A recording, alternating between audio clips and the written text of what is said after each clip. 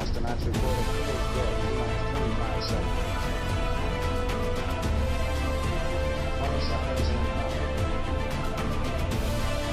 T-minus 15 seconds. 12, 11, 10, 9. Ignition sequence starts. 6, 5, 4, 3, 2, 1, 0.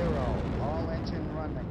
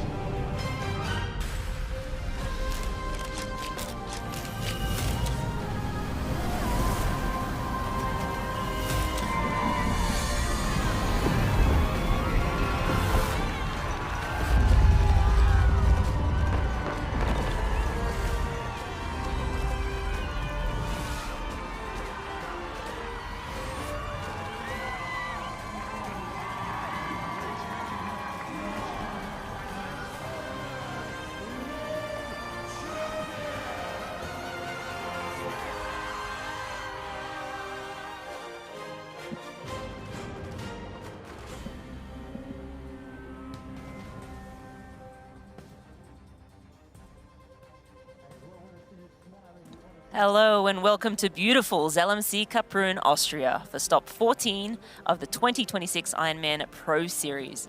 This is the last race before we enter World Championship season.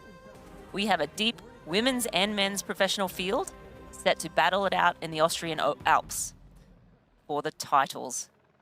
There's also 2,500 points up for grabs and a share of the $50,000 prize purse. In addition to the pro field, more than 2,000 age group athletes are racing here today, also looking to earn qualifying slots to the 2027 Precision Fuel and Hydration Ironman 70.3 World Championship Triathlon taking place in Chattanooga, Tennessee. For the pros, there are 2 slots up for grabs in each race. I am Marina Carfrey, and I'm joined in commentary by none other than 5-time world champ, Craig Alexander. Craig, how you doing? And yeah, let's get it stuck into it. Let's talk about the favorites. Hey, Rini, how are you? Yeah. Hi, everyone. It's great to join you. Another great race on tap. I mean, as always, we've got our storylines. I think this is the last race of the regular season before the 2 World Championships, as you mentioned. It's the 3rd time that the Ironman Pro Series has made a stop here in Zell. So this town is no stranger to hosting big events. Of course, the World Championships were also here for Ironman 70.3 in 2015. And as you mentioned, we got some great fields assembled, especially given the time of year, just being 2 weeks out from the 70.3 Worlds in Nice. But probably not that surprising we've gathered such good fields. This race will definitely impact the top of the Ironman Pro Series standings. So if we look at the women's race first, I think Laura Philipp from Germany is our big race favourite. Of course, Laura is the 2024 Ironman World Champion. She's also a 3-time winner of this race in Zell, and she's coming off just a phenomenal performance 2 weeks ago at the last round of the Ironman Pro Series in Kalmar, where she dominated and won, took home the 5,000 Ironman Pro Series points. But there could be some questions around her recovery, given that was only 2 weeks ago. And I guess a nice little anecdote or footnote is that Laura can overtake Solveig Lofset at the top of the Ironman Pro Series standings with a win here today. So we'll keep an eye on that. We also have Austrian athlete Lisa Perderer. This is like a home race for Lisa. She's from a couple of hours down the road. She was 2nd here last year, had a great season last year. She finished fifth at the Ironman World Championships in Kona, took 3rd in the overall Ironman Pro Series, and she's back to full health after battling a nagging run injury that she sustained in a little bike crash just after Ironman Texas. Some of the other athletes to watch out for who will be pushing for the podium in the women's race are Marta Wagovnik from Poland, India Lee and Rebecca Anderbury, both from the UK, and the Ironman 70.3 Zell run course record holder, Daniela Kleiser from Germany. So, yeah, pretty good women's race on tap. On the men's side, we also have a deep field. It's being billed as the champion versus champion versus champion, headlined by Jelle Heens from Belgium, the 2-time defending Ironman 70.3 world champ, who's making his return to racing after an injury layoff. We've got Fabian Kraft from Germany, the defending Zell champion, and also Lasse Priester, who's also from Germany, and Lasse was recently crowned the Ironman 70.3 European champion, so he comes in some hot form. Let's add Valdemar Solak into the mix. He's young, aggressive and in good form. He'll be looking to drill the swim and bike. And we should also keep an eye on Trevor Foley from the US and Kieran Linders from the UK. Trevor won 2 Ironman Pro Series races earlier this year, and both these gentlemen are in contention for a top 10 overall series placement.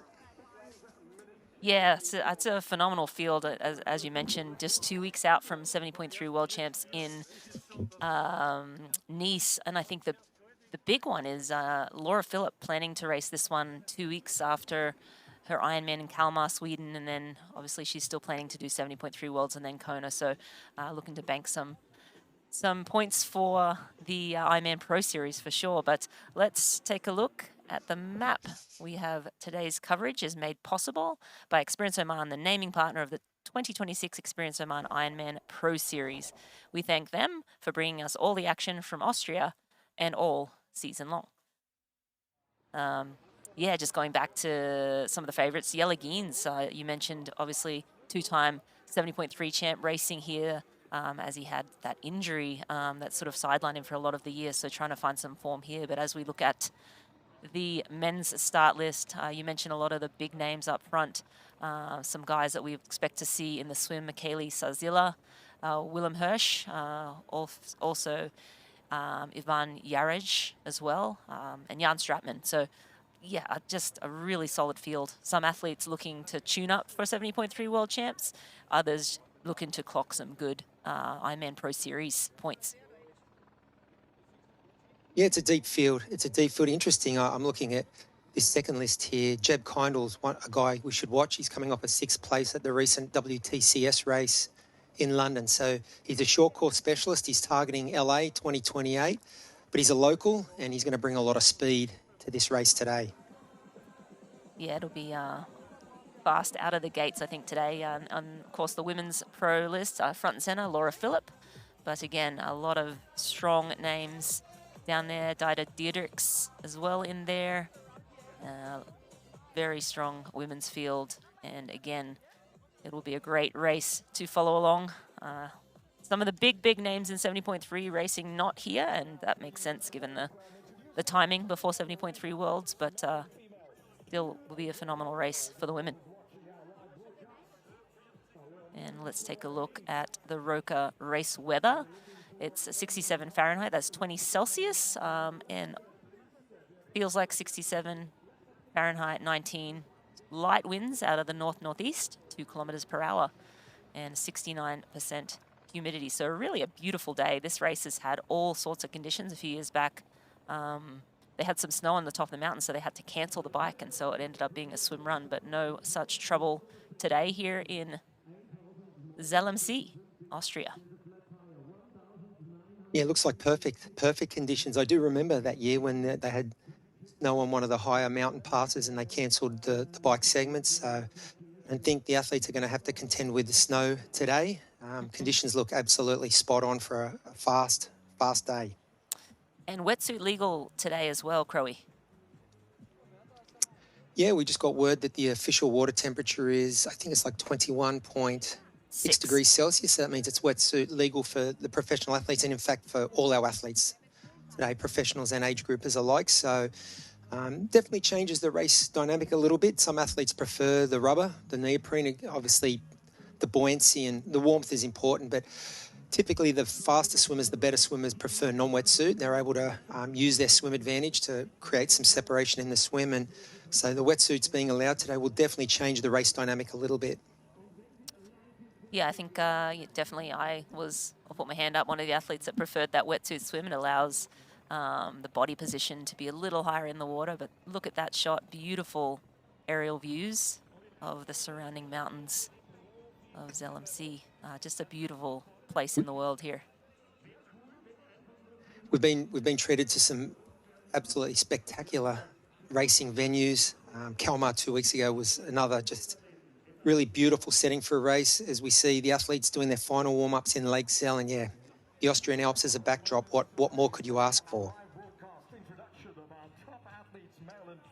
And we're just waiting for the pro athlete introduction, so we will watch for that. But diving in a little bit more while we wait, Yeah, I was chatting a little earlier about Jelle Geens and that unfortunate, came off Ironman Texas, tried to get back into training and had a bit of a stress reaction, so he had to take some time off and sort of was planning to still come back and try and contend for the Ironman Pro Series and to get a slot for Kona, but it just wasn't on the cards for him this year. So I think he's been up training at altitude and has come down for this race.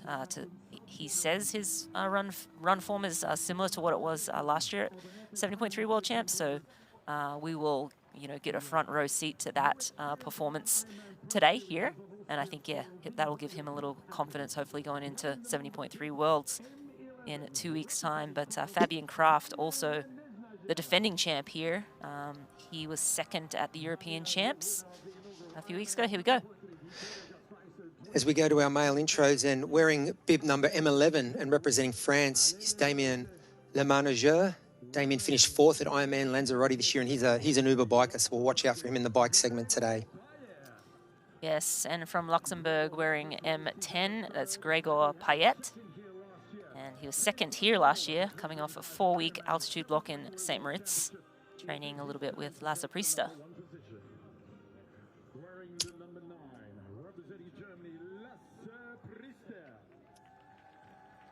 And speaking of Lasse Priester, wearing bib number M9 from Germany is that gentleman, Lasse Priester, who comes in red hot form. He won the Ironman 70.3 European Championships recently in Jönköping, Sweden, and his stocks are on the rise. He also got a podium in Aix-en-Provence in the Ironman Pro Series earlier this year.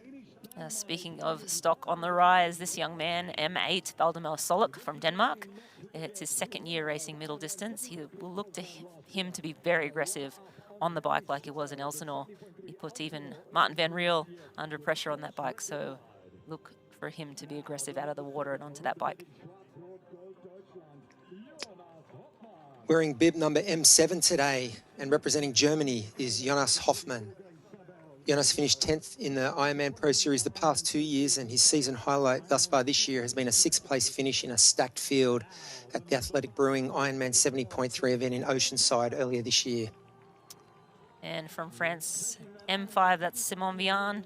He looked like he was going to take his first Pro Series win in Swansea, but unfortunately faded on the run and finished 4th. I think today he's going to be a little less aggressive at the start of the run, try and see if he can finish off the job. He was 3rd in Elsinore, 7th in Aix-en-Provence, and 4th in Valencia. And wearing bib M4, representing Great Britain, is Kieran Linders. Kieran's coming off a great runner-up finish at Ironman 70.3 Swansea. He also finished 9th earlier this year at the European Ironman Championships in Frankfurt, which actually was shortened due to the weather to a middle distance. So Kieran brings some good form to Zell MC today. And wearing M3 from the USA, Trevor Foley had a really strong start to the season-winning Ironman New Zealand. He finished 8th in Lake Placid and Calamar, so he's coming off that Ironman just a couple of weeks ago as well. Wearing bib M2, representing Belgium, our 2-time defending Ironman 70.3 world champion, the most consistent man over this distance the past 2 years, Jelle Geens.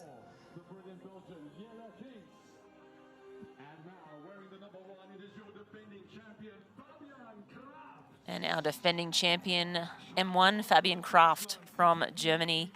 He was 2nd at the European Champs earlier this year, obviously won this one last year.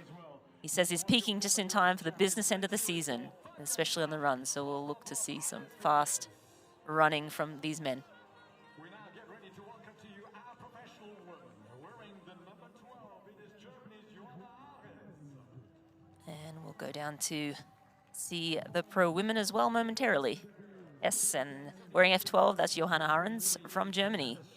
She actually works as a civil engineer, and this year she was 13th at Ironman Texas and 14th in Ironman Hamburg. Wearing the number 11, representing Switzerland, hot trees to the LRBC. Wearing bib F11, representing Switzerland, Lena Bissig. Lena was 4th at the Ironman 70.3 European Championships in Jönköping, Sweden recently. And she came through, like a lot of these athletes, on the short course pathways with her national governing body before successfully transitioning into the middle distance. And from the Netherlands, wearing F10, that's Dita Dieterichs. She's coming off a podium at 70.3. Czech Republic. I don't know how to pronounce that one. She was 14th in Kona last year as well.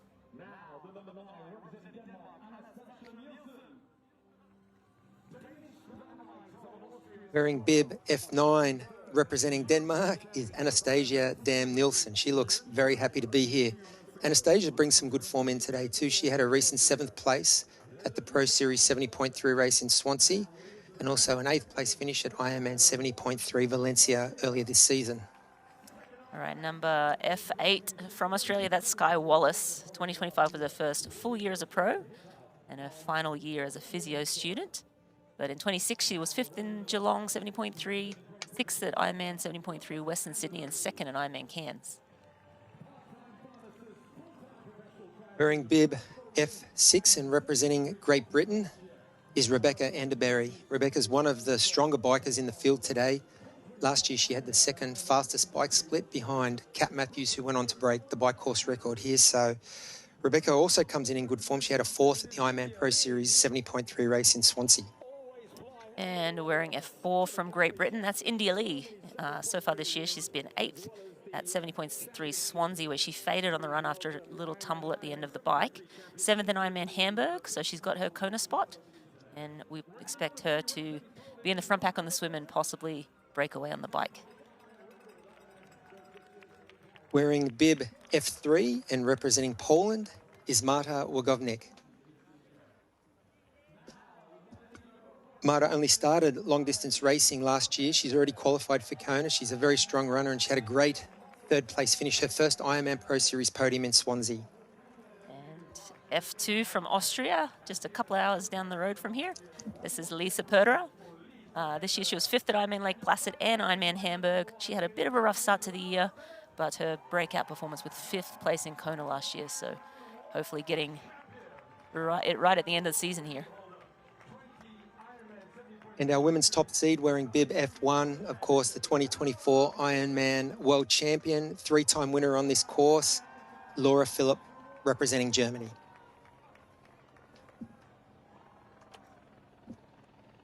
And we're going to throw it down to James Cunnama, our man on the ground today. James, tell us a little bit about the vibe down there. Hi guys, I'm here in Zell MC and it is stunningly beautiful. Everywhere you look is pretty much a picture postcard, except maybe behind me over here where you have a whole bunch of people clad in neoprene.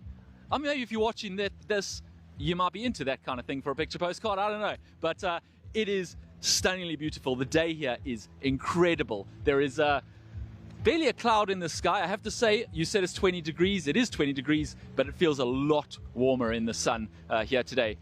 Talking to a few of the pros this morning and yesterday when they were racking their bikes, and there are so many different stories. You guys have already alluded to it, but there are so many different angles that people are coming to this final standard season race of the season. There are people coming from short course doing a little side quest on their way to LA 2028. Then there's people doing a little side quest on their way to the Ironman in Kona. There are people who have coming from 5 months off racing and their first race back, and there are people who have raced Ironmans just 2 weeks ago and everything in between. It makes it very, very difficult to predict who's going to perform here today. The pros are now getting into the water. We have just counted them all in, and the men are warming up, swimming up and down to the start line. It is moments away from the start. Before I throw back to you guys, I do have one special guest I want to bring on quickly. None other than the voice of Ironman, a fellow South African, Paul Kay. And it is Paul Kay's birthday today, so I'm sure you'll all join me in wishing him happy birthday. Unlike the rest of us, Paul Kay seems to get younger every year he has a birthday. Yeah, so I'm going to let him get back to work, and I'm going to throw back to you guys for the start of the Ironman 70.3 Zell MC. Yeah, thank you so much, James Cunnama, and happy birthday to Paul Kay. What a way to celebrate your birthday. That man loves his job and always does a fantastic one down on the ground. Whoop, that's an athlete slipping on those steps. So just never know. You've got to be careful. Wrap yourself in cotton wool all the way up to the gun. But yes, we have the women and men getting ready now for the race start. We are 10 minutes out from today's race start and what will be another phenomenal Ironman Pro Series race. I can't wait to get this one started.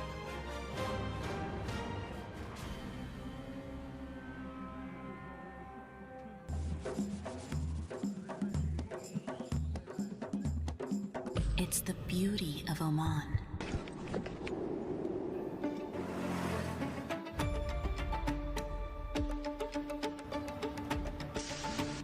Our tradition, our hospitality, the sounds of limitless opportunities to explore.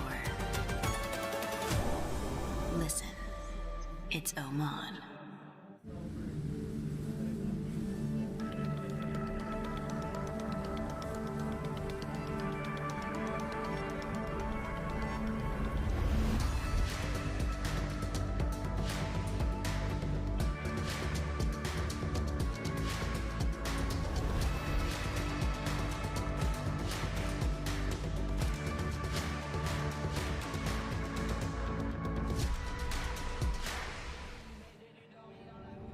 And they may well ask, why climb the highest mountain? We choose to do things not because they are easy, but because they are hard. Because that goal will serve to organize and measure the best of our energies and skills. Because that challenge is one that we're willing to accept, one we are unwilling to postpone, and one we intend to win.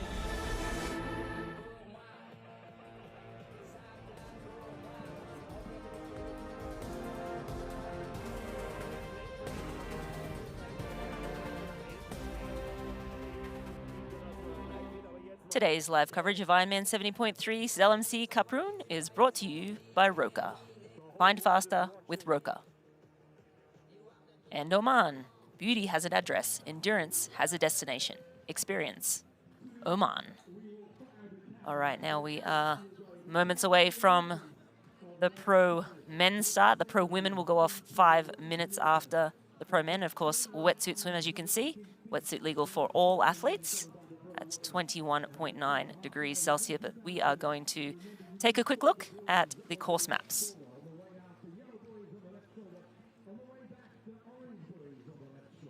Yeah, so if we start with the swim course here in Zell, it's a 1.9 kilometre swim course that takes place in the beautiful crystal clear Lake Zell. After an in-water start, athletes head straight out, make 2 quick left-hand turns and then straight back to shore. It's an in-water start. When athletes exit the water, they have a short run into Ruvi T1, which is located in the Aloe Latina Stadium. And then on to the Zoot bike, 90.1 kilometre course looping through rugged mountain terrain with both challenging climbs and exhilarating descents. These roads will test both technical skill and endurance with about 1,030 metres of elevation gain and most notably a 13-kilometre climb from 22 to 35 kilometers. Then there's that slight out and back after the climb and back to Ruvi T2. And then athletes will leave Ruvi T2 and head out on the Hoka Run course. It's a 21.1 kilometre course. It's along the edge of Lake Zell. Beautiful, very scenic. There's only 71 metres of total elevation gain, so it's going to be flat and fast. It's going to be a foot race. And athletes will finish in the heart of Zell, which is one of the most beautiful backdrops for a 70.3 finish anywhere on the global circuit.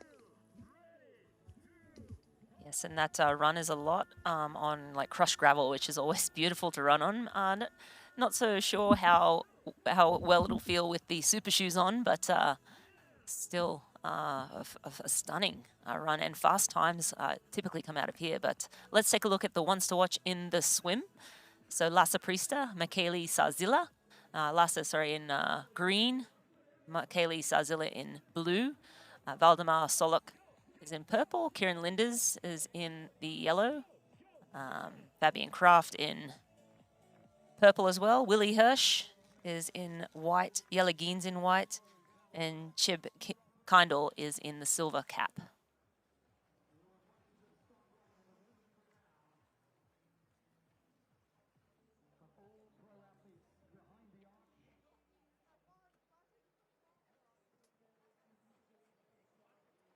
Athletes putting the final touches on their preparation here, Rinny.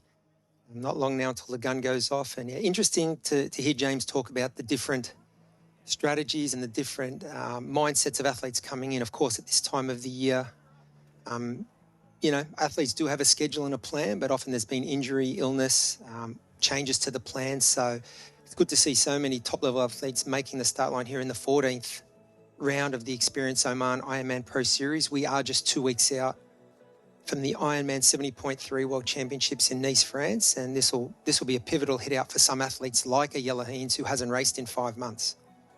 Yeah, I think you hit the nail on the head, Crow, when you said, you know, plans have to change sometimes in a race schedule, and I don't think Yella would have been at this race had he had a normal season.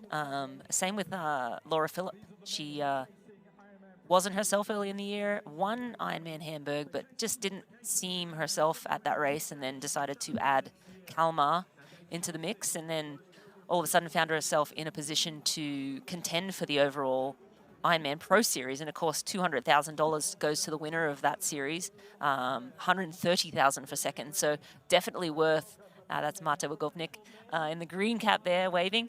But yeah, so definitely worth us, you know, paying attention and taking the time to, you know, go and scoop up some more points. And again, today, if she is able to win, which she's our heavy favorite, she's won this race 3 times, she will well and truly be in contention. Of course, our defending Ironman world champ currently leading the series.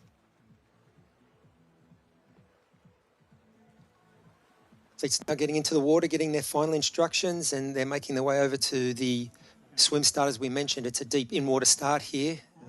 Pretty straightforward course, out and back in beautiful Lake Zell. 2 left-hand turns at the far end. And we should get a pretty good indication early on of who the aggressors are in this pack. You mentioned some of the names to watch and their cap colours, so we'll keep a close eye on that as this race unfolds after the cannon. Yeah, look at that clear water. You can almost see the bottom there. Definitely, as a triathlete, you get to race in many different bodies of water, some nicer than others. I guess this is definitely one of the nicer swim options. Kona, I think, probably top of that list. I mean, even Nice, a very beautiful swim. Definitely raced in some that haven't been as clear.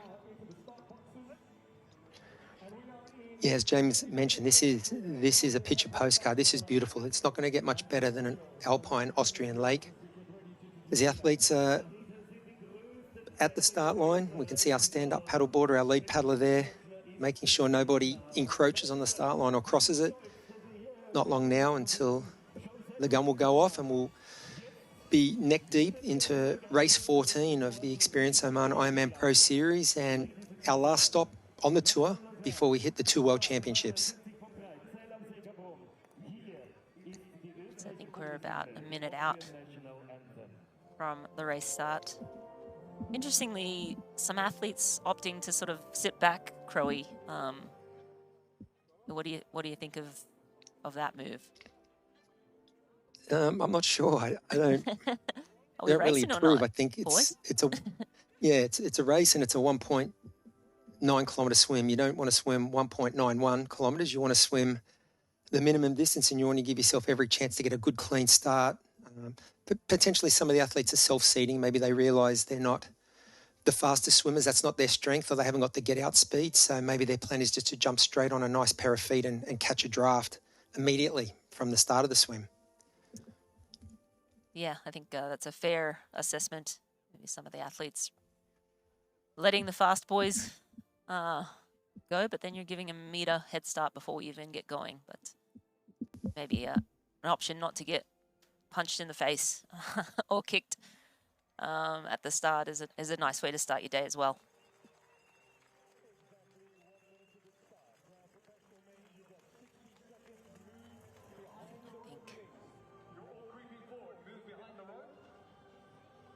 We're waiting for that cannon. We saw a view of that earlier. Here we go.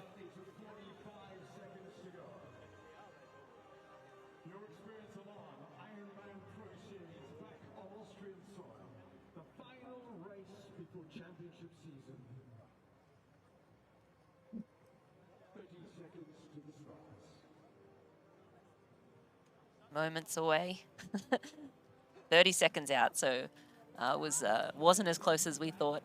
But, yep, 20, 25 seconds until the pro men are underway.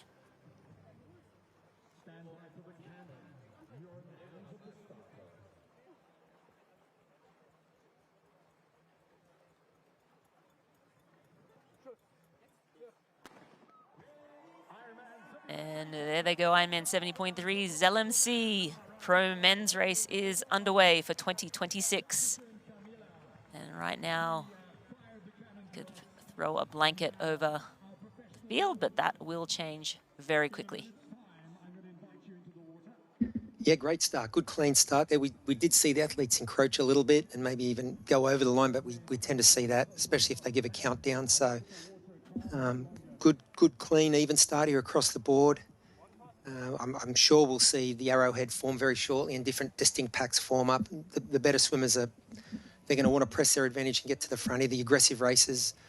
Valdemar Solak is an athlete you mentioned, Rinny, and we saw what an incredible race, an aggressive race he had in Elsinore just a few weeks ago, where he went toe-to-toe with Martin Van Riel, one of the best in the world at this distance. So I'm sure he's going to take a leaf straight out of that playbook again, as we see a clear leader at the bottom of our screen here. Once we get a close-up look, we'll be able to identify who that is. But it's yeah, all I can the pick out arrowhead so is far starting is, to form here. yeah, I can see that green cap. That's a sort of, oh, there we go. It's a silver or white. Cheb Kindle is in silver, and white cap is Yelageen's. I think it's a silver cap. But then we see Lasse Priester just trying to grab onto those feet in the green. And the violet cap is Valdemar Solak. Actually, there's a purple and a violet. So that's our defending champion, Fabian you know Kraft, what? in the purple cap. Yep, I think Valdemar actually might be a purple cap in the lead. I'm not sure if it's silver or purple. But again, yes, that looks like Valdemar Solak. It's purple, my mistake. So we can clearly see Lasse Priester in there. Kieran Linders is also tucked in, sitting about third or fourth. So yeah, the young gun. It looks like Valdemar Solak straight to the front again, and I love this. I love this. He's attacking this race. I mean, I think this course, if we look at the first 22 kilometres before we hit the climb, it's flat or slightly downhill. I think he's going to be ultra aggressive early in this race, and he seems to be true to his word here. He's gone straight out and straight to the front. Yeah, I think a lot of the athletes talking about getting out of the swim in a really good position so that they could get to the base of that hill at 13 kilometres in the lead. 13-kilometre climb at 22K is when that climb begins, and it's about a 25-30 minute climb. But if you can get to the front and be in the front at that, you can kind of control your pace, and then you're not having to worry about passing or getting stuck behind athletes on the climb. But yeah, the young gun really putting the pressure on early in this swim. As we see on the right-hand screen, the pro women, they will start 5 minutes behind the pro men today. And they are just making their way into the water and will be awaiting their start gun. I think you called it correctly. I can see Cheb Kindle in there, and of course he comes from a really elite short course background. He's targeting the LA Olympics in 2028, had a recent 6th place finish in the London WTCS race. He's sitting there in about 4th or 5th spot. Lasse Priester in 3rd there. We can see Fabian Kraft. He's sort of come up in his level pegging at the moment with Valdemar Solak. So, you know, a lot of the pre-race swim favourites that you mentioned, ones to watch, they're certainly, they're going on form. They're following the form guide at the moment. I know it's early stages. We're only 3 or 4 minutes into this race, so about 300 metres in, but a lot of our athletes to watch have gone straight to the front.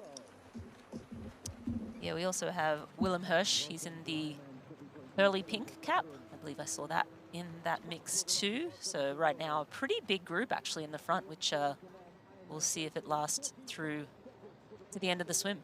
But let's take a look at the ones to watch for the women. Yeah, if we look at our women's cap colours and ones to watch, Luisa Ionia Pratt from Italy, we know her swim pedigree. India Lee, India's going to be wearing the violet cap, sorry. Louisa's in the white cap. And then we expect those two women to be at the front of the swim. And then in our first chase pack, Lisa Pertera will be in the silver cap. And other athletes to watch, of course, our pre-race women's favourite, Laura Philipp, will be in the blue cap. Marta Wagovnik will be in green. Anastasia Dam-Nelson will be in the purple cap. And Rebecca Anderbury, one of the stronger bikers in the field, she'll be in the neon red cap. And the ladies are off. Bit more creep there from the girls, really. Yeah. Normally they follow the rules a little better than the boys do, but yeah, it can be hard to hold. Yeah, I mean, it is, you know, one person creeps forward and then the person next to them sort of creeps forward and no one wants to give anyone else an inch. And I mean, I feel like both races were very clean starts, but this one, you see the women a smaller field, so less feet to sort of hold on to. And so that when it strings out, they tend to form groups quicker than the men's race because just more bodies and so more chance for athletes to kind of get in a pace line or get on a pack if it's a bigger pack. But yeah, expect to see some groups form fairly quickly in the women's race. And again, Louisa Iona Pratt, we expect to be the main aggressor. India Lee has been on and off, hot and cold in the swim this year. She had a great swim in Swansea, which was the last race, and by all accounts is coming into form at the business end of the season. So again, expect to see her up front, and as we get closer, we'll be able to call them out. Already we're seeing the women's field much more spread out than the men's field at the same stage. And I mean, of course, the course layout plays a big part in the dynamics. I feel these courses, Rinny, with really a long straight shot, almost 800 or 900 metres to the first turn, it's much harder, I think, for the good swimmers to break away. You know, when we see a course with a lot of turns, as we're getting a good close-up look here of, not sure who that is in the orange cap, but it's definitely Louisa Iona Pratt there. And I think India Lee in the purple or the violet right behind. India Lee tucked in third spot, yes. So already those three women pressing the pace here. And we've seen Louisa do this. She comes from a swimming background. She's no stranger to the front of these swim races in the Ironman Pro Series. Yeah, India Lee will be one to watch. I think she is a very consistent athlete. She's had probably a slightly more down year than we're used to seeing from her, but I feel like she was getting back to her best in Swansea before she had that little crash at the end of the bike course. She was clearly leading that race. So hopefully she can carry that form of momentum into the race here today.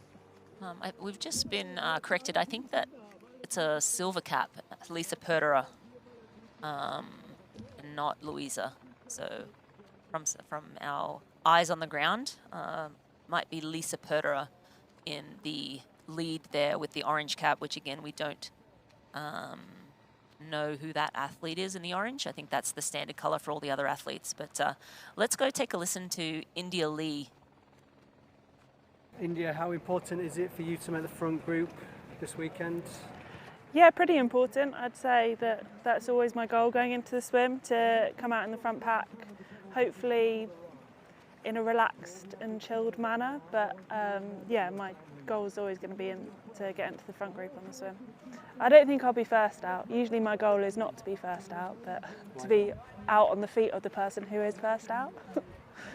You know, conserve energy and all that. You don't win the race in the swim. All right, yes, you don't win the race in the swim, but it sure can set you up for a good day, especially in a race like today where you hit that climb. And we saw in Swansea, India was super aggressive on the bike and just went for it. Unfortunately, had a little tumble at the very end, like 5 kilometers from the finish, and then just didn't seem like she bounced back from that and didn't run to her ability. But yeah, that is actually Lisa Pertera leading the swim. And again, Lisa's been hot and cold in the swim. Typically, sometimes gets out with Laura Philipp, but she seems to be having a great swim here today. And Louisa Iona Pratt was in that group too. She was in the white cap. But as we take a look at the men's race and have a look at that, we have Fabian Kraft, Valdemar Solik, Lasse Priester, Cheb Kindle, so a lot of our favourites in there. Marino as well in there, M15. Kieran Linders, Simon Vian, Willem Hirsch, Johannes Vogel. So yes, and Yellegien's in there too. So a lot of our notables for the swim, as we would expect, right up in that front pack. It's a big group too, Crowe. Yeah, it's a big group. It may break up a little when we can see them coming into this first left-hand turn here, but there's not a lot of separation between the first 20 or 30 in this field. I think we got at the 400-meter time check, we had literally 10 seconds between our top 17 athletes. So very competitive, close racing at the start. Great to see the local athlete, Cheb Kindle, up pushing the pace. I think the men, as we often see, they will take turns, make sure the pace stays high. And we go back to I think this is our women's race here. We have Lisa Purter. Oh, no, we're still with our men, sorry. So we've got, I can see Lasse Priester there in third spot. So great start of the race for Lasse. And he's an interesting athlete, really. I mean, in 2024, suffered a heart episode during a race. And, you know, took some time off from the sport. We saw him come back last year with some really good results. And I think he's just finding his feet. He's finding that consistency with, you know, that you get with a good couple of years of training under your belt. Let's throw down to James, who's down on site there. James, what have you got for us? Thanks, Crowe. I'm in the Alois Lutini Stadium, which is another stunning venue here in Zell MC. It's very picturesque. We've got the whole stadium just for transition. The athletes actually come out of the swim and they run down a running track, literally about 200 meters of the running track as part of transition. They then get to their bags. They then come all the way this way to their bikes. And I'm standing here with one of the bikes we're going to be watching today, which is Damien Lemesnier's bike. And we think he might ride the fastest bike split here today. We're definitely going to be watching him. And I'm looking at his handlebars here. They've got these stickers that they give out to the athletes to say where the aid stations are and where the penalty tents are. But then he's got his own shorthand that he's written on here with times and distances, and I'm not entirely sure what they mean. He's got an hour 12 to get to 49.2 kilometers and an hour 51 to get to 78 kilometers. It's very small handwriting. I'm not sure he's going to be able to read that while he's riding, but clearly it means something to him. He's got a race strategy, and we'll be interested to see how that unfolds. Of course, his whole race strategy kind of depends on how far behind he gets out of the water, because we do expect him to lose some time on the swim. Moving over here, we've got another athlete with actually the same bike, Trevor Foley from the US. He's got the same felt bike, but interestingly, he's gone for not having his bike shoes on his bike. Now, we actually saw him do exactly the same thing a couple of weeks ago at Ironman Kalmar in Sweden, but there you had a box next to your bike which had your shoes in it, and you had to run all of 10 meters to the mountain line. Here, you have to run from your bag over there about 100 meters to your bike. Then he's going to have to put the shoes on here, and he's going to have to run almost another 150 meters in his bike shoes before he's allowed to mount his bike, which is definitely going to cost him some time. And it's Trevor Foley, so we expect him to have already lost some time on the swim. It's an interesting choice by him. He says, I did speak to him about it before, he says he's much happier doing that, and he doesn't feel confident getting into his shoes. He uses laces in his shoes, and he doesn't feel confident getting into them while he's on the bike. But it's definitely costing him a bit of time, and it's an interesting choice. All right, well, our pros are on their way back here, so I'm going to get out of their way in transition and throw back to you guys so we can see them coming out the water. Yeah, thanks, James. Some great observations. I think perhaps Damien Lemesnier is a little younger than us, so probably can see that writing just fine. But we actually have a little bit of a break in the men's. I'm looking at it now through 925. It seems that about 6 men have made the break. And it's not much, so we're looking at 8 plus 8 to 13, so 5 or 6 seconds, but there is a slight break. We'll see if it opens up any more. Right now, the men are on their way to Ruby T1. So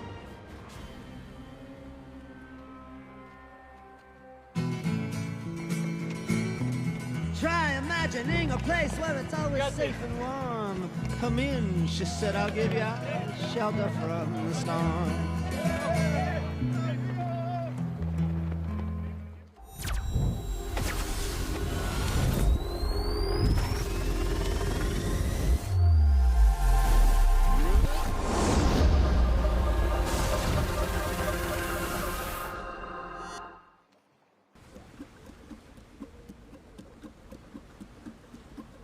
Just do it, it'll be fine. It's breakfast with precision. It's breakfast with precision. Gee-hoo. Thank you, Poncho Man. Welcome to Breakfast with Precision at Hugo's on the Rocks. I'm Andy Blow, co-founder of Precision Fuel and Hydration, and we are stoked to be the official hydration partner of the Ironman Global Series. Hey, what are you doing on my set? Get a plan for your next race at pfnh.com. Security! It's breakfast with precision. It's breakfast with precision. Gee-hoo. We're not here to sell you on this life. You already chose it. No shortcuts. No hype. Just work. Same as you. Built to outlast. Endure. 40 years in, and we're just getting warmed up. Welcome to the Ohana.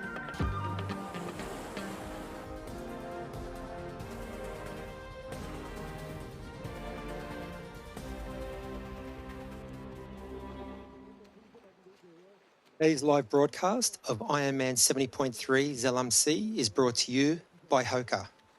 Fly, human fly. And Breitling. Aspire for the ultimate finish line reward. I'm Craig Alexander with Marinda Carfrey, and you're watching Ironman 70.3 Zell in Austria, race 14 of the 2026 Experience Oman Ironman Pro Series. And Rennie, we rejoin the race with our men's front pack. Athletes almost at three-quarter distance in this swim. And you mentioned there was a little bit of a gap opening up, but it looks like that front 15 or so athletes, and if we look down, we've got Jeb Kindle, Fabian Kraft, Valdemar Solik, Jan Stratman, Michaeli Sazia, Lasse Priester, Willem Hirsch, Jelle Heens, Kieran Linders, to name just a few in that front group. A lot of the athletes who we earmarked as potential front pack swimmers. Yeah, but there's not much in it, is there, Craig? There's just a few body lengths and with a transition run that can sort of close really quickly. So, wow, that's going to be a big group of men coming into transition. We will mention that don't believe Trevor Foley has his chip on, so we don't have any information on him while he is in the water. So we'll see if he registers when he hops out. So that might be something else he'll have to grab in transition. But we haven't had eyes on him, so not exactly sure where Trevor Foley is. But we will find out momentarily. The men are making their way to the Ruvi T1, and this is what they will see. Through, as James mentioned, through this section, they'll get to their bags, they'll grab their helmet, for Trevor Foley, his bike shoes as well, and a couple other things, probably some nutrition, and then run another 150 meters or so to their bikes. I'm getting ahead of myself though, so around the running track as we see. These athletes lining up standing by for a big day. Yeah, very unique transition. As James mentioned, Alois Latini Stadium is the site for our Ruvi T1, very short run for the athletes. And yeah, these races, well, particularly the men's race at the moment, it's very close. We saw a couple of body lengths open up here and there, but it's basically 20 seconds separating the top 25 athletes. So we can possibly expect to see any sort of differential time gaps erased as the athletes go through Ruvi T1 here. Women's race is heating up as well. We've got, our pre-race favourite, Laura Phillip, tucked into that front group. So yeah, that's a big great surprise. Great swim from Laura so far. Yeah, phenomenal swim. Normally she gives up a little bit of time to some of these other athletes. So I think she's having a great swim. And Lisa Perderer is up the front. India Lee, another one you mentioned, Rennie, she's at the front. So, Laura having a great start to this race. Yeah, I think India Lee and some of the other swimmers will be looking under their arm and shocked to see Laura Phillip up in that front pack. This is a great swim. She's actually was leading the way through 925 meters. So Laura Phillip has found her swim arms after that Ironman just a couple of weeks ago. So amazing what a great win and a phenomenal performance can give you some confidence, and very dangerous for all the other women to have her with them at this point of the race. She normally gives up around 2:20, 2 minutes 20 to the leaders in the swim. So she's typically chasing, but no such trouble today. He's up in the lead. I think Perder is still in the lead right now, actually, in the silver. And we have... And it looks like Rani Shrabanya in second spot there. She's a very well-credentialed short course athlete, spends the majority of her racing on the Bundesliga, the German Bundesliga short course. So typically we'd expect, coming from that short course background, having swimming as one of her strengths. And yeah, it's great to see Lisa Perder at the front of this race. She's had a mixed year with, you know, that bike crash and that niggling rung injury, which sort of plagued her for a couple of months. But by all reports, she's shaken that off and is running pain-free for the first time this year. So that augurs well for her chances today and also as we head into the World Championships. Absolutely. Coming into form at the business end of the season. It's nice to have results all year round, but really, at the end of the day, if you can perform well at the World Championship events, that's going to be a great year.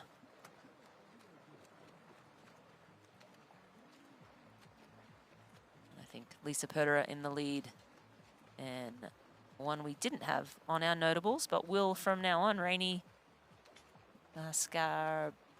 I'm not going to say that last name. You can attempt it, Crowe. But yeah, she looks like Rainey is taking the lead now from Lisa, or perhaps Lisa's taking her chance to have a little bit of a breather on her feet. Again, if you're new to triathlon and swimming, anytime you can sit behind somebody, it is a little bit of an advantage. You don't have to work quite as hard. The athlete in front's breaking that water for you, and so you do get a little bit of an advantage sitting on someone's feet as opposed to leading in the swim. Yeah, Rani Shrabanya has taken the lead. He put in a little surge there, or perhaps it was her slightly speeding up and Lisa are just content to drop back onto the feet after doing her share of the pacemaking and the navigating. And yeah, beautiful swimming here up front by Rani. She would be no stranger to fast, explosive swims and also manic transition. So we expect to see her go through transition in a hurry. She won't be hanging around. But yeah, it's great to see new athletes, so much depth in the sport and in the racing. What's also great to see is some of this racing in Europe, just the crowds that it draws. It's Tour de France-esque. It's just so good to see the crowds come out, the local towns come out and support as we see what looks to be our men's leaders hitting the shore here. We've got Willem Hirsch there in second. I think we still had Cheb Kindle leading. So our local Austrian boy, bound for the 2028 Olympic Games. Well, at least that's his goal. He looks like he's going to lead out today. And he's got some very well-credentialed swimmers tucked in behind him on his feet. Willem Hirsch is in there. Kieran Linder's in this front group. Michaeli Sarzia is in this front group. Let's see where Jelle Heens, our two-time defending Ironman 70.3 world champs, is. At last check, he was tucked in on the back of this group. Yeah, and as we see coming out, Cheb Kindle, as you mentioned, is the experienced man first out of the water, a 23:07 for Cheb Kindle. And as looking down, Willie Hirsch, second out of the water, Fabian Kraft, third, Valdemar Solok in that group, Michaeli Sarzilla as well, Lasse Priester, Johannes Vogel, Kieran Linders, Jelle Geens in there, our two-time defending champ. Jan Stratman in there, Morten Smith, and Simon Vian, 30 seconds down. Again, it's almost just a stream of athletes. We haven't really had a break. So while we were Gregor Payet again, another one of our pre-race favorites, James Teagle, Joran Dreisen. So that's 18 men out, but we're looking at the first man out of the water. 18 men within 31 seconds. And that last gentleman you mentioned, Joran Dreisen, he's an interesting athlete, known for his bike run. Of course, he got third in Swansea recently, so he's well placed at the front of this race as we see Simon Vian running in towards Louis Latini Stadium here through Ruvi transition. He'll grab his gear bag shortly, and this is going to be a lightning fast start to this bike, Rennie. 22 kilometres to our first climb. pretty much flat with some downhill sections. And we know, you know, some of these athletes are like a cat on a hot tin roof at the start of the bike segment. Valdemar Solak is a guy I'm really excited to watch his start to this race. As we see our men's leader head out of Ruvi T1, and he'll be hitting that mount line shortly, and he'll be out on the Zoop bike course. You just see as well the intent in his transition. He was not messing around. He, you know, had men right on his heels, but he's cleared out, and that's, you know, that's some fast T1 time. You see him now, and he's sprinting out of transition. He wants to get away. Wow, that was a quick T1. I bet he's the fastest T1 time, but we'll see in a moment. I mean, the moto right behind him. Tactics. Yeah. Yeah. I love this. I love these tactics. I mean, it was a big group of 25 athletes, and he was the first man, Jeb Kindle, onto the dry land, and I think he's just, hurry slowly, as they say, through transition. Well, there wasn't much of that. It was hurry, and he's open. It's not a race-winning break, but it's 10 seconds, 15 seconds, means he can get out of town, you know, not in a bunch. As we see some of the other athletes here just making their way through. We saw Jan Stratman go through before. Trevor Foley, that does look like Trevor Foley. Well spotted. So Trevor's had quite a good swim. It looks like he's, let's see if we can get a split on Trevor. He looks like he's within a minute. 123. That's a good swim for Trevor Foley. And again, like with the stream of athletes, he's just going to have people to pick off all day long. So, yeah, great swim. But as you mentioned, loving this work by Cheb Kindle, I think it's a great way to, again, it's not a race-winning split, but it'll make his ride out of town a little bit easier. He's not in that concertina, in that bike sort of pack. He's got clear air in front of him, and this is a great move by him. Given that the first 22 kilometres is very, very fast, I think this is a great move. Yeah, and look at those narrow roads as well. You know, in a big pack, it's hard to sort of jockey for position. But let's take a look at the Ruvi C1 times. And as we suggested, not too much time in it, but Cheb Kindle at 1:54, Valdemar Solak at 2:02, and Fabian Kraft at 2:03. We expected to see Valdemar as well be very aggressive, so I would imagine we'll see him sort of coming up as well through, again, in Elsinore. He was extremely aggressive on the bike and even had what seemed to have Martin Van Riel, one of the best to do it at this distance. Had him on the ropes a little bit, but yeah, excited to see what he can do on a course like this with a nice climb in the beginning. We see Damien Lamargeneur making his way out, and as James mentioned, he's got those little Tour de France style stickers on his top tube, just sort of reminding him where the aid stations are, where the climbs are on the course, and he's one guy we know has got great bike legs, so we'll watch with interest as he makes his way through this Zoop bike course. But yeah, you called it beautifully, Rin. Cheb Kindle, what a great transition. I mean, 2 or 3 seconds lead out of the swim turned into a 20-second lead at the mount line. So whilst not a race-winning lead, again, it's early days, but it's just a great tactical move.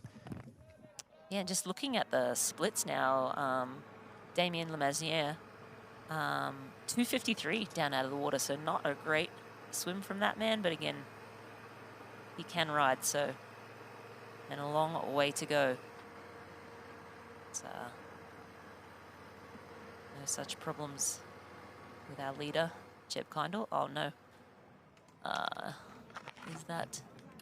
Yes, that is That Damien. looks like our man. That is our man, Yep. Damien Lamargeneur. He's having, something's got caught in his chain, or he's just taken the chain off the big chaining. I'm not sure what's happened here, but this is far from ideal.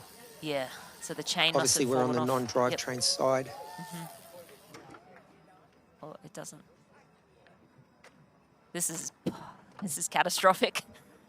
He can't waste time like this, just giving away.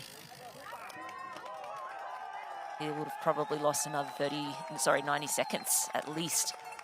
Yeah. Maybe even 2 minutes. It seemed like he's been That's a horrible start Felt to like the it bike always course. feels like a lot longer when you're in the moment, right? Yeah, I mean, terrible start to his bike ride. I mean, especially, he was biding his time in the swim. He's known for his bike riding prowess, so that's not an ideal start. He's definitely lost another 90 seconds there, so not an ideal start for Damien Lamar-Nageur. But again, he's known for his bike strength, so we'll keep an eye on him and see if he can make any inroads on our leaders here. Yeah, it looks like we have our women coming into the end of the swim. Rainey in the front there, Lisa Perderer, Louisa Iona Pratt, and Larissa Jasper as well.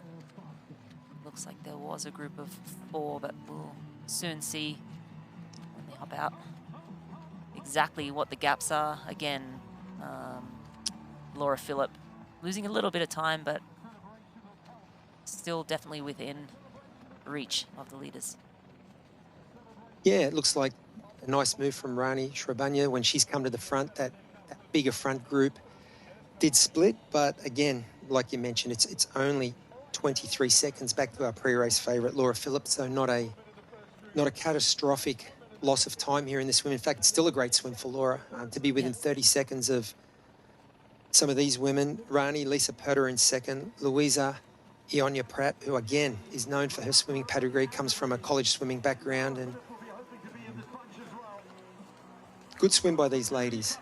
Rani Shrabanya leading out, and she's going to be our first athlete out of the water, out of the Roka swim, so she hits dry land first. We'll take a look at those swim times momentarily. Rani Shrabanya leading out, 26:28 for Rani. Lisa Perderer hot on her heels, and actually it was Laura Phillip with that group of 4. So Laura Phillip out 4th. Louisa Ionia Pratt sitting in 3rd there, but again, Laura Phillip 6 seconds back, basically in the front pack. That's a phenomenal swim for Laura Phillip, probably a career best actually, out of the swim with the leaders. India Lee losing a little time, 26 seconds back to Indy. And Johanna Ahrens, 29 seconds. Lena Bissig, 30 seconds. Larissa Jasper, 34 seconds. So we're with our leader now, Rani Shrabanya. Showing her short course chops and her ability to get through transition very, very quickly. So great swim by Lisa Perderer. And yeah, you mentioned that the splits just jumped around there. It had Laura 23 seconds back, but she actually has come in 9 seconds behind Rani out of the water. So great swim, almost a career best swim for Laura Phillip there. That's for her to be this close to the front of the race in Ruby T1. I think she'll be very, very happy with her start today. Yeah, I think and there is our race favourite, Laura there, getting her gear out of her transition bag. So the athletes next have to Lisa Perderer. Yep, Indy Lee as well, right beside Laura Phillip. They have to put their wetsuits, swim goggles, any swim cap in the bag, take out their bike kit, number belt, hang it back up, and off they go again. Just an amazing swim from Laura Phillip.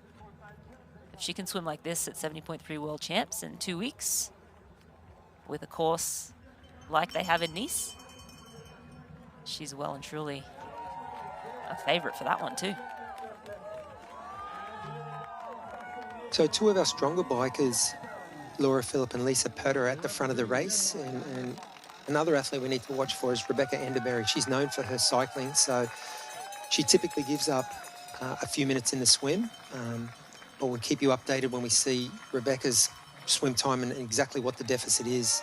As we see Laura Phillip, great shot of her making her way along the red carpet here through T1 and Louis Latini Stadium.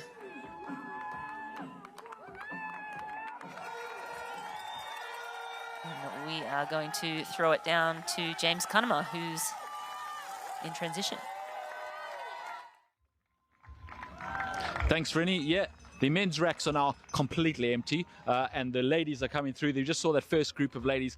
Very surprising to see Laura Philipp doing so well. Maybe the swim of her career. She was right up there, and also pushing it through transition. So I think she's on for one today. We'll see how those legs turn up 2 weeks after Kalmar, but definitely looking good for her. On the men's side, maybe a slightly slower swim, because we saw Trevor Foley coming out less far down than we'd expect him. He did then lose 30 seconds. As I mentioned, doing that thing with his shoes, he lost about 30 seconds. We did see Damien Lemesnager. He was 2:27 down and looked like he was going to make that up straight away, and then had real mechanical problems on the mountain line. He's lost even more time, but he is back riding again, and well, making up 2 minutes 27 is a challenge. Making up 4 minutes is even more so. Another person we haven't actually even mentioned today, but Cam Worth was right up there with a really good swim, just ahead of Trevor Foley. He did have some problems in transition though. He actually stopped at one point. He had his suit, which was clipped at the top, but then wide open all the way down, and he didn't seem to be able to get it back sorted and closed. So he may be riding with a flapping open suit for the whole route today, which is interesting. I spoke to him before the race. This is his last kind of hit out before he preps for Kona, his last race in Europe, and then he's going to go over to California and Big Bear to do his final preparation for Kona, and he is mostly focused on Kona. So we'll see how he goes today. As we see some more ladies coming past us here, that is number 9. Got a bit of time to make up on that lead group. We'll see how that all unfolds. And I'm going to throw back to you guys as we wait for the next group here in transition. Yeah, thanks, James. Yeah, you were right, Laura Philipp, with some quick leg through transition. She was out of transition in first place, but let's take a look at the Ruvi T1 times for the women. And Lena Bissek was 2:13, Johanna Ahrens 2:26, and Jasper at 2:26 as well. So Laura didn't have the fastest transition, but since she was in with the leaders, she was able to get out onto the Zoot bike course in first place, which again, I don't think if you asked her this morning, she would have said that she would be first out of T1. So I'm sure she's feeling good and pretty excited with that. But as James said, an Ironman just 2 weeks ago, we'll see how her bike legs are. And then, of course, her run legs as well after that. But by all accounts so far, swim looked great. Great shots here. We're right in the action with Anastasia Dam-Nelson as she makes her way through Ruby T1 and out onto the bike. So, yeah, interesting, the swim splits. There were 80 seconds to 90 seconds outside our course records. So, I mean, each year, I guess the courses can be a little different. It may speak to some of the swim dynamics as well. So, potentially slightly slower swims, not wanting to diminish any of the swimmers, I mean, but potentially that's why Laura was in the front group. So, yeah, we're just getting word that the swim times were a little bit down as we look at our precision fuel and hydration current course records. And we can see that in the swim, yeah, we were 90 seconds to 2 minutes down on both the men's and women's side. That men's course record was from 2022. Magnus Manus from a 22:01. That's good going. And in the women's, it was Anya Ipak was a 24:53.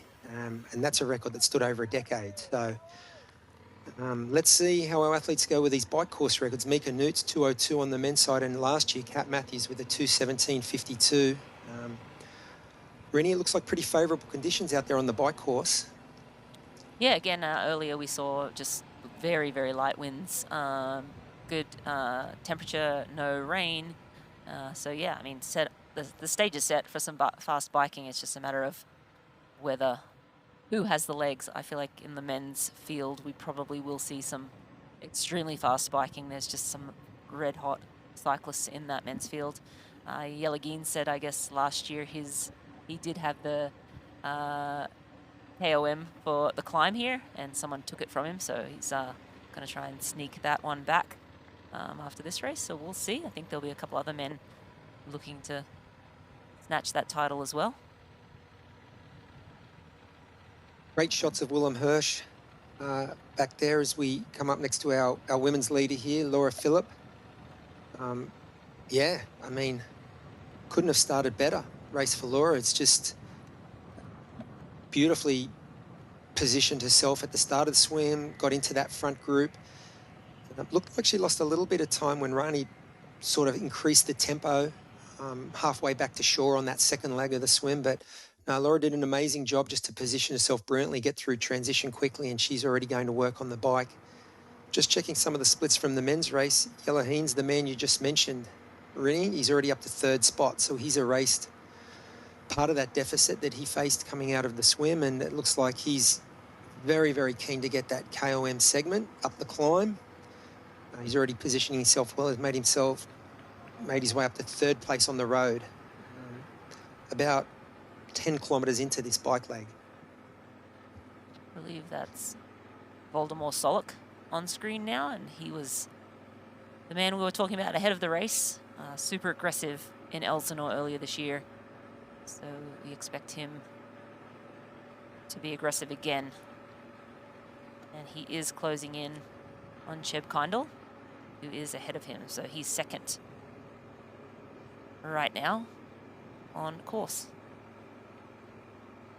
And he looks great. He looks great. He's just taking a leaf out of his playbook from Elsinore earlier this year, where he wasn't in awe of any of the athletes, some of the bigger names on the circuit. That day we saw him go toe-to-toe with Martin van Riel, and he's got Martin's countryman, Jelle Heens, hot on his heels today. Very early days in this bike course, 10K in.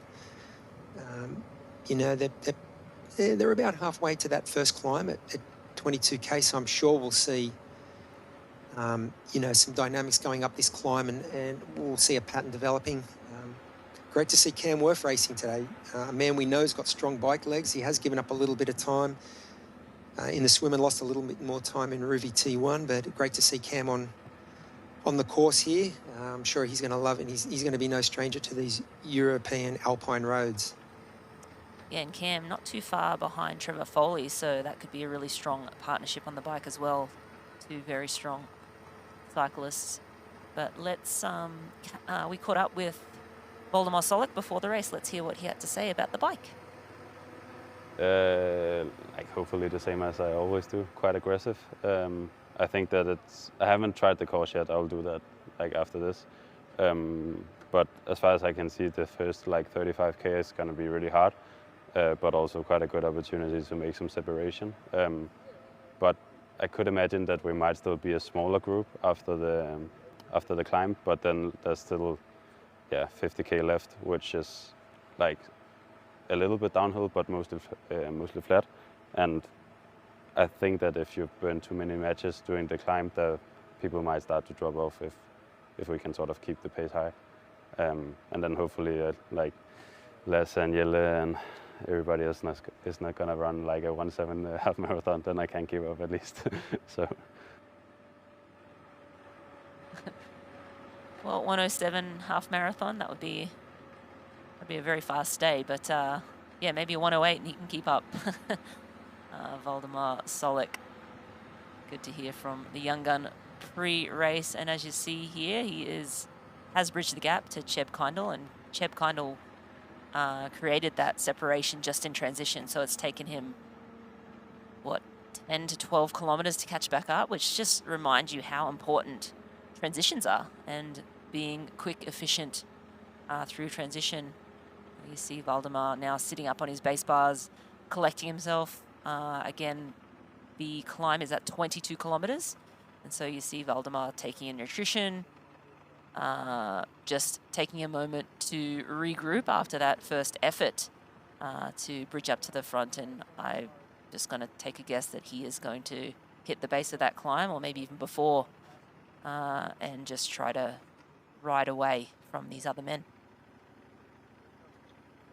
Yeah, great composure from the young man. I mean, we heard him talk about him wanting to be aggressive, and he's bridged that gap up to Cheb Kindle, and we see him sitting at about 20, 25 metres back here, just getting his nutrition on as we go a little bit further back. And so now we can see Jelle Heens making a move. He's going up into third spot. And I think, Rennie, we can see straight away, we haven't had to wait long to see Jelle's intentions today. I think he's very, very keen to just break this group up and get away. He's a great climber. He's known for his climbing. Smaller in stature compared to some of the bigger athletes, but has amazing power on the flats, and even more so. I mean, he comes into his own on the climbs. Yeah, Lasse Priester as well in that group, and you see a little bit of jockeying for position. These men have to be very careful, of course. Race ranger in effect for today's race, and I'm not sure if Lassa Priester is being issued. Doesn't look like it, but maybe just a talking to early, but it did look like a lot of flashing lights. Of course, the athletes have 45 seconds to get out of that zone, and the light will flash red if the light ahead of you flashes red. You see here, Cheb Kindle needs to get out behind, I think that's Yelagines who's taken the lead now.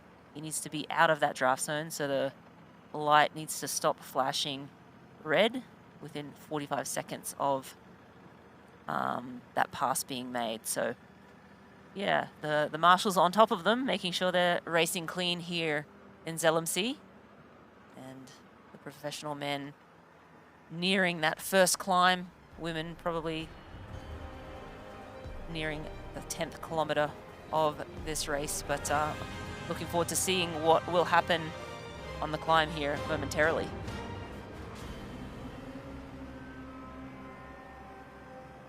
And there it is, the Ironman World Champion.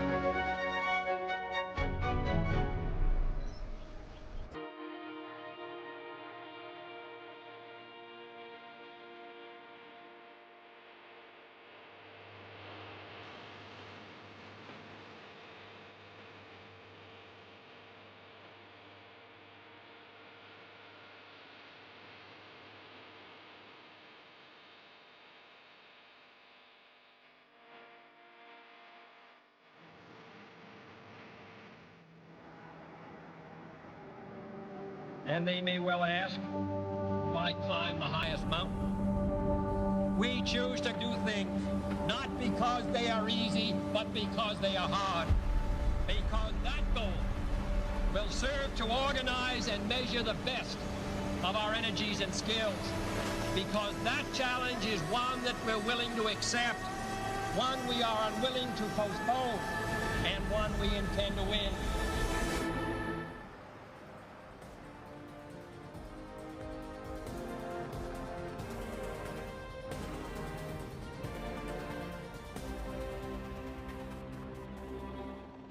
Today's live broadcast of Ironman 70.3 Zell MC Kaprun is brought to you by Oman.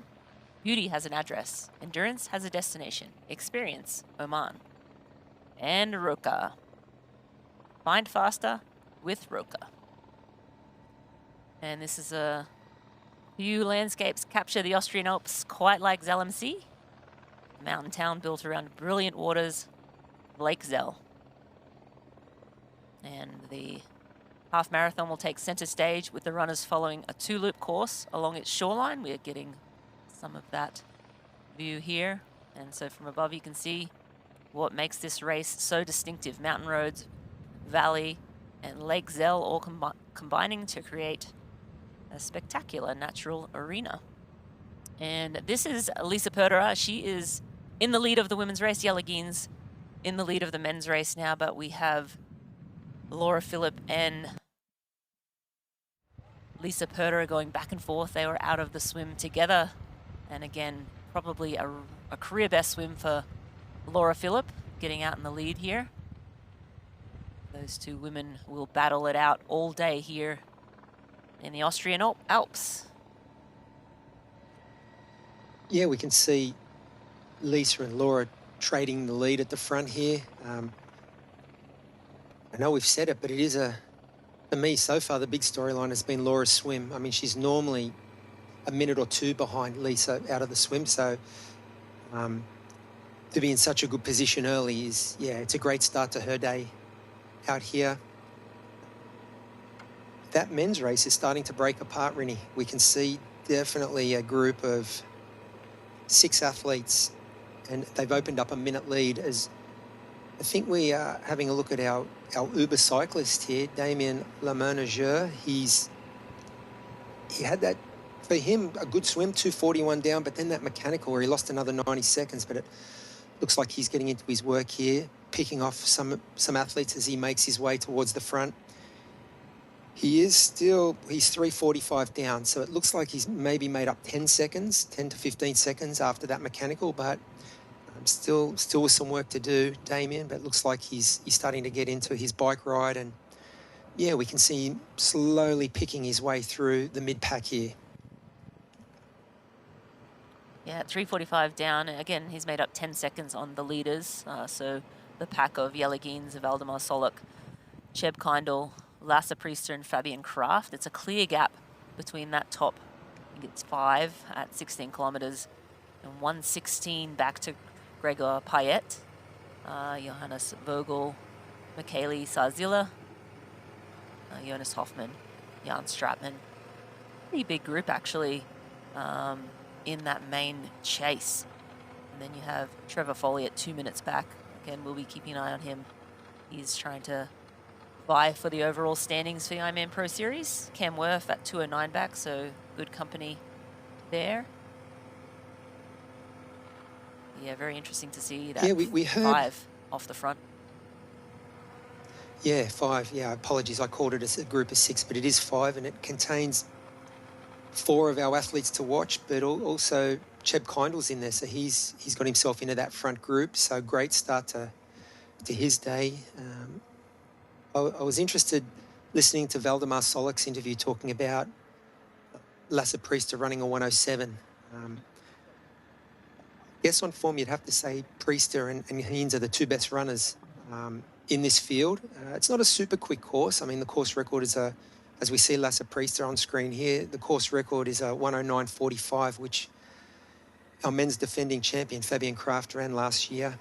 Looking at the results from Elsinore, Valdemar ran a 1:12. So maybe in his mind, he's already doing the maths. We heard him reference Lasse Priester's most recent run split, so he's probably thinking he needs a 2 to 3 minute gap over some of these other gentlemen. But Lasse Priester at the moment, he's doing a good job. Just he knows he's got that run pedigree and that run ability up his sleeve, and he's positioned himself nicely at the front of the race as we see him on it's not a super technical, but a faster downhill section here before they hit that first climb at kilometre 22.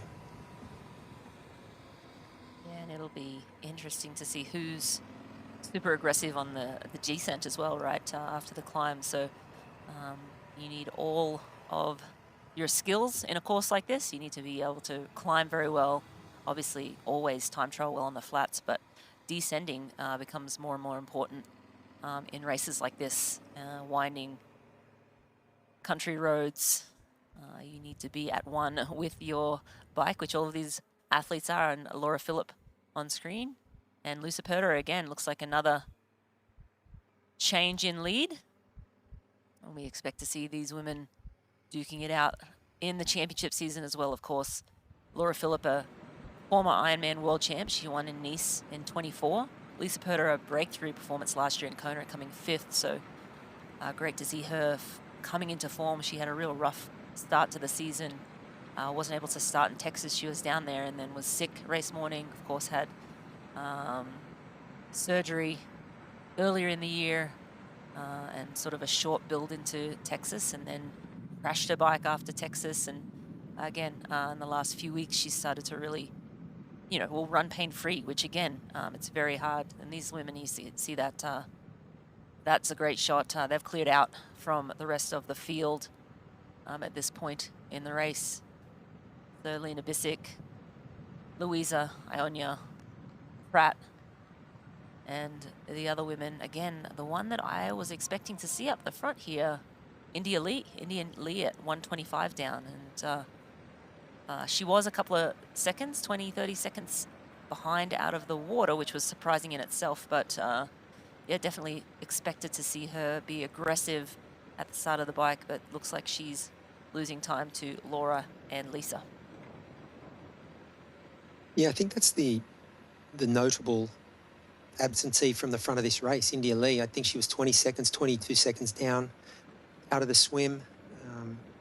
You know, we expect to see her at the front of races. We saw her in Swansea off the front until she had that bike accident towards the end of the bike segment, but she's lost a minute, you know, in the first 10 kilometres already. So, yeah, we'll watch to see.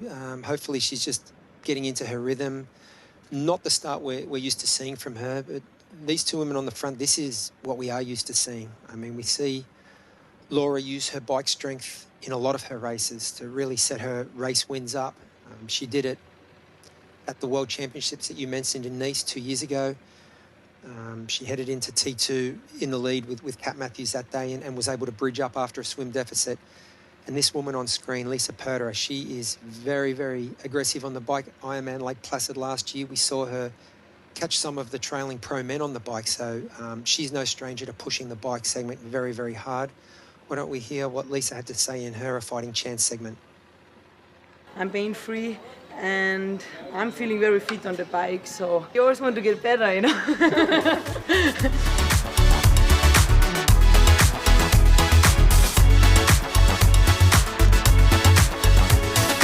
So how are you feeling being back in Zell? Yeah, I'm happy to be back. Very good memories from last year. Yeah, it was like from the beginning of the year. This was a big target race for me, Zell. So I was quite nervous that I can make it until here, but yeah, I'm feeling very good and ready to race. Yeah, it was a very bumpy start to the season, let's say. Starting in Texas, being sick. And then I came home from Texas, and the first day at home I had a bike crash. So I was like, oh no.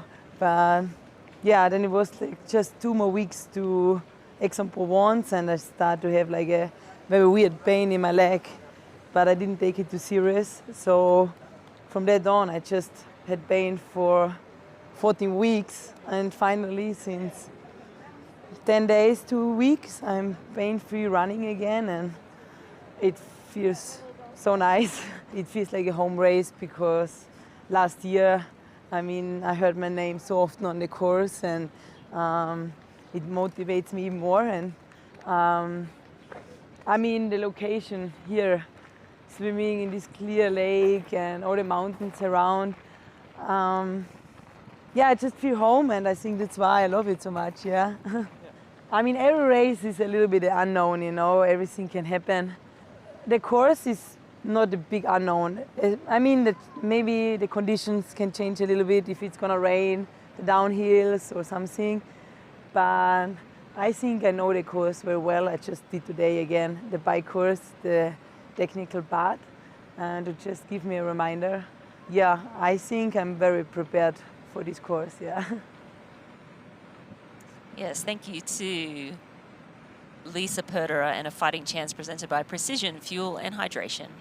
For more, you can watch short AFC episodes on Instagram at Ironman Tri and our Ironman Triathlon YouTube channel. But yeah, she seems like just optimistic and bubbly. And after a rough start to the season, it's really great to see Lisa hitting form again. I mentioned it earlier. It is nice to have a great year all around, but you know, you can save that by just having a great championship season. So hopefully she comes into the World Champs, well, she is coming into the World Champs in good form. But let's take a look at this replay. And pass, we saw Yelagins, our defending champ. I think he was kind of looking back. We see Valdemar Solik here passing Lasse Priester. So our lead men are now on the climb. They've passed the 22-kilometre point of the bike ride, and they're on this 13K climb, the main climb on this course, on this Zoot bike course. It goes up, this 13-kilometre segment goes up about 600 metres in total elevation. So we see Valdemar Solik going past Lasse Priester there, and all our men. Lasse, he doesn't look happy. The last shot we had of him, he was waving his arms at the motorbikes and the tech officials. So the onus is on him. Once that pass is made, once Valdemar Solik gets his lead wheel in front, the onus is on the past athlete to drop back out of that 20-metre zone. So this is a great shot. Looking back down at our men's lead pack, we can see Yellow Heens, our two-time defending Ironman 70.3 world champion. A man who's going to try and make history in 2 weeks, Rennie, by winning 3 on the trot. I don't think that's been done on the men's side. I think Daniela Reif may have done it, the goat of triathlon, Danny Reif. I think she got 3 on the bounce in the 70.3, but Illa's trying to do it on the men's side as we see Jan Stratman here on screen. Yeah, and we caught up with Jan before the race, and see what he had to say about race tactics. Yeah, I mean, the fields are getting stronger and stronger, and especially this year with the Pro Series, there's a lot more really strong athletes. And I think from our own country, like Germany, we have so much really, really strong guys. And I said before to my wife, I believe that we get at least 4 or 5 out of the top 10 from Nice here, so from the World's next in 2 weeks. So I think it will be a really stacked and fast race. There's like 15, 20 really, really strong guys, and you need to play your cards. I think the run will be really fast with those guys. I always said Zell is not the fastest run because with the gravel and there is elevation on the back end towards Thomasbach. But I think these guys still will run sub 110. So in order to be in the front, you have to run sub 110 or do something crazy on the bike. So yeah, it will be interesting to see. That's a good question. First of all, I want to be in the front on the swim, and then see how fast they ride uphill, because I think a little bit of speed is lacking over the past weeks, and especially leading into Kona. But I think the race is not over until the hill is over. You have just like, I think 30-35k when you're on top of Hochkönig, and then there's another 60k. And from experience in the past years, a lot of guys cook themselves on the climb, and then if you can hold the power towards the back end, and also when you drive through Zell and have another 30k, you can make a difference there, I think. Yeah, Jan Stratman there. Thanks for the thoughts on the tactics. And again, yes, this climb, very important, but 60 kilometers of flat time trialing afterwards. So you do have to figure out where you're going to burn your matches and make sure that you have something left for, of course, the 60 kilometers post climb, but also the half marathon coming up. But let's switch gears here and take a look at one of the most unique Ironman destinations on our global calendar. Ironman Oman gives you the opportunity to revel in the mystique and splendor of this incredible destination. The only Ironman in the Middle East, Ironman Oman is set in the vibrant Omani capital of Muscat, a city lapped by the crystal clear waters of the Gulf of Oman and flanked by a dramatic mountain backdrop. Enjoy the famously warm Omani hospitality while you discover incredible landscapes through swim, bike, and run. Taking place on December 5th, Ironman Oman is the ideal race to close your 2026 season in fine style, allowing for training through the summer. Go to Ironman.com or scan the barcode on screen to learn more.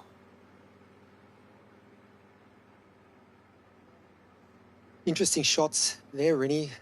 We heard Jan Stratman just talk about his tactics and the need to play it smart on this climb. Either he's playing it very, very smart, or he just hasn't got great legs today, because we've seen Jonas Hoffmann shoot past him on the climb. We also saw Simon Vian go past. So, and it looks like Jan's drifting off the back of this chase group here, which is already over a minute down on our leaders. So we will watch with interest to see if Jan's prediction about the back end of this bike course, the last 50 to 60 kilometres, comes to fruition.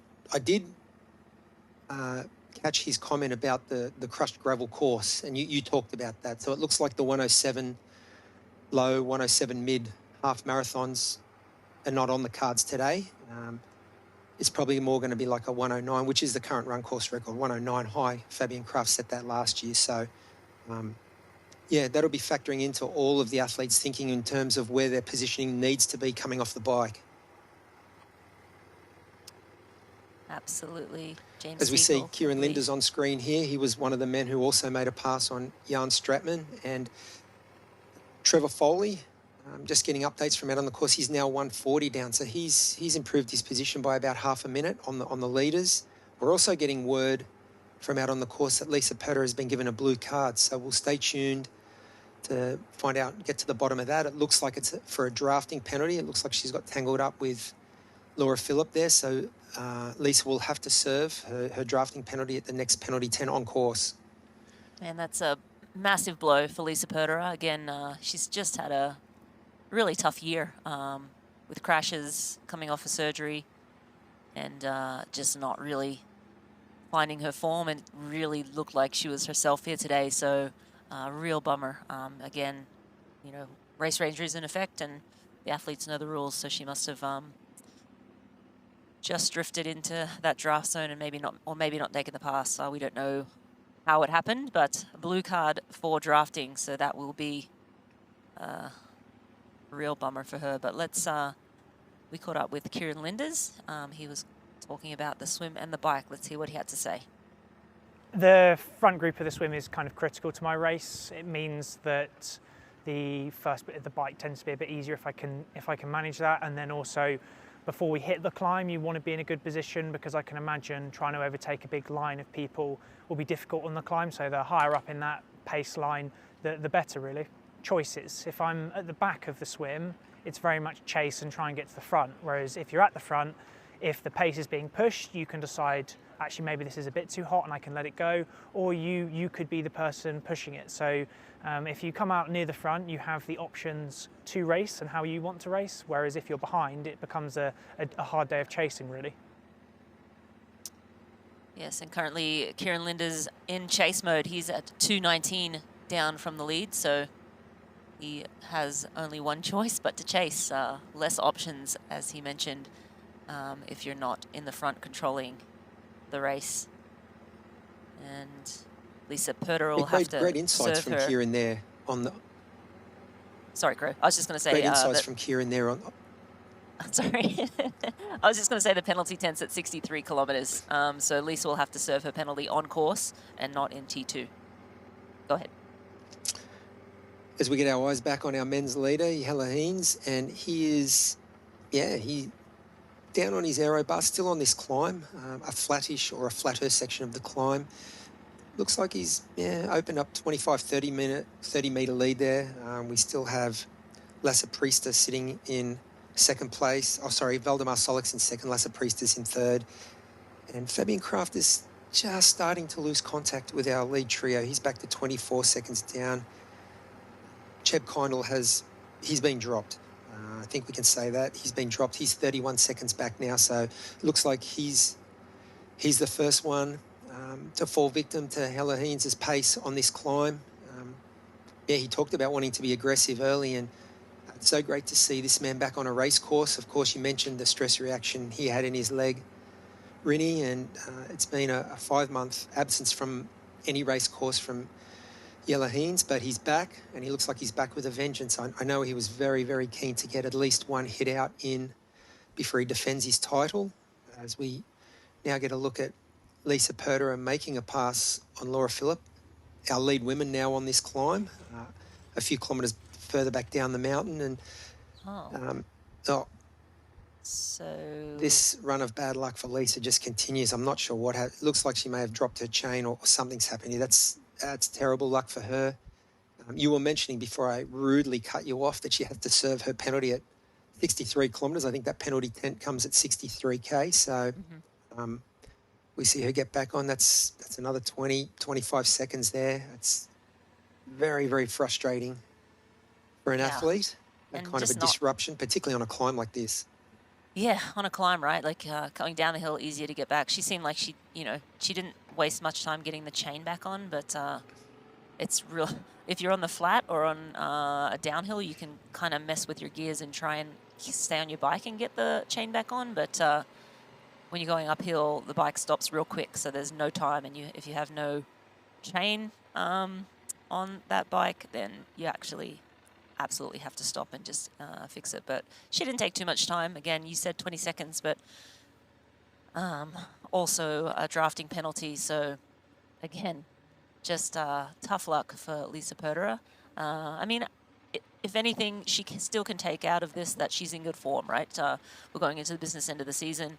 The race is not over, of course. She still has the rest of this bike and a half marathon to run, but to know that she's hitting some good form going into championship season, regardless of the bad luck here today, that's still you know, set you up for a good end of season. But Laura Phillip here, looks like she's working pretty hard again. They're on the climb now, and Laura looking to put some time into her competitors. Yeah, no such misadventure for this woman. She's just a picture of composure and class, really. You know, we see her on these types of courses excel. She's a great climber. Technically, she's very, very good. As we get the split screen, I think that's Rebecca Enderberry on the right there. So let's get a time check on Rebecca. We know Rebecca's one of the stronger women in the course. She's 4:21 down, so she has lost some time out of the swim. So it looks like Laura's doing a job on the entire field, even the more noted cyclists. But I remember back to that 2024 Ironman World Championships, Laura and Kat Matthews were just really in a class of their own, not only on the climbs, but also I think there was a section of the descent where they either matched or outsplit some of the boys. So we know the skills these women have, and Laura's just in a great position right now, notwithstanding all the bad luck and the sort of misadventure that's befallen Lisa Purter. I just think Laura's, her class, her professionalism, she's just, going about her work and setting herself up for a really good second half of the race here in Zell MC. And we have Laura Phillip leading here today. Lisa Purter, a little bit of bad luck, but still in second. On the men's side, Jelle Geens, Voldemar Solak, Lasse Priester, duking it out at the front.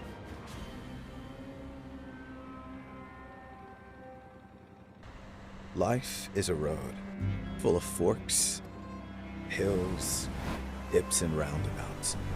And while we don't always know where we're going, we'd like to think of our road as a pursuit of progress. And the further we go, the more we realize that a better tomorrow starts with a better today. Athletic Brewing Company, non-alcoholic beer that's fit for all times.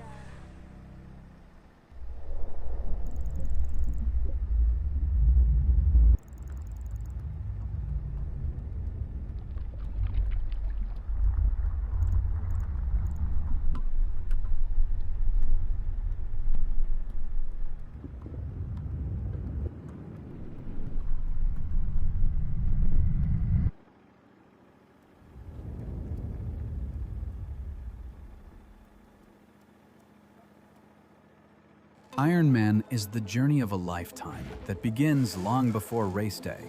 Life is busy and time is precious, but we need to stay on course. We ride, we practice, we improve, then we do it again. So when the day arrives, we are ready, and every one of us crosses that finish line to hear the words, "You are an Ironman." Get race day ready with Ruvi and practice on your course in advance.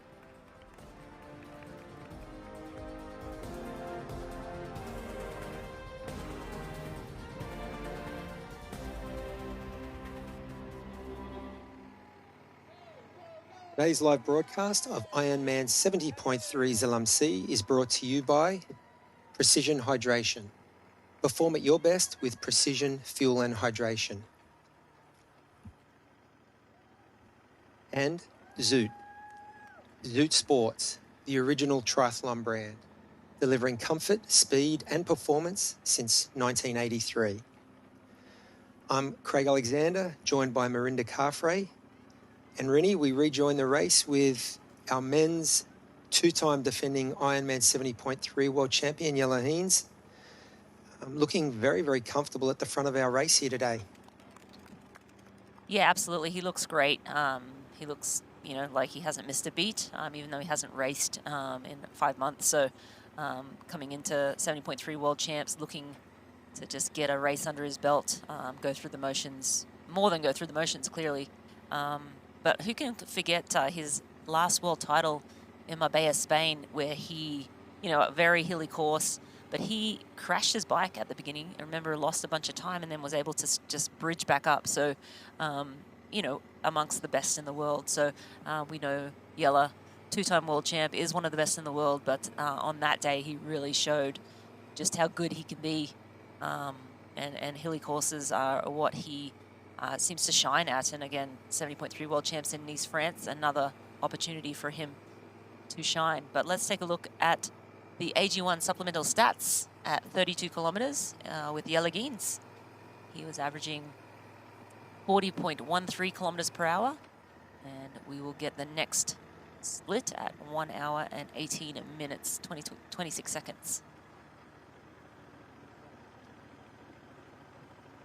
Both our men's and women's athletes here today on some of the flatter sections on this course, we see them just getting down on the aero bars, holding that aero position whenever they can. Of course, aerodynamics important whenever the average speeds are a little higher. So our athletes taking full advantage on the flatter sections. Yellow almost to the top of this 13K climb, but still trying to hold that aero position whenever he can. And we saw Lisa Potter and Laura Philipp doing exactly the same thing. So just a brilliant backdrop here, any of the Austrian Alps. We heard James talk about what a postcard perfect race venue this is, and that's on full display right here. Yeah, it's beautiful, isn't it? It almost doesn't look real in the background, those mountains. Yeah, beautiful, beautiful place for these athletes to race, and the Austrian fans coming out and supporting on this climb. Yelagines again leading the way, Lasse Priester behind him, Valdemar Solek as well in there, Fabian Kraft at 20 seconds back, so sort of holding steady as Fabian Kraft. Cheb Kindle is holding steady as well at 31 seconds at last check. Trevor Foley losing a little time now on the climb. He had that gap down to 140 before the climb, and now losing just a little bit of time to these front three men as we bounce back to the professional women's race. And Laura Philipp still sitting in the lead. We saw Lisa Perderer with a little bit of a mechanical on the climb. She had to hop off her bike. It seemed like she was putting her chain back on, and we're still showing her sitting at around 14 seconds back. And again, you mentioned it, Crowe, taking an opportunity here is Laura Philipp to get back in the aero bars. Even though she's climbing, the velocity is high enough that she will go quicker in the bars. And panning back there, that's Lisa Perderer in the background. Yeah, so that mechanical that Lisa suffered a little while ago towards the bottom of this climb, she hasn't been able to bridge the gap back up to Laura, and Laura looks like I think she's working reasonably hard. I think she's probably got as we see her take a little peek back, just to maybe get a visual of exactly where Lisa is.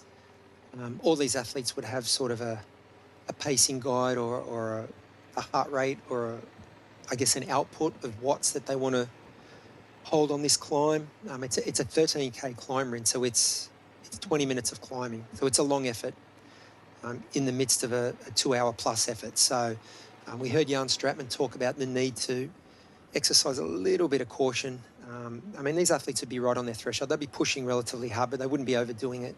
It's a long, steady state effort, and it looks like Laura's working, but not working too hard. She knows there's still, at the top of this climb, 55 kilometres of this Zoopike course still to navigate. And just looking down through the women's, Lena Bissig is at 150 from the lead, sitting in third right now. India Lee at 305 from the lead, so losing time, but still holding steady in fourth place.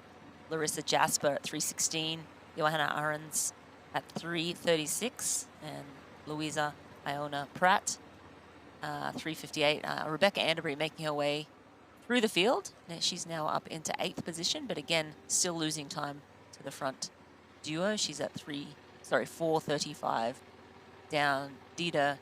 Diedericks is at 4:59, and Anastasia Dan Nielsen as well, and Sky Wallace in that group with just behind Anderbury. So some strong cyclists in that pack we'll expect to see move up through the field a little bit as we get further into this bike course. But again, the story of the day so far is Laura Philipp with a career best, I'm going to call it, swim, leading out of Ruby T1, and right now not looking back. Well, maybe she did. She did look back for a minute just to see where Lisa Perderer is, but figuratively not looking back. metaphorically, she's not looking back, but literally she did take a couple of peeks just to see where she was. But yeah, no, she's having a great race. And I think it shows how the dynamics within a race and certainly within a swim can change between wetsuit and non-wetsuit. Certain athletes definitely perform better in a wetsuit swim. And Laura's taking full advantage of that. She wasted no time getting to the front of this course. Of course, she's got Lisa Perter about 15 seconds down the mountain with a 2-minute penalty to serve at 63 kilometres as we go back up to the front of the men's race, and we're sitting right on the shoulder of Lasse Priester here. So, and he is firmly got our men's leader, Jelle Heens, in his sights. Both of these gentlemen on a steeper section, you can see they're not down on their aero bars here. They're up on the base bar. Makes no sense to be down on the aero bars when the average speeds drop and when the pitch of the road picks up and the gradient of the incline is greater. So Lasse Priest is having an incredible season. We saw him win the IRONMAN 70.3 European Championships in Jönköping, Sweden.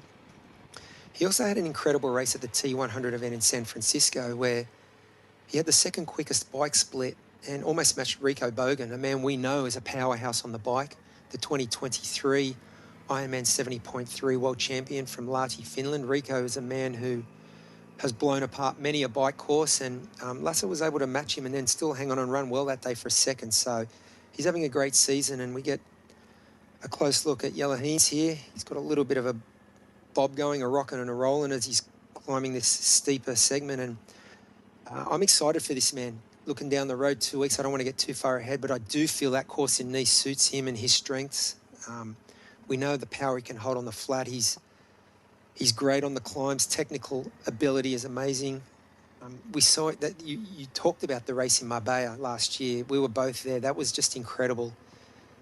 To have that crash, and then he had another mechanical kilometre or two later where he lost more time. He had to get off his bike, get back on, and still bridged up to the leaders, and then got in that epic run battle with Christian Blumenfeld. No one who saw that will ever forget it. It was just one of the great races in our sport's history. So looks like Jelle's coming into that sort of form again, just at the right time.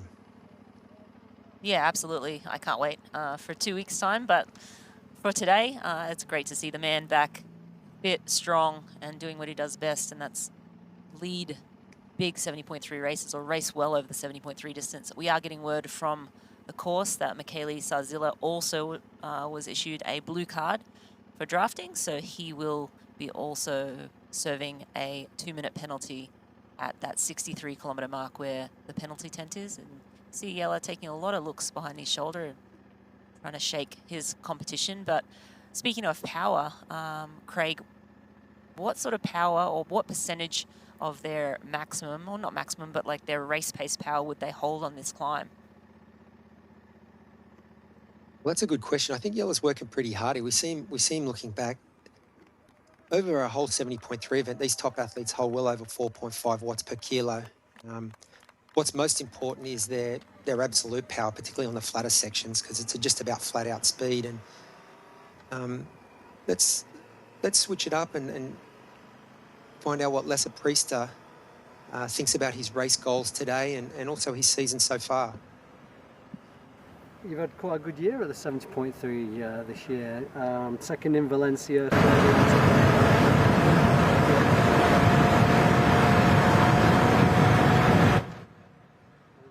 Podium in Lasse Priester this race? Yes, I would like. I mean, for sure, it's my goal. It's also it's a very cool course, but especially cool that there are so many strong athletes, and it's a good test also for Nice in 2 weeks. And now I came just down from altitude, so also racing straight after altitude is a special thing, but also a thing that you cannot train all the time. So it's always a little interesting and good to see where I'm at. But the training went well.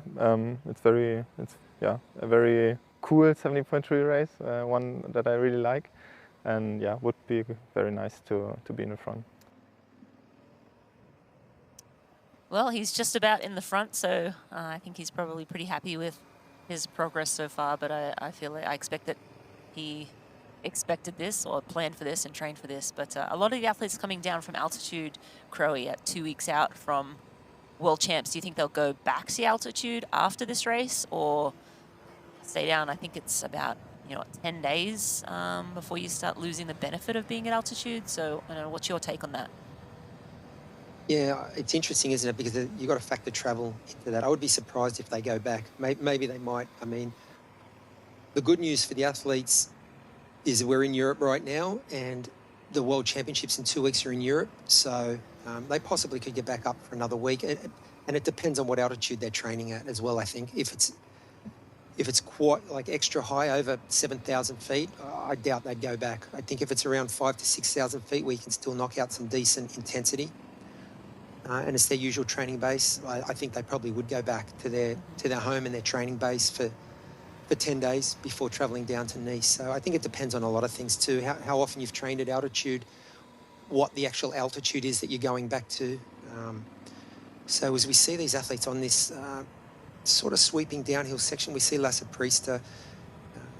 Your question before was what power do these athletes hold? I think the top guys are holding 350 to 400 watts average for a 70.3 race. And, I'm interested to see how this race unfolds from here on in, because on paper, these two men here on our screen, Jelle Heens leading and Lasse Priester in second, I think are the two best runners. Certainly Lasse's in great form. We haven't seen much of Jelle racing the last 5 months. But we're gonna see what kind of form he's got, because he mentioned pre-race that he thinks he's getting back close to his World Championship winning form, and I think this man in second place will be able to test that run form for him today.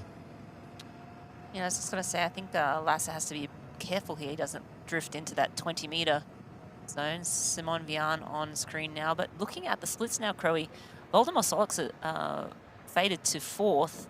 Jeb Kindle is in third, but 50 seconds back, so 49 and 51 seconds. Fabian Kraft at 1:16, and Simon Vian, who we just had on screen a moment ago in the green Haywig kit, he is sitting in sixth place at 1:58 back. So Simon, he also has Gregor Payet with him. So a couple of good cyclists there, again, making their inroads at this stage of the bike. But again, the technical aspect of the course now being super important, being able to climb well, but also descend.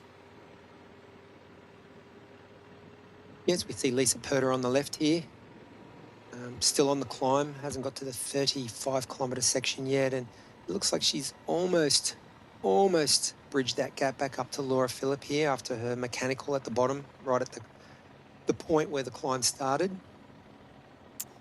And just take a look at this picturesque view, postcard village in the Austrian Alps. At its heart stands the parish church of St. Nicholas, one of the village's most recognizable landmarks. Really beautiful. Again, you look every direction and it's a postcard. Classic alpine scene, an old church, a tiny mountain village. Just beautiful place in the world. Yeah, it's very indicative of European racing. It's spectacular, it's scenic, but it's also extremely challenging. Some of these alpine mountain roads, as we see Simon Vian again, getting a little loose there on that sort of sweeping left-hander. He sort of drifted off the apex of the corner and back down now, quickly back into the aero position. And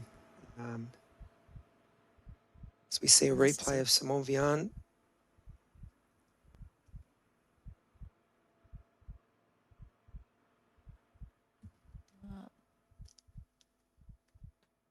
Didn't catch who he was. Not sure what's going on there, but he's making a pass on Johannes Vogel, who was one of our early leaders out of the swim in that front swim group. So a little bit of a conversation on the climb. It looks like Simon Vian is progressing through this first chase group, getting to the front.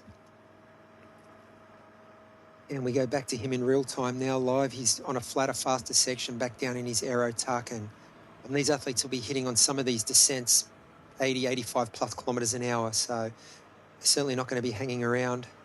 Yeah, you mentioned Voldemar Solix before. He's now 51 seconds down. I think it speaks to potentially pacing at the bottom of this climb. We saw Cheb Kindle drop off early, and he obviously had a governor or a limit that he wanted to sit at with his heart rate and his power, and it looks like he's diligently stuck to that, and maybe he's reaping the rewards of that now as he's sort of holding strong. He lost that time early, but he's sort of hovering around the same time deficit, about 51 seconds, and he's got Valdemar Solik with him, and Fabian Kraft's lost a little bit more time now. He's back at 127, so our lead 5 men on the road, as it stands right now, at coming up to halfway on the bike, we've got Lasse Priester leading, Jelle Heens in second, just a couple of seconds back. Cheb Kindle in third, 51 seconds down. Valdemar Solik, 52 seconds down, and then Fabian Kraft rounding out our top 5. A minute 22 back, and on screen is Simon Vian. He's in 7th place in a minute 58, so he's trying to bridge that gap from that first chase group up to Jeb Kindle and Valdemar Solik, and it looks like he's having a pretty good bike ride. Yeah, again, we're with Simon Vian right now. He's sitting around 2 minutes back from the lead. And he has, actually now he's at 2:22. We just got updated timing. Simon's at 2:22 back. Gregor Payet at 1:44, just ahead in 6th.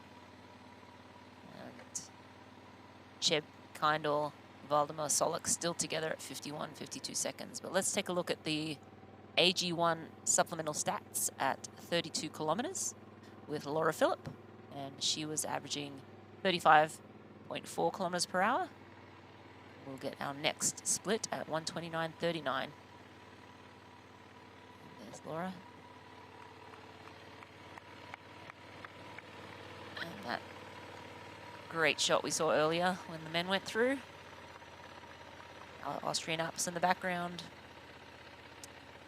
And Laura still on that climb. We have Rebecca Anderbury in screen 2, and the reason we have her is because she is moving through the field. She is now up to 5th place. She's still 4:40 back, so holding steady with the leaders. But she's only 7 seconds behind India Lee now. So Rebecca Anderbury really starting to make some inroads in the bike right now, as we expected. She typically loses a bit of time in the swim and then uses those bike legs to run through. I think she was going to be a little bit more patient in this race. In Swansea, she was a bit too aggressive and faded on the run. It looks like she will see that pass.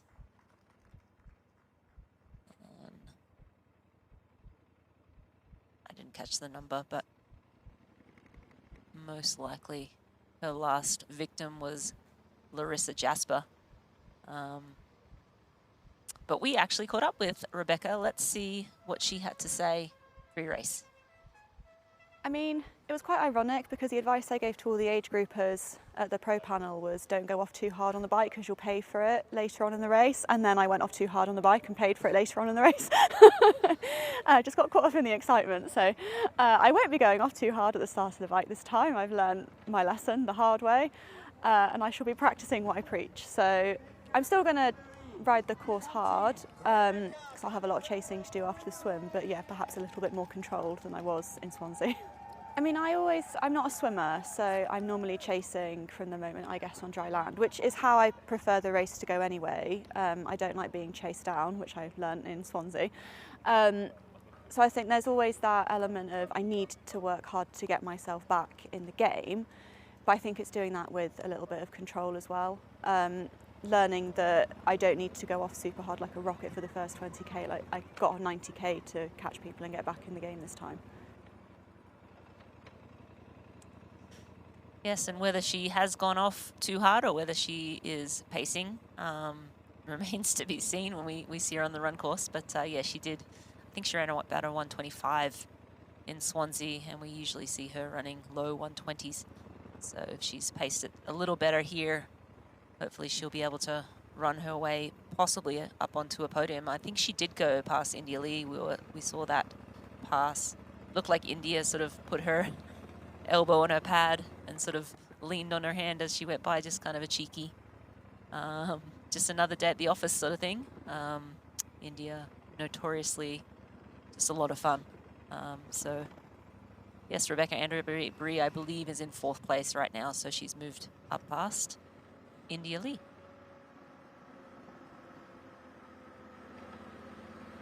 We rejoin our men's leader, Lasse Priester from Germany, getting a bit of nutrition in on a flatter section of the course, making sure he's keeping the carb intake up. Of course, high intensity FTC 70.3 races, so the athletes will be taking on quite a few carbohydrates each hour. Lasse looking good, He's been the sole athlete who was able to withstand Jelle Heinz's, I'm not going to say it was an attack on the climb, but it was a sustained effort from bottom to top. He talked about wanting to do it pre-race. He lived up to his words, and you know, a few of the athletes weren't able to follow his lead, but this man certainly was, and not only follow his lead, he's been able to swap the lead with Jelle Heinz. So these two men now over that main climb on this course. They're coming up to the halfway distance on the bike here, and we see Jelle Heinz sitting about 25, 30 metres back. Looks comfortable. Possibly enjoying having a bit of company. I mean, at this level of racing, it's not very often you just get off the front on your own, particularly two athletes with this sort of profile who are both good runners. They know they can not leave it for the ride, but they know they've got that excellent run leg up their sleeve. So, but it's great to see them just with their all-round game. I mean, we pigeonhole athletes because they're exceptional 107, 106, 107 half marathon runners, and that's not to say that they're not great swimmers and bikers as well. Both these men are at the top of their game and at the top of the game globally with IRONMAN 70.3 racing, and you know, none of the other guys in the race today have been able to match this effort thus far. Yeah, I was surprised to see Valdemar Solik fall off, whether he's not quite got the legs he had in Elsinore that we saw. But yeah, surprised he's at 110 back with Cheb Kindle. But yeah, these two men, again, just class of the field. And I think you said it well, Crowy. We tend to think of them as the runners, right? But they're riding away from the so-called bikers in the field, and so real tough to beat when they can ride as well as this, swim in the front pack, and then run 106, 107, 108s consistently. So it just makes for a tough day for everyone else in the field. As we get the split screen back, and on the right is our men's defending champion, Fabian Kraft, he's in 5th spot. It looks like on the road, Cheb Kindle, Valdemar Solik and Fabian Kraft are going to form a little group here, about a minute 20 to a minute 30 back. So I think Fabian's got a lot of experience. I think he's racing to his strategy and his pacing schedule. He looks quite comfortable. We know he's got a lot of experience. He won on this course, so we know he knows the course as well. He knows the importance of really rationing his effort on this long climb that comes towards the start of the bike. He knows there's a lot of biking to do once you get to this plateau and to this section of the course. As we get the long shot up the road there, we can see Valdemar Solik and Cheb Kindle just up the road. So yeah, he's been working on bridging that gap for a while now. It looks like he's almost succeeded. And we caught up with Fabian Kraft before the race. Let's see what he had to say about the bike. Yes, of course, it's quite demanding, but I think here in Zell it's not that hard because the climb, which is probably the hardest part of the bike course, of course, is quite at the beginning of the bike course, and then you still have to ride like 55 kilometers to the run start. So yeah, there you can relax a little bit on the bike and take the descent to refuel. And yeah, of course, it's important to have a good fueling strategy. So yeah. Yeah, it does look like he has. He looks like he's bridged up. Yeah. He looks like he's put the finishing touches on bridging that gap. And we know this man has a good run leg up his sleeve. He's the current run course record holder here, a 109.45, which is great running on any course, but I think a course that's got a couple of hills at the turnaround and also packed gravel, that's fast running. So, you know, he's probably quite confident matching his run up against some of these other guys. We talked about Valdemar Solak running that 112 in Elsinore. Cheb Kindle's an interesting case study, Rin, because he's only got one middle distance race, Challenge Walshy, where he ran a 113, but he did run a 14:35 5K at the WTCS race in London recently. So I think that augurs well for him, you know, laying down a good 21.1K split. Obviously, it's not a 5K effort, but I think the energy system and then that runability, if you can combine that with a little bit of pacing and some nutrition, I think he is a man capable of running around a 110, depending on how this bike ride, how he gets through the bike ride. And it looks like he's been pretty patient, to be honest. He was the first one who stuck to his schedule on the climb. He was the first one to drop off this front group. It looks like Cheb Kindle, even though he's possibly the least experienced out of all the gentlemen at the front of this race, it looks like he's one guy who has a definite strategy in mind. It looks like he's executing. Oh, you kind of look, Valdemar Solak, as you said, 112 is about his, you know, so far from what we've seen of him, what he will run. Fabian Kraft, again, he has the course record at 109. But yeah, as you said, it'll be interesting to see what Cheb Kindle can put together in the half distance, given that this is really only a second chance at this distance. And having that short course speed, I think it just always helps coming in with short course speed. It's always nicer to settle into like 70.3 or Ironman pace coming from Olympic distance pace rather than going the other way around. It's always harder to find that speed if you've been doing lots of long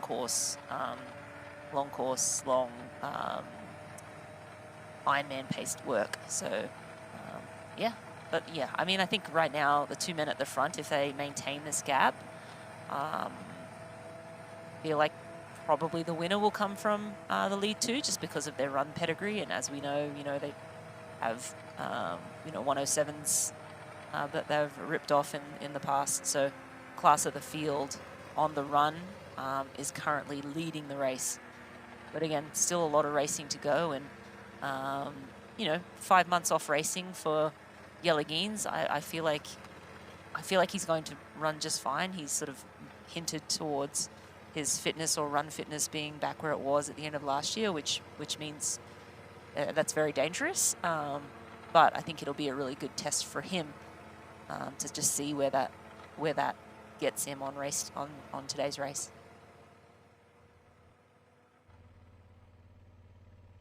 We go back to our two women's leaders. It looks like Lisa Perder are coming up to make a pass on Laura Phillip, and she will assume the lead on the road, notwithstanding the 2-minute penalty that she's yet to serve. So she'll be well aware of that, as will possibly, maybe Laura's not aware of it, but oftentimes that will get communicated to the other athletes on the course. So yeah, Lisa Perder in the lead, and looks like she's very comfortable on these descents, familiar roads for her, having grown up just down the road and also racing here last year, finishing second place behind Kat Matthews. So Lisa's very, very familiar with these roads and the technical requirements to perform well here.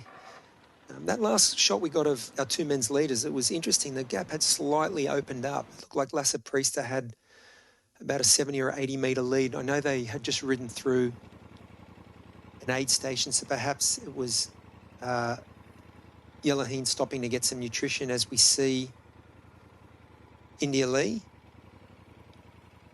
Yes, I believe that is India Lee. Yep, F4. She doesn't look like the same India that we've seen in the past, with that extra spark and that bounce. It's been a challenging season for her, but still in a good position, still in the top 5 here. We saw she couldn't hold Rebecca Anderberry's wheel as Rebecca went past, but Rebecca is a noted cyclist. And India Lee, I think she's just chipping away, sticking to her work. still a very long way to go. Our women are not quite at half distance on the bike yet, so plenty of time for India Lee to still make an impression and make a push for the podium here. Yeah, and we saw in the background. So yeah, India's 5:20 down now on Lisa Perdera, and yeah, only 25 seconds down to Rebecca Anderbury, who we saw make that pass on her about 10 minutes ago. Yeah, and we caught up with India Lee before the race. Let's see what she had to say ahead of today's event. Do you think this bike course can really make a difference? Yeah, I think so. Yeah, there's a chunky old climb in it, obviously, and other than that, it's pretty quick. So if you can get away, then it's fast enough that it's tricky to catch up.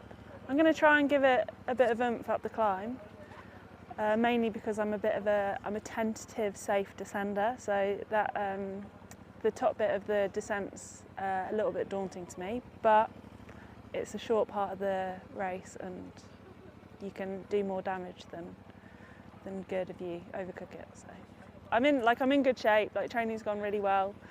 I'd say I'm definitely the fittest I've been all season, so that should put me in a good spot, and I'm going to try my best to translate that into a good race. Yeah, I mean, being the fittest you have been all year, that's always the goal at the end of the season. But as you said, she doesn't seem like she's attacking this climb as much as some of the other women. You know, you saw Rebecca Anderbury come through, and she was definitely attacking and working super hard. But again, as she mentioned, and as we know, she's going to get over this climb and still have 55, 60 kilometers to race. And so she might be just pacing herself well and making sure she's not burning too many candles going up the climb, so she has something at the other, or maybe she's a little off. But yeah, she doesn't look like, I mean, she is breathing a little hard, and I'm sure there's many watts being put through those pedals, but yeah, she doesn't seem like she's racing with much urgency.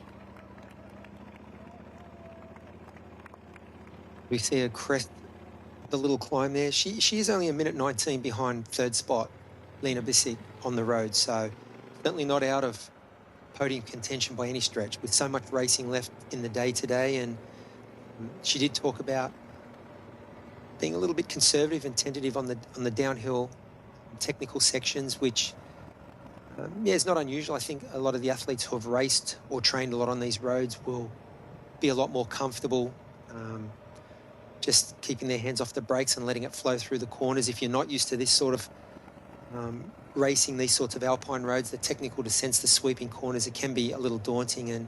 But as India mentioned, she knows, I think she's very well aware of her skill set and her level of ability, and she's not going to take crazy risks for a couple of seconds here and there on each corner. So she's still, yeah, a minute 20 behind third spot on the road, as we see the split screen here, the athletes hitting 65, 66 kilometres an hour, edging up towards 70k an hour. I think this is Lisa Perdera, so doesn't look like a super steep downhill. So Lisa getting some good speed up to 70k an hour and still pedaling, so she's not in a full tuck.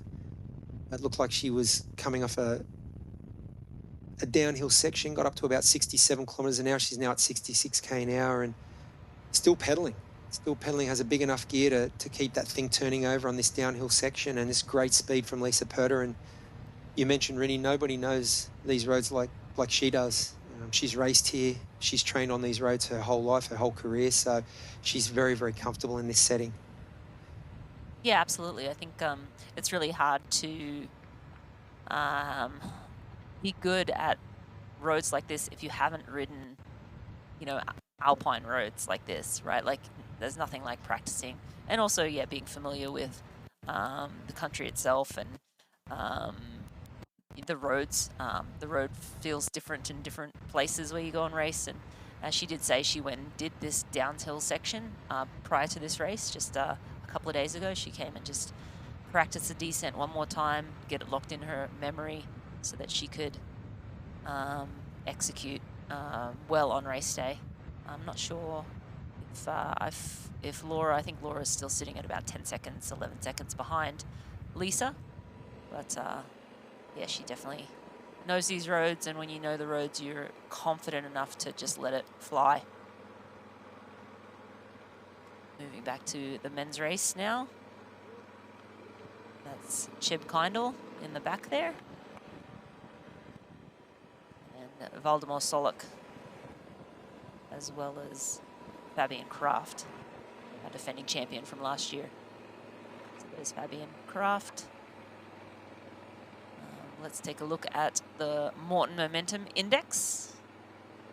And we have the Messenger, the mover for today, up 25 places since the start of the bike. And again, he had that mechanical at the very start of the bike, so no surprise there that he's moved up 25 positions. Palmer has moved up 13 places, and Mr. Cam Worth from Australia has moved up 11 places since the start of the bike. I always love that graphic because we get so focused on what's going on in the front of the race, you sort of forget to check in on the movement in the back of the field. And so always nice to highlight the athletes who are moving through. But yeah, Damien Lemesnic, we talked about him before the race, one of the, class of the field on the bike. But, when you lose 2 minutes on the side of the road fixing your chain, it just makes for a tough day. We're riding here with the first chase pack on the road as we see Fabian Kraft getting to the front of this group. These men are about a minute 51. The front of this group is behind Jelle Heens, who's in second spot on the road. So it's a good little working group.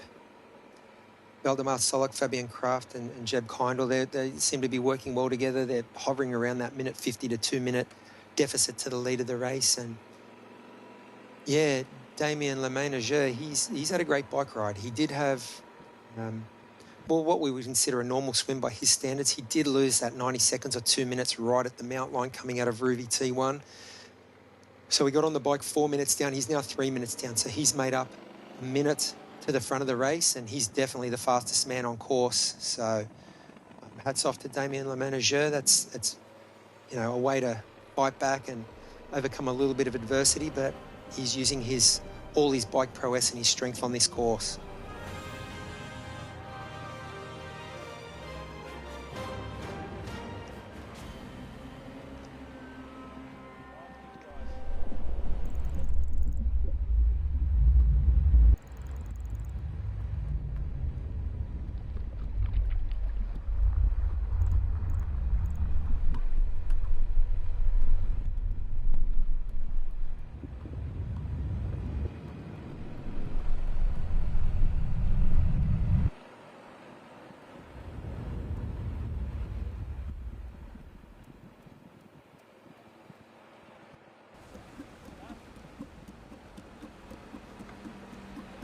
Just do it, it'll be fine.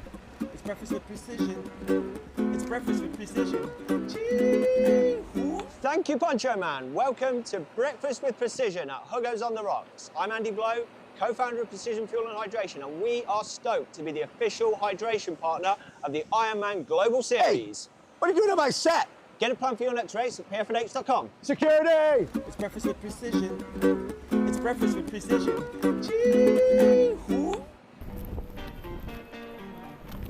We're not here to sell you on this life.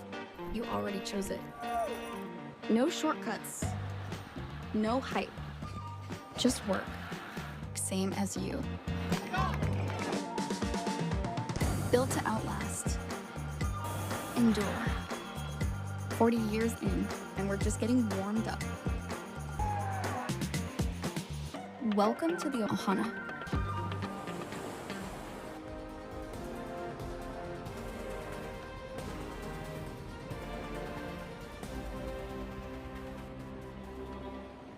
Today's broadcast of Ironman 70.3 Zell See-Kaprun is brought to you by Oman. Beauty has an address, endurance has a destination.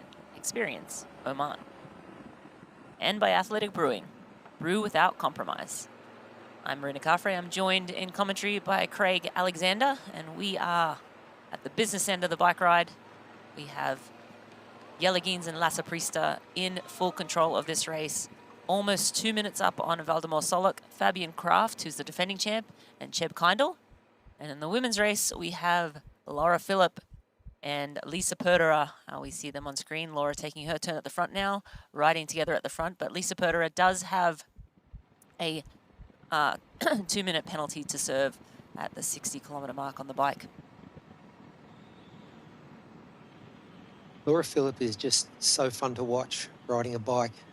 She looks incredible. Whatever the distance, whatever the terrain, her posture doesn't really change. We saw it in Kalmar 2 weeks ago. She just looks really smooth. And again here, we see her making the pass. We saw the slow-mo pass as she retook the lead from Lisa Perderer. So, yeah, she's in a great position, Laura Phillip. As you mentioned, Lisa Perderer does have that 2-minute penalty to serve at the 63-kilometre penalty tent as we rejoin the front of the men's race here. And it's Lasse Priester, Rennie, who's been sitting on the front. We see him take a little peek back there. Yellowheen's just sitting 20, 25 metres back. We saw that gap open up a little bit. I think it was as they went through an aid station on course. I think Yella slowed down a little bit to grab something. So we see Lasse Priester freewheeling a little bit there to access that rear hydration drink bottle, that drink bottle behind his seat. And of course now Yella's come into the zone, so he's got to make the pass. He's got 45 seconds and he does it quite comfortably without having to change power too much by the looks of things. Lasse Priester was just taking care of his nutritional requirements, and very smart move by Yellowheen's there. If you're going to make the pass, you want to do it at a time where you don't have to blow your doors off and get up to 500 or 600 watts. You just want to keep things as steady as possible. You saw Lasse Priester going for some nutrition, and that was his opportunity to get back on the front of this race. Yeah, super clean. Transition there to the front from Yellowheen's, and yeah, as you said, it's always a bit of a gamble. When you come up into that red zone, the athlete in front, at that point, Lasse was taking on some nutrition, but if he had put his pedal back to the metal, then you do have to spike your power, because if you are unable to make that pass, then it is a blue card and a 2-minute penalty. So you basically have to make the pass once you move into that red zone. So once you're inside 20 meters, you must make the pass within 45 seconds or be issued a penalty, and nobody wants a penalty. Back to our champ from last year, and Valdemar Solok, I believe, going by. Yep, Fabian Kraft. So those three men, I believe Cheb Kindle is in that group as well.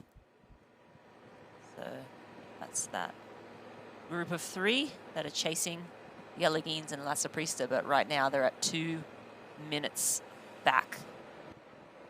I think actually... Yeah, so they've lost another 10 seconds. Another 10 seconds there, and Valdemar Solok making the pass. It looks like in this first chase group, it's Valdemar Solok and Fabian Kraft doing the pacemaking and sharing the work.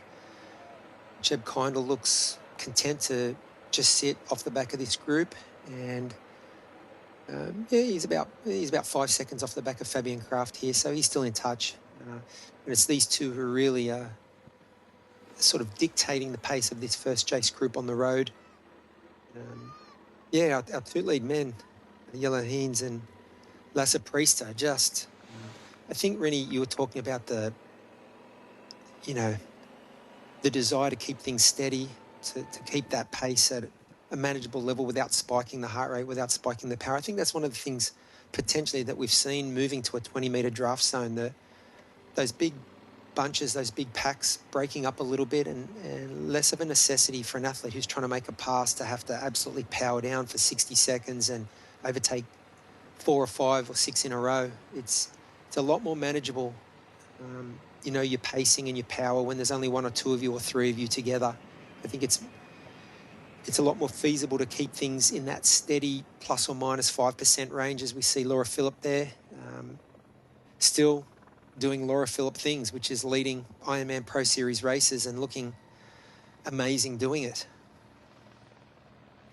And again, we mentioned this at the start of the season. Laura I don't think was planning to go for the Ironman Pro Series. She came into the season, ended up having a hospital visit. Actually, we'll go back to this once we we get. But let's throw it down to James, who is in the penalty tent. Thanks, guys. I'm here at the 63-kilometer mark, the penalty tent, and most of the men have just gone past. We've got Guillermo Moreno, who is here, just started his penalty. I'm going to see if he's going to chat to me a little bit. I'll just duck under here. He's signing in, got a sign in his name, and the clock has already started as soon as he put both feet down. We will also be expecting another pro to come in. Mikhail Sarzia should be coming in here any second. Guillaume, you want to talk to me, Guillaume? 2 minutes. 2. Yes. I have 1 blue card. There's a bit of a confusion about how much time he was going to serve. Yes. Wait a moment. Frustrated? What? You frustrated? Yes, I passed 10 people to not give a card, and then one passed me, and then red card. A blue card. Yep. Obviously some frustration. It's obviously a big race changer. Currently about 5 minutes down on the leaders. He's going to lose another 2 minutes going into the last 30 Ks of this bike. And we are expecting Mikhail Sarzia to also come in and serve his penalty shortly. And then, of course, I'll hang around here for the next pro in a penalty tent, and that'll be our current women's race leader, Lisa Petra, who will also have to serve 2 minutes here for her penalty.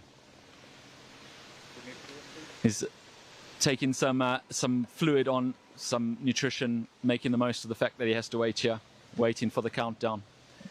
5, 4, 3, 2, 1, and he is off again, and off he goes. A frustrated pro there, serving his time, and he's off again. We're waiting for the next people. I'm going to throw back to you in the studio, and I'll let you know when someone else comes into the penalty tent. Hopefully not too many more of them. Yeah, it seems like a few penalties have been given out today, which is normal for professional racing. This is everybody's sort of riding that fine line of making sure they're staying clean, and sometimes you kind of just get mixed up in it. You could have your head down for a moment, not realize you've drifted into the red zone. So yeah, unfortunate. And I don't know if there's many athletes that have gotten a penalty that didn't feel frustrated. So yeah, just James able to capture some of that frustration for us, and always nice to have people in the field so we can get up close and personal with some of the athletes. But let's take a look at our Morton Momentum Index on the women's side.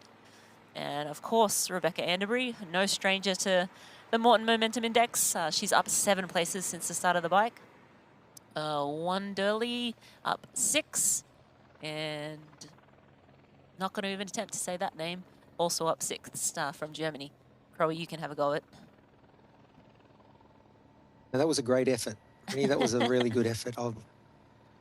It's so good to have James on the ground. I mean, behind the curtains in the penalty tent, we see the frustration, and it was what you talked about, Rennie. You know, a smaller group of 2 or 3, I think it's a lot easier to manage. We heard Moreno talk about having 10 athletes. He's trying to make consistent passes one after the other. He gets to the front of the group.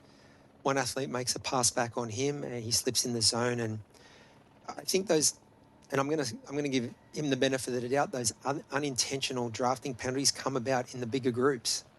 Let's throw back to James, who's at the penalty tent now. He is very, very unhappy. You want to tell us what happened? What you got it for? So first of all, I have a shit race, so that's what happened. But I got a penalty without riding like a second in this whole time in the red because I was in front. And then someone come to me, and then yeah, very, very upset Jan here. He's serving his penalty as he has to, but very frustrated with his situation here. There were a few choice words shared when he first emerged into the penalty tent. He has calmed down a little bit now. It is what it is, and part of the racing. But as he said, he was already having a bad day, and then it's got worse by the fact that he's got to serve this penalty. So just insult to injury, I suppose. I'm going to throw back to you guys while he serves his penalty. He's not got long to go now before he's back on the road. Sharing some time with his friends and family. Back to you guys. They're having a bit of a conversation here. Yeah, it's always good to see James, better in be the heat of the careful. moment, right? You get the raw emotion.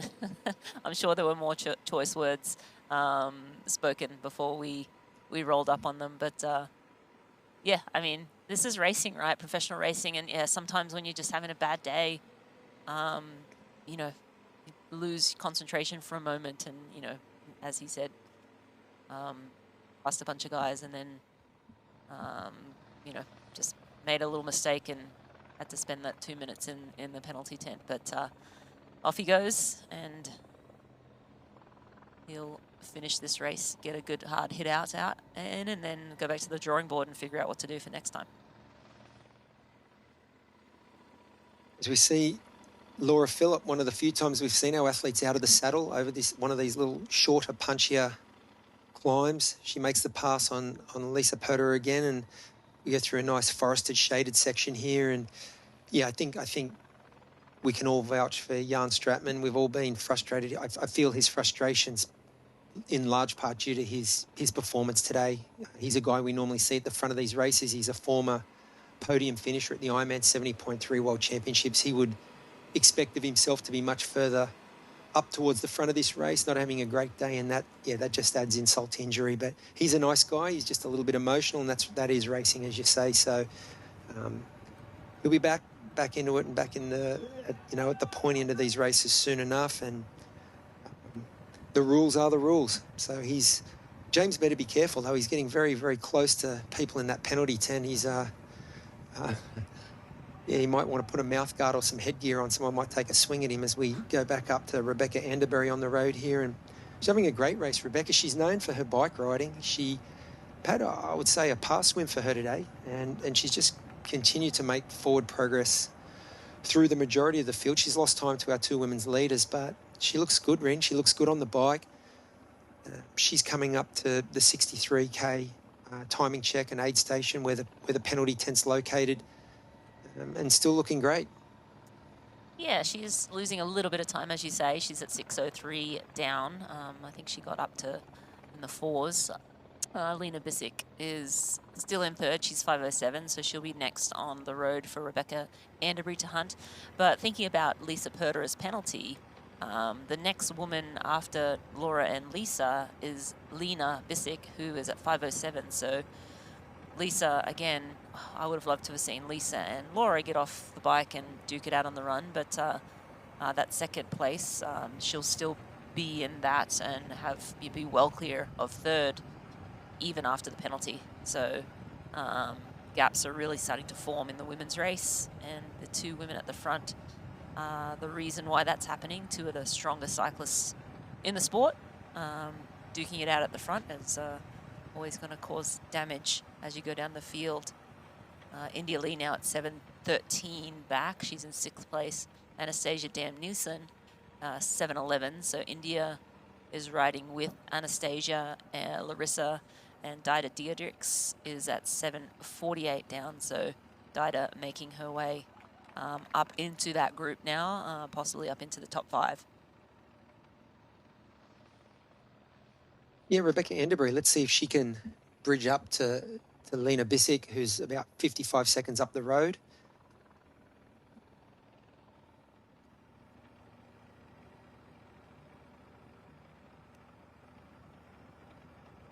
And again, some very nice scenics here of the Austrian Alps, but another place sounds like Austria, but is actually Australia. Ironman Cairns. Let's head down to Australia and race in paradise at the 2027 Cairns Airport Ironman Cairns. Set between the World Heritage listed Great Barrier Reef and Daintree Forest, Cairns delivers one of the most spectacular courses on the planet. Start on the palm-lined shores of Palm Cove, ride the iconic Captain Cook Highway with breathtaking ocean views, and soak up the electric atmosphere on a fast, flat run through the heart of Cairns. Register it now and discover why athletes keep coming back. And I can vouch for Cairns. I did do that race in 2018 and didn't love the swim. But other than that, a phenomenal course, beautiful up there, beautiful place of the world. Actually, my daughter was one when we went up there, and we went out to the Great Barrier Reef, and again, have great memories of that race. A really good race itself, but a beautiful place of the world. Yeah, it's an amazing race, Cairns, and I think the bike course was voted the best and the most scenic on the global circuit, so definitely worth a visit. As we had some helicopter shots now of our athletes navigating their way through another one of these little alpine villages. Lisa Perter will serve that 2-minute penalty, which will put her 2 to 2 minutes 30 down by the time she gets up and gets going again.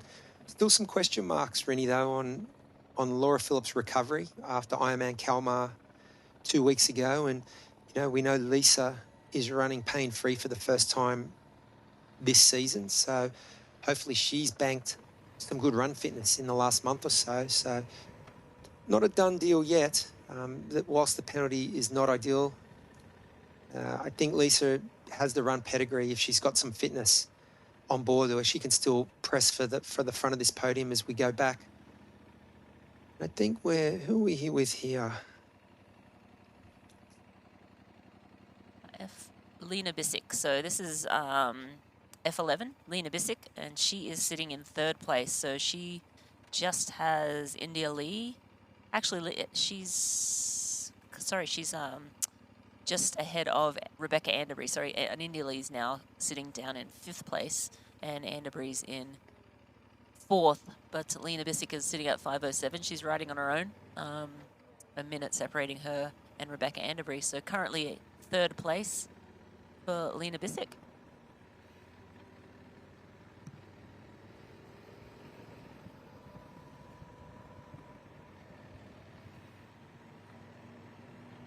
What a narrow forested section here. The athletes are having to navigate their way through.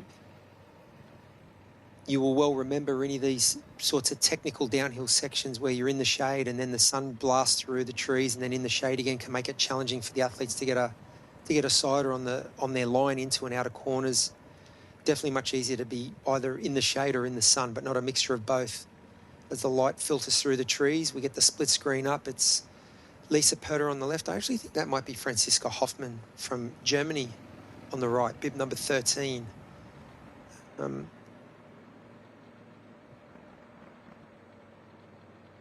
Oh, no, you're right. It is Lena Bissick. Lena Bissick. My apologies. Yeah, sorry, yeah. Yeah. My eyes fail me. F11, yeah, Lena Bissick on the right. It was F11, actually, not F13. Just looking back through her best run time over 70.3 is a 1:19. She did in Krakow 70.3 in 2025. Her average time is a 1:21, so very good runner. Again, Lisa Perter's best time is about a 1:21, so Lisa Perter hasn't got 2nd place sewn up, and again, there's a question mark over Laura Phillips' legs after racing an Ironman just 2 weeks ago. So yeah, I mean, this race is far from over, and again, Rebecca Anderbury only a minute back from Lena as well. Anderbury, not quite. She ran up, I think, a 1:25 in Swansea, but her best is a 1:19 as well. So this is going to be a race for the podium between Anderbury, Bissick, and then Lisa Perter or Laura Phillip. Again, I feel pretty confident in Laura Phillip. She's just had a great day all round so far, so I feel like it's just going to be a great day. Just feels that way with Laura. But again, you can't underestimate racing an Ironman and what that does to your body, and recovery is different for different people. I don't think she had to run, she didn't have to dig super hard on the run in that race, but you still had to run a marathon off a 180-kilometer bike, so it's in there. And look in the background there, you can see Rebecca Anderbury now has eyes on Lena Bissick, so those two most likely going to come together here pretty soon.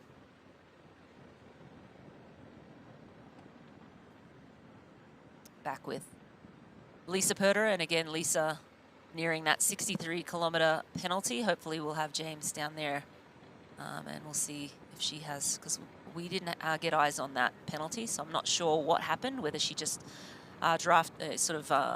accidentally rolled in and didn't realize she was in the draft zone, or if she took too long to overtake. There's a number of reasons why you can get a blue card. It is for drafting, but whether it was taking too long to overtake or drifting into that draft zone, again, hopefully we can get James on the ground, our man on the ground, to get a few words out of Lisa. But Lisa back on the front again, and as we've seen all day long, these two women going back and forth.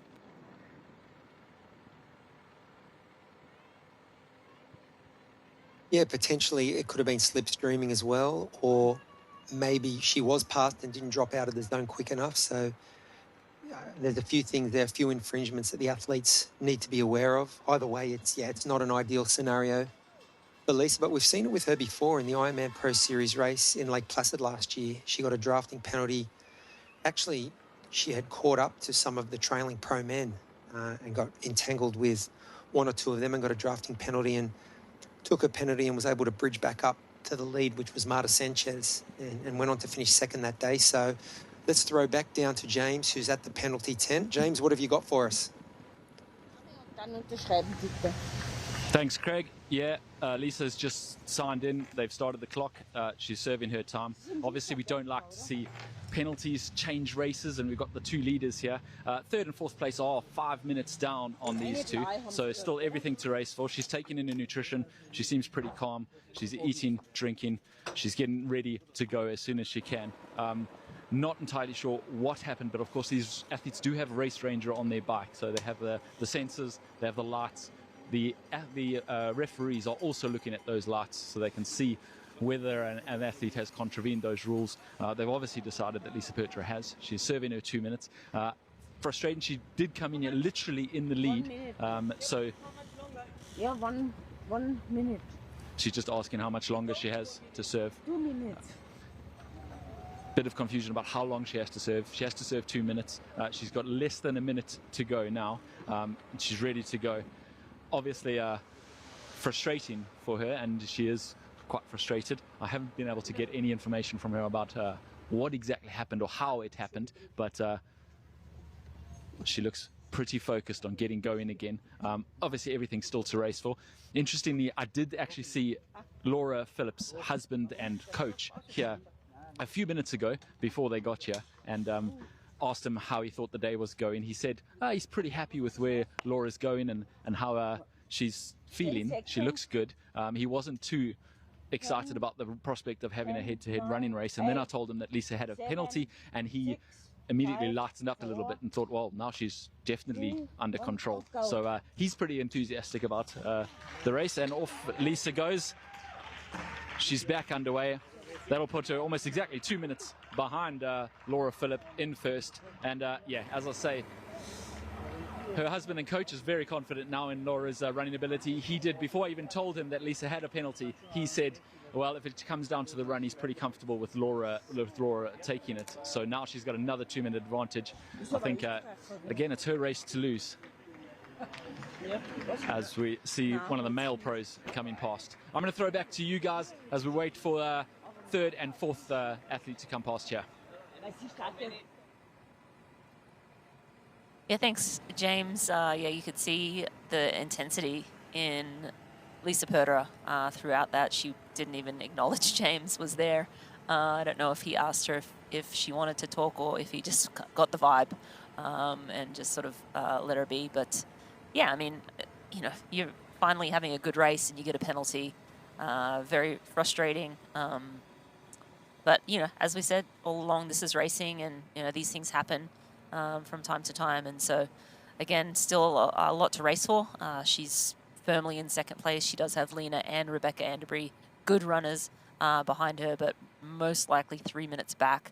And we'll just see that replay of Lisa coming into the penalty tent, making sure she gets in there, signs in quickly, gets that clock started. She wasted no time getting going as well, which, you know, no one would, but Unlike the men, she wasn't interested in a chat with James. She was interested in getting out of there and continuing on her race. But we're back with a women's leader now, Laura Phillip. And on the men's side, we have Lasse Priester and Jellegins at the front, a comfortable 2-minute lead currently. And the last 10 kilometers of the bike for the men, about 25 for the women. And we're on to the Hoka Run course.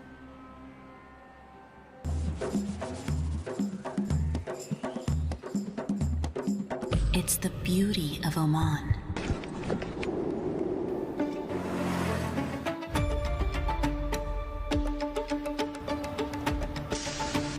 Our tradition, our hospitality, the sounds of limitless opportunities to explore. Listen, it's Oman. Endurance isn't just about medals, it's about showing up, even when your brain says go and your body says no. Showing up means taking care of yourself, skin and all, because when you train hard, your skin works hard too. That's where Bulldog comes in, with products packed with brilliant natural origin ingredients that help prepare, protect and recover your skin. No fuss, no nonsense. Bulldog skincare is man's best friend. Official men's care products of Ironman Europe.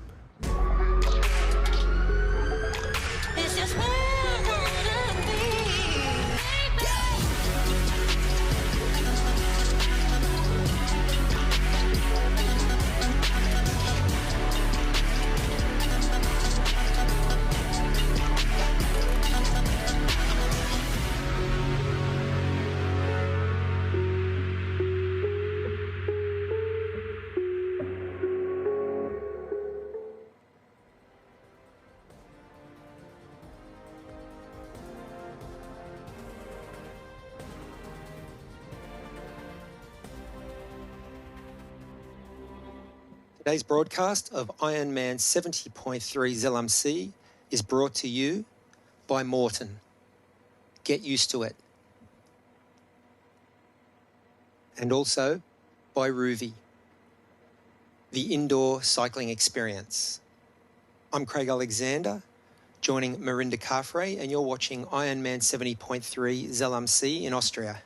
It's race number 14 of the 2026 Experience Oman Ironman Pro Series.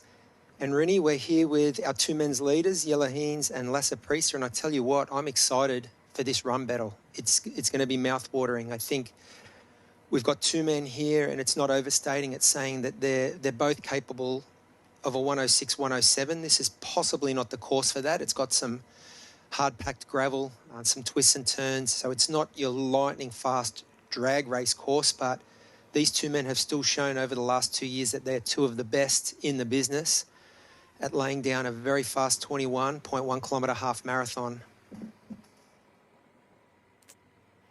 Yeah, and they're clear of the rest of the field. We have Gregor Payet, Fabian Kraft and Valdemar Solik all sitting at 2:30 to 2:40 back. And so, yeah, I mean, I feel like this is, we're looking at the winner here out of these two men, and very interested to see Jellegins' form. We've mentioned he hasn't raced in 5 months. He had a stress reaction post-Texas and had to take some time off running, but has since been able to get back into some good training. He's been training up at altitude, and on that right-hand screen there, you're actually going to see a preview of that Ruvi T2. So the men will drop their bikes and they'll make their way all the way through that transition area, and they'll find their transition bags, their T2 bags, change out the helmet, and put those running shoes on, grab some nutrition, whatever else they need, and they will head out on the Hoka Run course. But I'm not sure if they have to rack their own bikes. Some races they will hand their bike off. I think maybe they'll have to rack their own bikes. So they'll have to run with their bike through that transition, rack it on the bike racks. Unfortunately, there's a couple of age groupers there. Maybe didn't make it all the way around. But into the transition area where they can grab their run bags, quick transition, and out onto the Hoka Run course. But yeah, just going back to these two men, I think yeah, I'm very interested just to see Jellegins's form. He says he's feeling like he's in very good run shape, similar to before Marbella last year, which is where, of course, we got to see that famous run battle between him and Christian Blumenfeld, one of the all-time best 70.3 finishes there. But yeah, these two men, as you mentioned, Crowe, class of the field on the run. Again, the run course record was held by Fabian Kraft last year.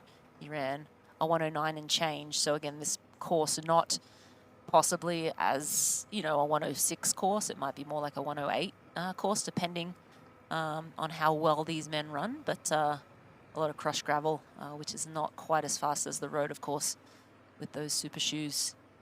But Lasse Priester here, happy to let Jellegins lead the way in the closing stages of this course. These two men have been going back and forth all day long. Jelle led all the way up the climb, and then Lasse took a lead after that, and then they've sort of been changing off in the last 55 kilometers and slowly taking time out of the rest of the field that whole time. So Jellegins, a two-time defending Ironman 70.3 world champion, on screen right now and looking really good. Yeah, it was interesting to hear Jelle talk before the race. He said he only actually missed 4 weeks of run training with that injury, and a lot of the lack of racing came down to changing schedule. He initially was trying to qualify for Kona, so he was training for either Lake Placid or Kalmar, and then changed tact. So I think his form will be good here. It'll be a good test. Anyway, 2 weeks out from defending that world title. Lasse Priester has been one of the form athletes. He's the reigning European 70.3 champion.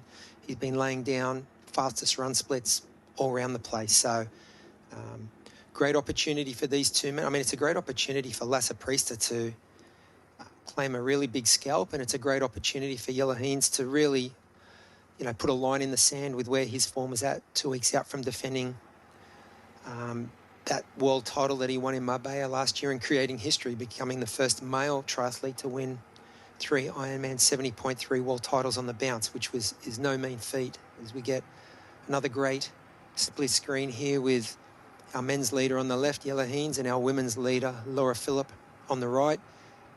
We heard James talk about Laura's partner and coach, Philip Sipe, being out on the course. He's one of the best coaches in the sport, and he's always on course when Laura's racing. We saw him in Kalmar, giving her splits and potentially suggesting that she slow down in the marathon when she had the race well in hand. So it's great to get that kind of feedback at this level when you're out on course, and Philip will be giving really good information.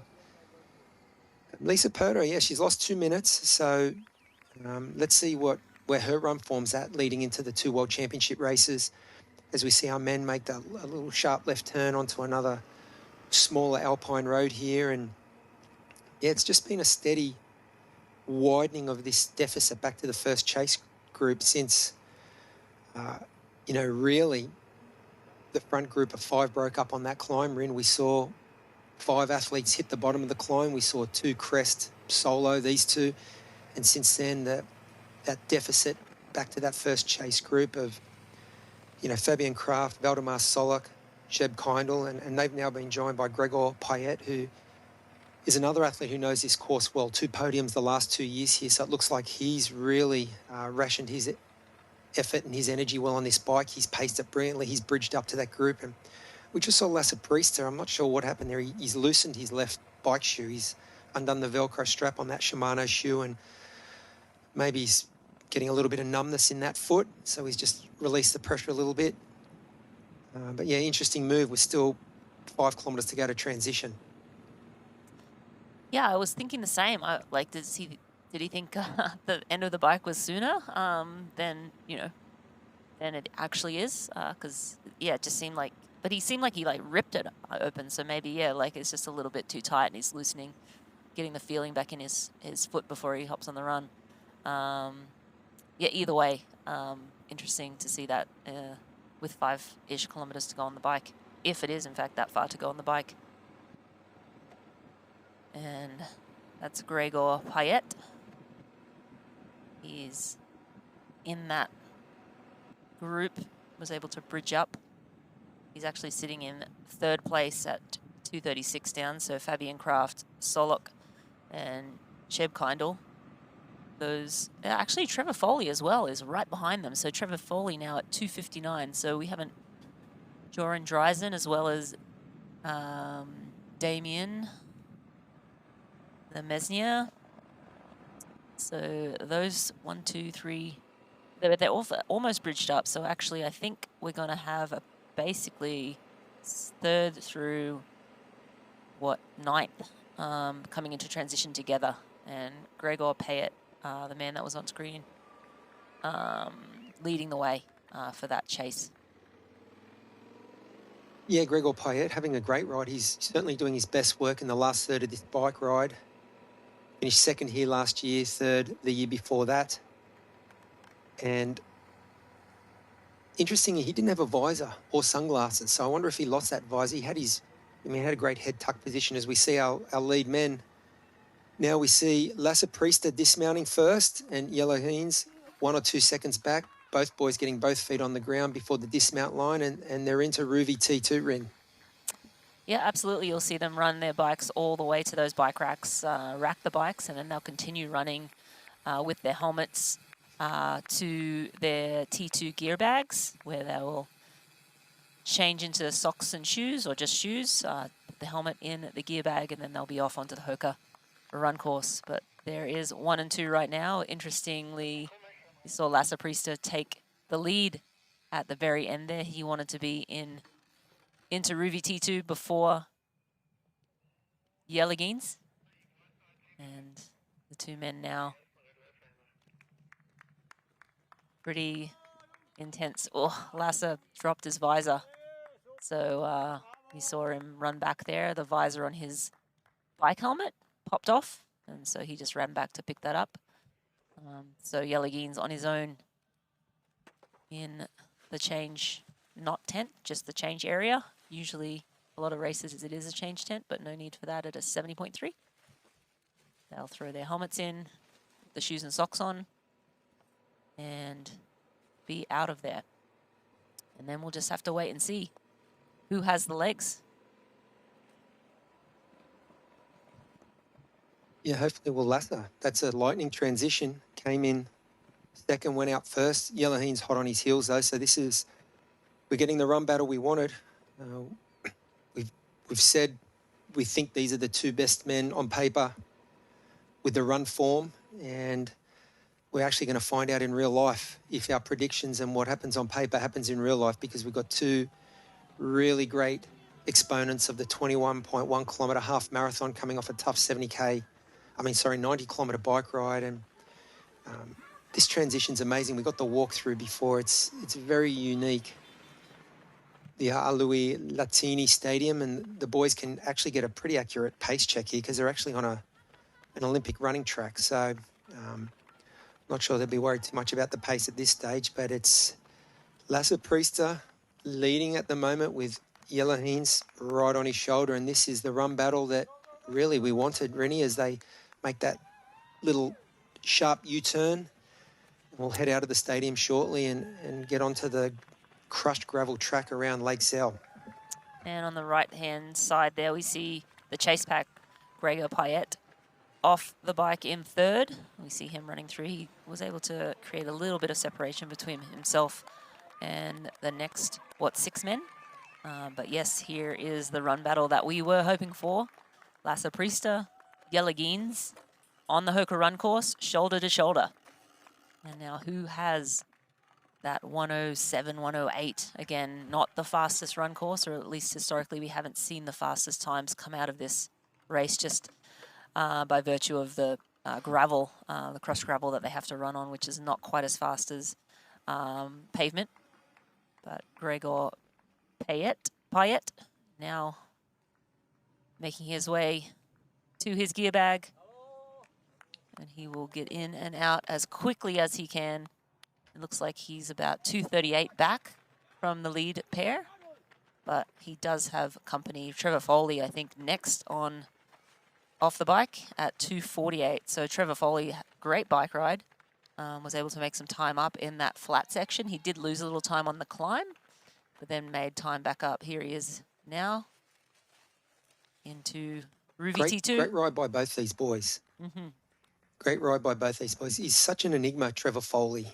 I've seen him do this in races where he makes up time, loses time, makes up time. He's such a talented athlete. And Gregor Payet, he's taken a leaf right out of the textbook. He's paced himself well early, come through, rode through that first chase pack, and now he's our third man out of Ruvi T2 and onto the Hoka run course. Great back end to the bike ride by Gregor Payet.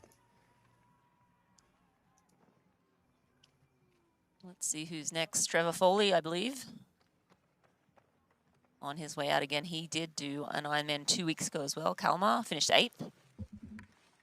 And looking to add some more Pro Series points here today. So he'll be fighting for every second. Then we had, let's see who else was out next.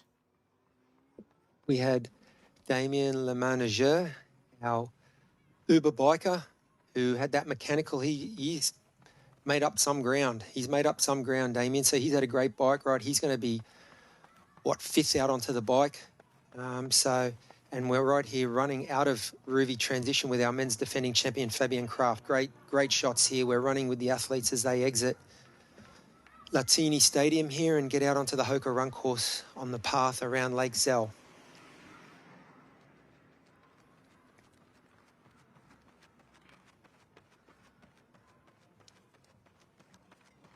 It's a nice way to start the run on the track. And then you can see in the split screen the crushed gravel for much of the course. And it looks like, yeah, Yelligeen's has been dropped. Priester is up the front. Lasse Priester.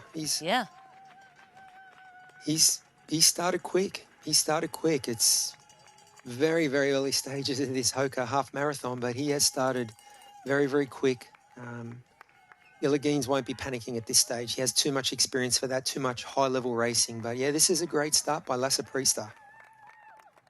Yeah, Lasse's had a lot of, we'll just go back to that Experience Oman first off the bike. Lasse Priester, 2:05.28 is that bike. What was the course record to pull that up? It was 2:02.11 by Mika Newt a couple of years ago. So they were 3 minutes off Mika's bike course record, but good enough to put 2.5 minutes into the chasing packers. Let's go back down to James. James, what have you got? Thanks, guys. I'm here at the 1 mile mark, just before the 1 mile mark on the run. And here come our 2 leaders. We can hear the crowds cheering in the trees just behind me. And here they come. I'm going to put my coaching hat on. Lasse Priester coming past first. Put my coaching hat here and try and judge their form. Lasse Priester's got a little bit of a lead now on Yelligeen's already in the first mile. Whether that's pacing. Here comes Yelligeen's now.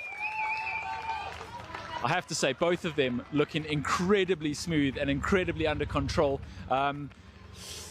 Maybe Lasse Priester getting a little bit excited.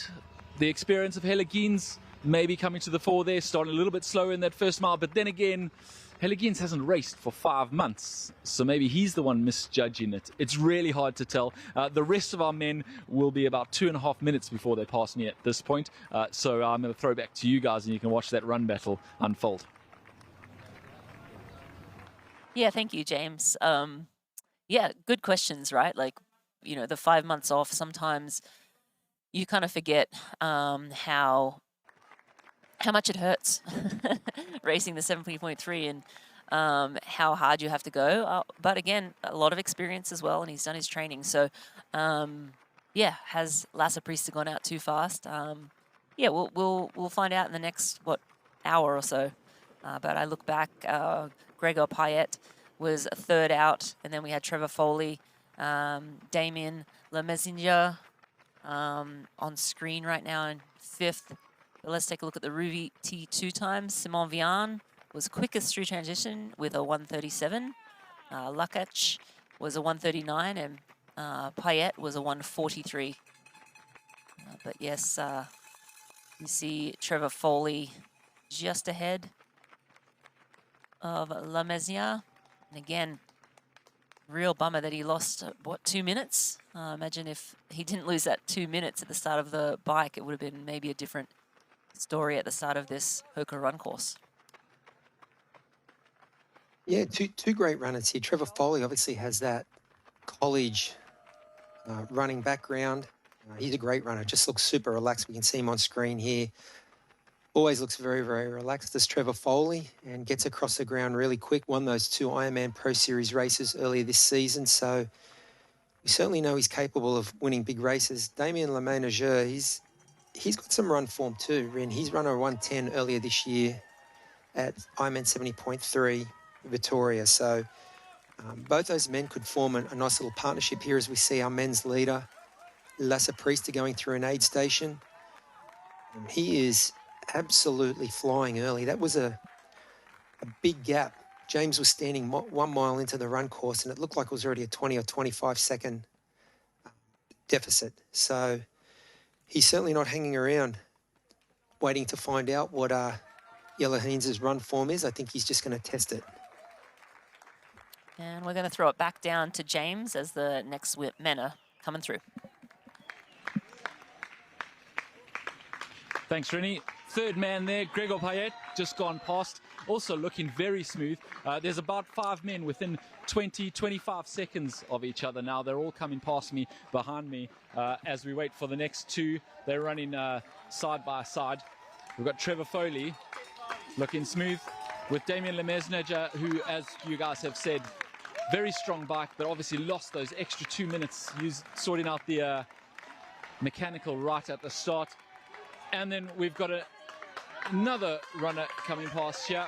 That is our Cheb Kindle, our short course star, who's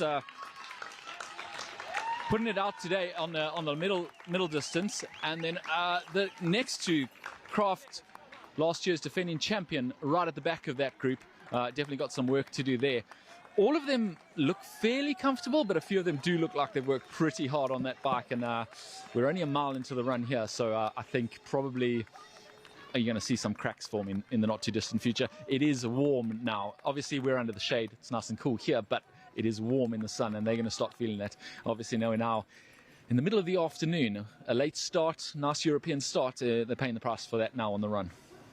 Back to you guys. Thank you, James. Definitely looked like a couple of those men maybe pushed a little bit too hard on the bike, but I don't know. I feel like in the first mile, you're just getting your run legs, and sometimes you can bring them around. Laura Phillip on screen right now, our lead woman. And is that a man, or is that Lisa Perder, a bridge back up? No, I don't think so. It might be one of the professional men or an age group man riding up through the women's field. But yes, Laura Phillip currently leading Perderer at 2:55, so really lost no more. It was basically, since that penalty, has been riding just a touch faster than Laura Phillip to be within 2 minutes. And then Lena Bissick on screen right now. She's at 6:35 down. And Rebecca Anderbury hasn't quite bridged up yet. She's still at almost 30 seconds, a little over 30 seconds behind Lena Bissick as well. So still 10 kilometers left to go for the women. And all of these women are racing for a chance to race in Chattanooga, the World Championships, and the road to the 2027 Precision Fuel and Hydration Ironman 70.3 World Championships leads to Chattanooga, Tennessee. Set along the Tennessee River beneath scenic ridgelines, Chattanooga blends world-class racing with unforgettable southern hospitality. Spectacular by nature, it's where the world's best will come together to race where endurance feels alive. Claim your spot at a qualifying race to be part of the 2027 Precision Fuel and Hydration Ironman 70.3 World Championship. That's a great race. I've done that one twice, and swimming in the river and the town itself, just a really great setting for a World Championship event. And exciting to bring the 70.3 World Championships back to the USA. But 2 spots up for grabs for the pro men and 2 spots up for grabs for the pro women today. So they can stamp their ticket many things to race for. 70.3 World Champ slot, Ironman Pro Series points, and of course, just podiums. Chance to win a Pro Series race. And $50,000 in prize money on offer for today's race as well. What a nice luxury. Punching that Ironman 70.3 World Championship qualification 12 months out. I think that's a nice little fringe benefit to two athletes on the men's side and two athletes on the women's side here today as we get the split screen of our two leaders. We've got Laura Phillip on the left. She's got probably 7 or 8 kilometres left to ride, and on the right, look at this man, Ren. He has been fired out of a cannon. He is flying. I don't think he's overcooking. I think this is the form this man brings in. We talked about his health issues 2 years ago, and last year we saw glimpses of world-class performances, and albeit potentially a little bit inconsistent, but with another 12 months of solid racing and training under his belt, he is all class. He is up on his toes. He looks like he's running a 2-mile steeplechase on the track or something. He just looks fantastic. Yeah, and already 35 seconds separate him from the two-time Ironman 70.3 World Champ, Yelagin. So how many miles are we in? 4 kilometers in. So actually it's 48 seconds ahead of Yelagin. So that gap is just blowing out and quickly. So over 12 seconds a kilometer. Yeah, that's exactly what I was about to say. He's taking about 11 to 12 seconds a kilometre out of our defending two-time Ironman 70.3 World Champ, who we know, when he's at his best, is one of the best, if not the best runner over this distance, particularly off a hard bike ride. So, yeah, Lasse Priester, this is fun. This is fun to watch. And let's go and listen to what Lasse Priester had to say before the race about the run. If it comes down to a run race between you, Yelagins, Fabian Kraft, Simon Vian, who's winning? Yeah, difficult question. I mean, I don't know how strong the others are, but I feel very confident in my run, and I would like to come into this situation also to really know how they are, how I am against them. Actually, I feel I'm quite relaxed for that situation. I would be happy if it comes down to run better and an interesting half marathon. Thank you very much. Thank you. That smile says it all, doesn't it, Crowy? Very understated. Yeah, very understated. Humble champion is Lasse Priester, but yeah, he's certainly showing them a clean set of heels at the moment as we go back to Laura Phillip, who's making her way back into Zell right now. It's not going to be long until we see her dismounting, and yeah, she's in a position that she's very well accustomed to, which is leading a race at the end of the bike leg, coming into what is, I think, her best discipline, the run. Or maybe it's a struck match between her bike and run because she's world class at both of them, but she's in a very commanding position right now. Obviously, we talked about Lisa Perderer getting that drafting penalty, but Laura's done what she likes to do, which is just ride her own race, set her own agenda. She's done that again today, and she's 2 minutes and 3 seconds up on Lisa Perderer. It's almost the amount that Lisa lost in that draft penalty. That's the deficit as Laura Phillip is making her way in, and we'll see her dismounting shortly and hitting Ruby T2. Yeah, just again, she set it up with a phenomenal swim, got out of the swim with the leaders, the top 4 actually, 4 or 5, and then quick transition, was out onto the road by herself in the lead. Had company with Lisa Perderer for much of basically up until that penalty 10 at 63 kilometers. Lisa, of course, had that penalty occur somewhere on the climb or prior to the climb. And yeah, I mean, she's solid on the bike. Always, we expect that from Laura Phillip over all these years. She's always been very consistent and always very strong on the bike, and always very strong on the run too. So just putting together her textbook bike run, but adding that swim in there, it makes her pretty lethal. But back with the lead man, Lasse Priester. Just running away with it right now. He's over a minute ahead of Yelagines, just under 5K in. Gregor Payet is at 3:45 with Damien Lemesniger at 15 seconds back from Gregor Payet. Trevor Foley is running with Lemesniger, and Cheb Kindle as well as with Trevor Foley. So a pretty good battle in there for the podium. We're running here with our men's leader, Lasse Priester from Germany, and yeah, this is, I'm not going to say an eyebrow-raising performance because we've seen glimpses of this, but yeah, I guess against the defending world champ, I always felt this would be a real litmus test, but he's bringing great form in, Lasse Priester, and we can see, I think that's James Mitchell on the Segway. Lasse's giving James all he can handle, just keeping up with him to get the great vision that we're seeing.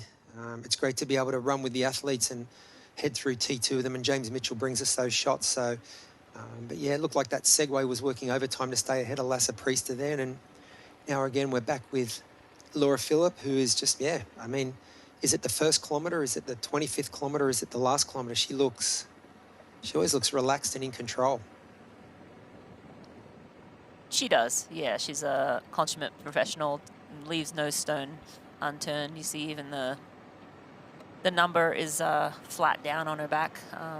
Spent some time making sure she dials in that aero position, saves as many watts as she can, but also making sure she can hold a position over a long period of time and be comfortable. And that's what the name of the game is in Ironman, you know, finding the aerodynamic gains without giving up any power.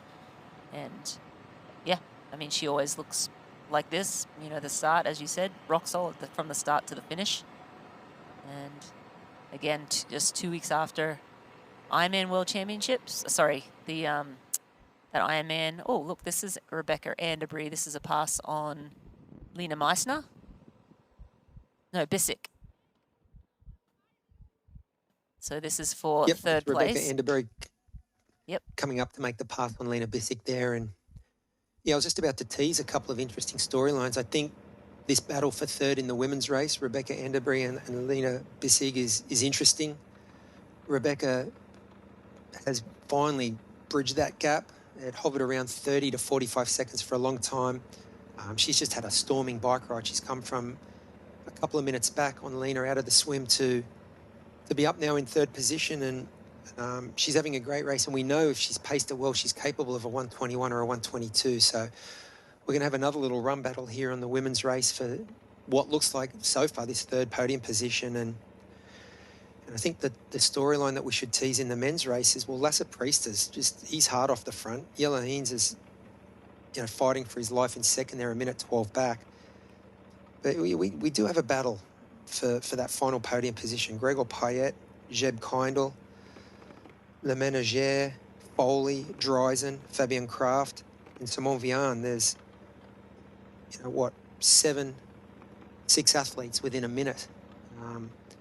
So both these races, yeah, we've still a little bit to unfold. These podium positions, while some of the spots may be set, there's definitely a little bit of movement. As we see Laura Philipp just navigating that little bridge. As she comes into Zell am See, she's got literally 2 or 3 kilometres to ride here, and she'll be making her way off the Zoop bike course and into Ruvi T2, and then we'll get a more accurate split. But that lead back to Lisa Perter, it's around 2 minutes and 3 seconds. Pretty much almost the exact amount of the penalty that Lisa had to serve at 63 kilometres. So right now it's advantage Laura Philipp. And I actually just pulled up a comparison between Lena Bissick and Rebecca Anderbury. They've actually shared 4 races. The last time they raced against each other was 9 months ago at T100 Dubai. But Rebecca's won 3 of the 4 out of the 2. So Lena's only beaten Rebecca once. But then when I go down and look at their run comparisons, it looks like Lena has the upper hand, with her average being about a 121 versus Rebecca Anderbury's about a 123. So just interesting to sort of compare two athletes head to head. And Lena's only beaten Rebecca once, but I think, again, Lena has, at least on paper, the upper hand on the run. So we'll just see how that plays out, and I think it'll be a really good battle for most likely third place on the podium. But the race is not over yet. We have to see yet what this woman has in her legs after an Ironman just 2 weeks ago, and then also Lisa Perderer 2 minutes back. Again, she did say she's been running pain-free for a few weeks now, which is really good news, and hopefully we'll be able to see her back into some good form after a slower start to the season. Laura Philipp dismounting there. Now she hits Ruby T2.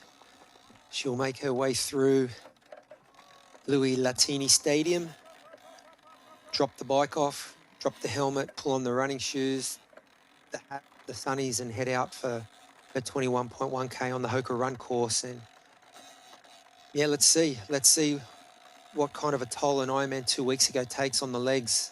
She looks quite springy there. Ren just running in with the bike. Looks like she's got that nice little turnover, but we'll find out soon enough. That deep fatigue, it can come at any time. We saw it with Kat Matthews earlier this year after dominating Ironman New Zealand and then backing up in Geelong 2 weeks later. She looked great until about halfway into the run, and then really it felt like the whole body tightened up. But right here, these shots, Rennie, it looks like Laura, she's got that spring in her step and the nice turnover. She looks comfortable. Yeah, she looks comfortable. She doesn't look like she's sprinting through transition, which is what we saw some of the men do. But again, she has a nice 2 minute gap. On paper, she's the stronger runner out of the two, so no need to panic. And let's take a look at the Experience Oman. First off of the bike, a 2:21.32, so a little bit off Kat Matthews' time. She rode a 2:17 last year, so not quite on record pace, but still a very strong run. And you see Laura getting those socks on and then the shoes. And then she'll be out onto the Hoka Run course. But again, there's not really, I mean, she's being quick and efficient and not, wasting any time. But I think having confidence in her run and confidence that she is the class of the field on the run, and also having a gap off the bike. I think she's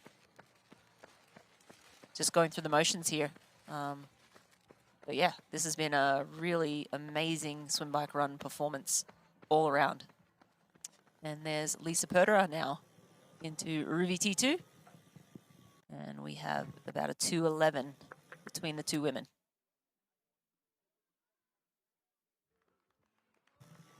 Yeah, so I think the first few miles will tell a bit of a story. I think with a 2 minute and 11-second gap, Laura had the luxury of erring on the side of caution with her early pace. I think that's a nice buffer. I don't think she has to really push the envelope with this early pace the first few miles of the run. She definitely won't want to give up too much time too easily, but I think she can really work into this run. As we see Lisa making that hard left-hand turn, she'll drop her bike off here on the rack, grab her transition bag, and then we'll see her head out on the run courses. It's a great split screen shot here. I think Laura looks good. We're only in the first quarter of a mile of the run, but every run has their running style that we used to see, and she looks like the Laura Philipp that we normally see. So that really great upper body posture, that slight forward lean, good leg turnover. But yeah, I guess the post-residual fatigue from an Ironman event can hit at any time. So we'll keep an eye on her splits and her pacing. This shot right here, I think it tells a story so far that she looks pretty good. Yeah, and I'm going to put you on a spot a little bit here. Crowie, what do you think about her plan to race 70.3 World Champs in 2 weeks' time and then move on to Kona in another 4 weeks? A lot of racing in a short period of time. It's an ambitious schedule. It's an ambitious schedule for sure, but as we see, Lisa not looking quite as comfortable here. She is just wrestling with that watch, trying to get the watch on, get her nutrition. We saw Laura run out with a plastic bag. She had everything in her plastic bag, as we see now Lisa Perderer getting into stride. She's got the visor on. She's got the watch set up. So yeah, let's look at what the early miles. They'll tell a little bit of a story here. But back to your question, Rin. Yeah, it's an ambitious, perhaps an audacious schedule. But she didn't race a lot earlier in the year. We talked earlier about some of the health issues that Laura had, and perhaps wasn't training with as much volume or intensity early in the year. Certainly hasn't raced as much. So maybe this is part of the new plan. This race will bump fitness a little bit. She looks great. I mean, the question mark was always going to be, how would the legs feel 2 weeks post Ironman Kalmar? She laid down a course best performance that day, looked just imperious on the course, and fast forward 2 weeks and nothing's really changed. I mean, you tell me that split screen on the left, that looks like the Laura Philipp we normally see. She looks amazing. Yeah, I mean, I absolutely agree. Seeing her just put together swim, bike, run as flawlessly as she has today, yeah, I mean, it's incredible. My concern for her is the fact that she's not really going to be able to do a lot of training between now and Kona if she has another race in 2 weeks. So yeah, just interesting. Again, I know her and her husband, they leave no stone unturned. They will have talked about this at length and gone back and forth on what would be the best plan of action. Of course, winning Kalmar set her up for Ironman Pro Series, and again, $200,000 on the line there, and 130 for second. So putting your hat in the ring for that. Yeah, I mean, and as you said, not a whole lot of racing, but let's go take a peek at Fighting Chance with Laura Philipp, presented by Precision Fuel and Hydration. And yeah, I mean, it's always a bit risky to race so close to one another, but at the same time, races can make you incredible fit.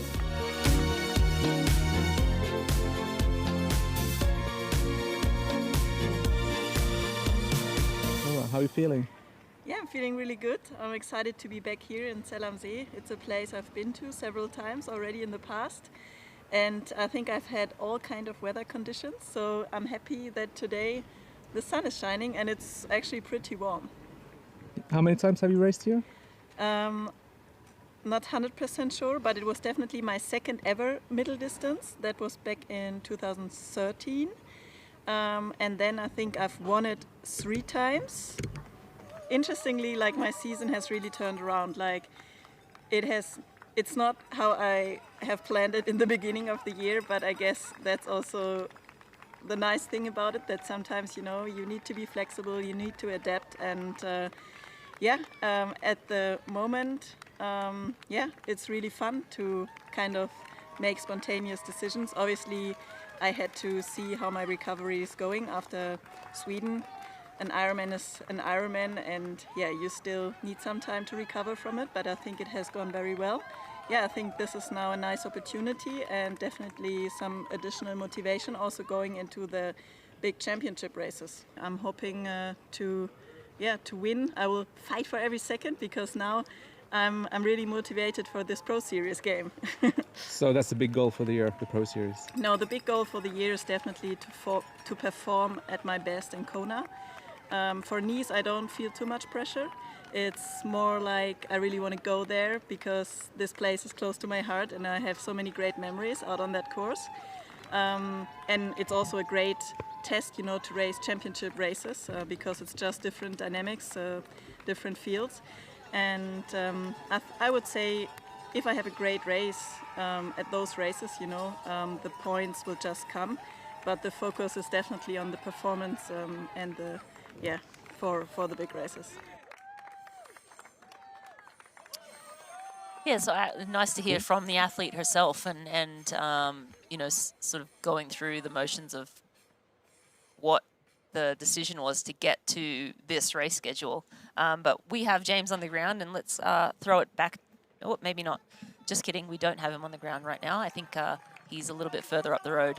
We'll throw down to him in a minute. But yeah, I was just saying, great to hear directly from her and how that decision to have such a beefy back end to the season came about. An opportunity to race at the World Champs, and obviously she won that world title in Nice, so hard to pass up an opportunity to race there. But she did say that the main goal was to perform in Kona, so we'll have to wait and see how that plays out. But again, back to the men's leader, Lasse Priester, is just looking phenomenal. Almost 2 minutes on Jellegins right now at 10 kilometers. So moving very well. Gregor Payet at 4:31, but Jebbe Keindl just 10 seconds behind him at 4:41. This is class running.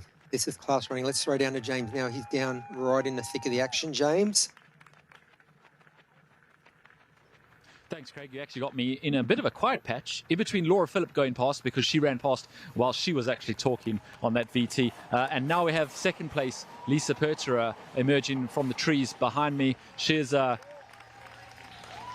running really well. Trying to judge both of their form.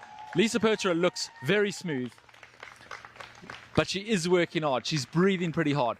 However, I have to say, Laura Philipp also was breathing pretty hard. She was working quite hard. She wasn't looking relaxed and comfortable as you might expect her to be when she's got a 2-minute lead a mile into the run.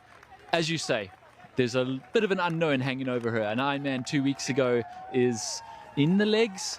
Clearly it's not affected her so far, and I think she was probably most worried about it on the bike when I spoke to her before the race rather than on the run. And same as her husband / coach also told me they're not too worried about the run as long as she can have a decent bike. So I think she's in the driving seat. I don't want to put the commentator's curse on her, however. Of course, all the men have also passed me over here now. I did see some of our favorites who were not looking so good. Valdemar Solok, for example, was walking less than a mile into the run, so clearly things have not gone his way today.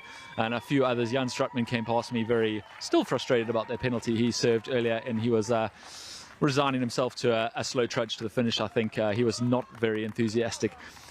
It does look like both of our races are turning into a very similar race here. We've got a leader well out in front who looks like it's their race to lose. We've then got a second place who's comfortably there before a big gap to a very tight race for that third and final spot on the podium, both on the men's side and the women's side. And those races within the race are looking pretty exciting, because a podium in a Ironman Pro Series is, well, nothing to shirk about. So I think there'll be quite a few people willing to put it all out there to get that podium. And I'm not sure who's going to take it on both the men's side and the women's side.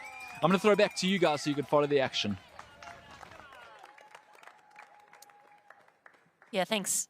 Thanks, James. Yeah, interesting to hear. We haven't seen Vladimir Solok since the bike, actually, since he was dropped off that front group. And so to hear that he is walking, we never like to hear that. But yeah, just goes to show the level of the bike out there, right? Like, guys like that reduced to a walk just a mile into the run after that tough bike, just goes to show. But yeah, great 4 box here. Great quad box. We've got our men's leader, Lasse Priester, up on the left. Men's third place, Gregor Payet on the right at the top. And then our 2 women, first and second, Laura Philipp bottom left and Lisa Pertera bottom right. So I think to your question, Rin, Laura's interview answered the question. Kona's the focus. The race schedule for this part of the year has been set up around having her best performance in Kona. That was my takeaway from her interview. And interestingly, though, if she wins today, she will take the lead in the Ironman Pro Series. She will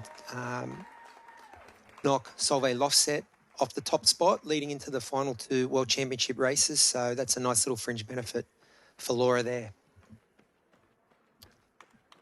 Yeah, and just a little reminder, if Laura holds on to first place and takes maximum points today, she will close the gap to Solveig Lofset, so we'll be within striking distance.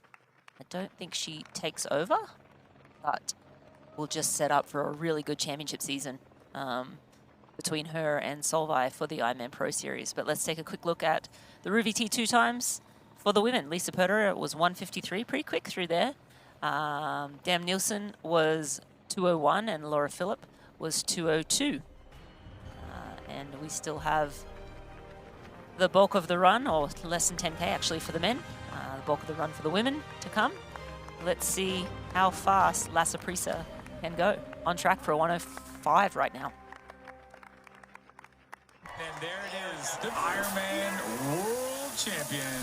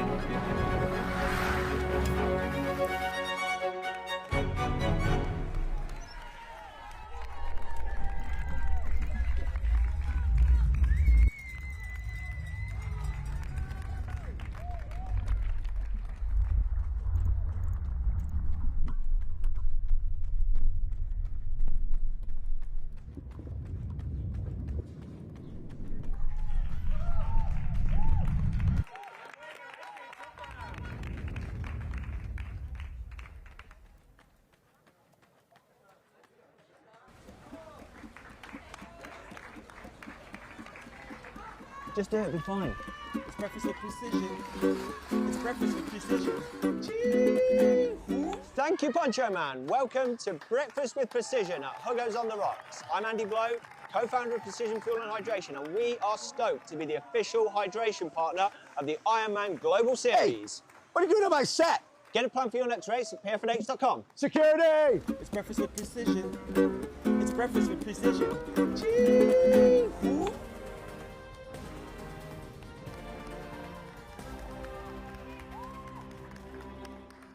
Today's broadcast of Ironman 70.3 Zell See-Kaprun is brought to you by Bulldog, man's best friend.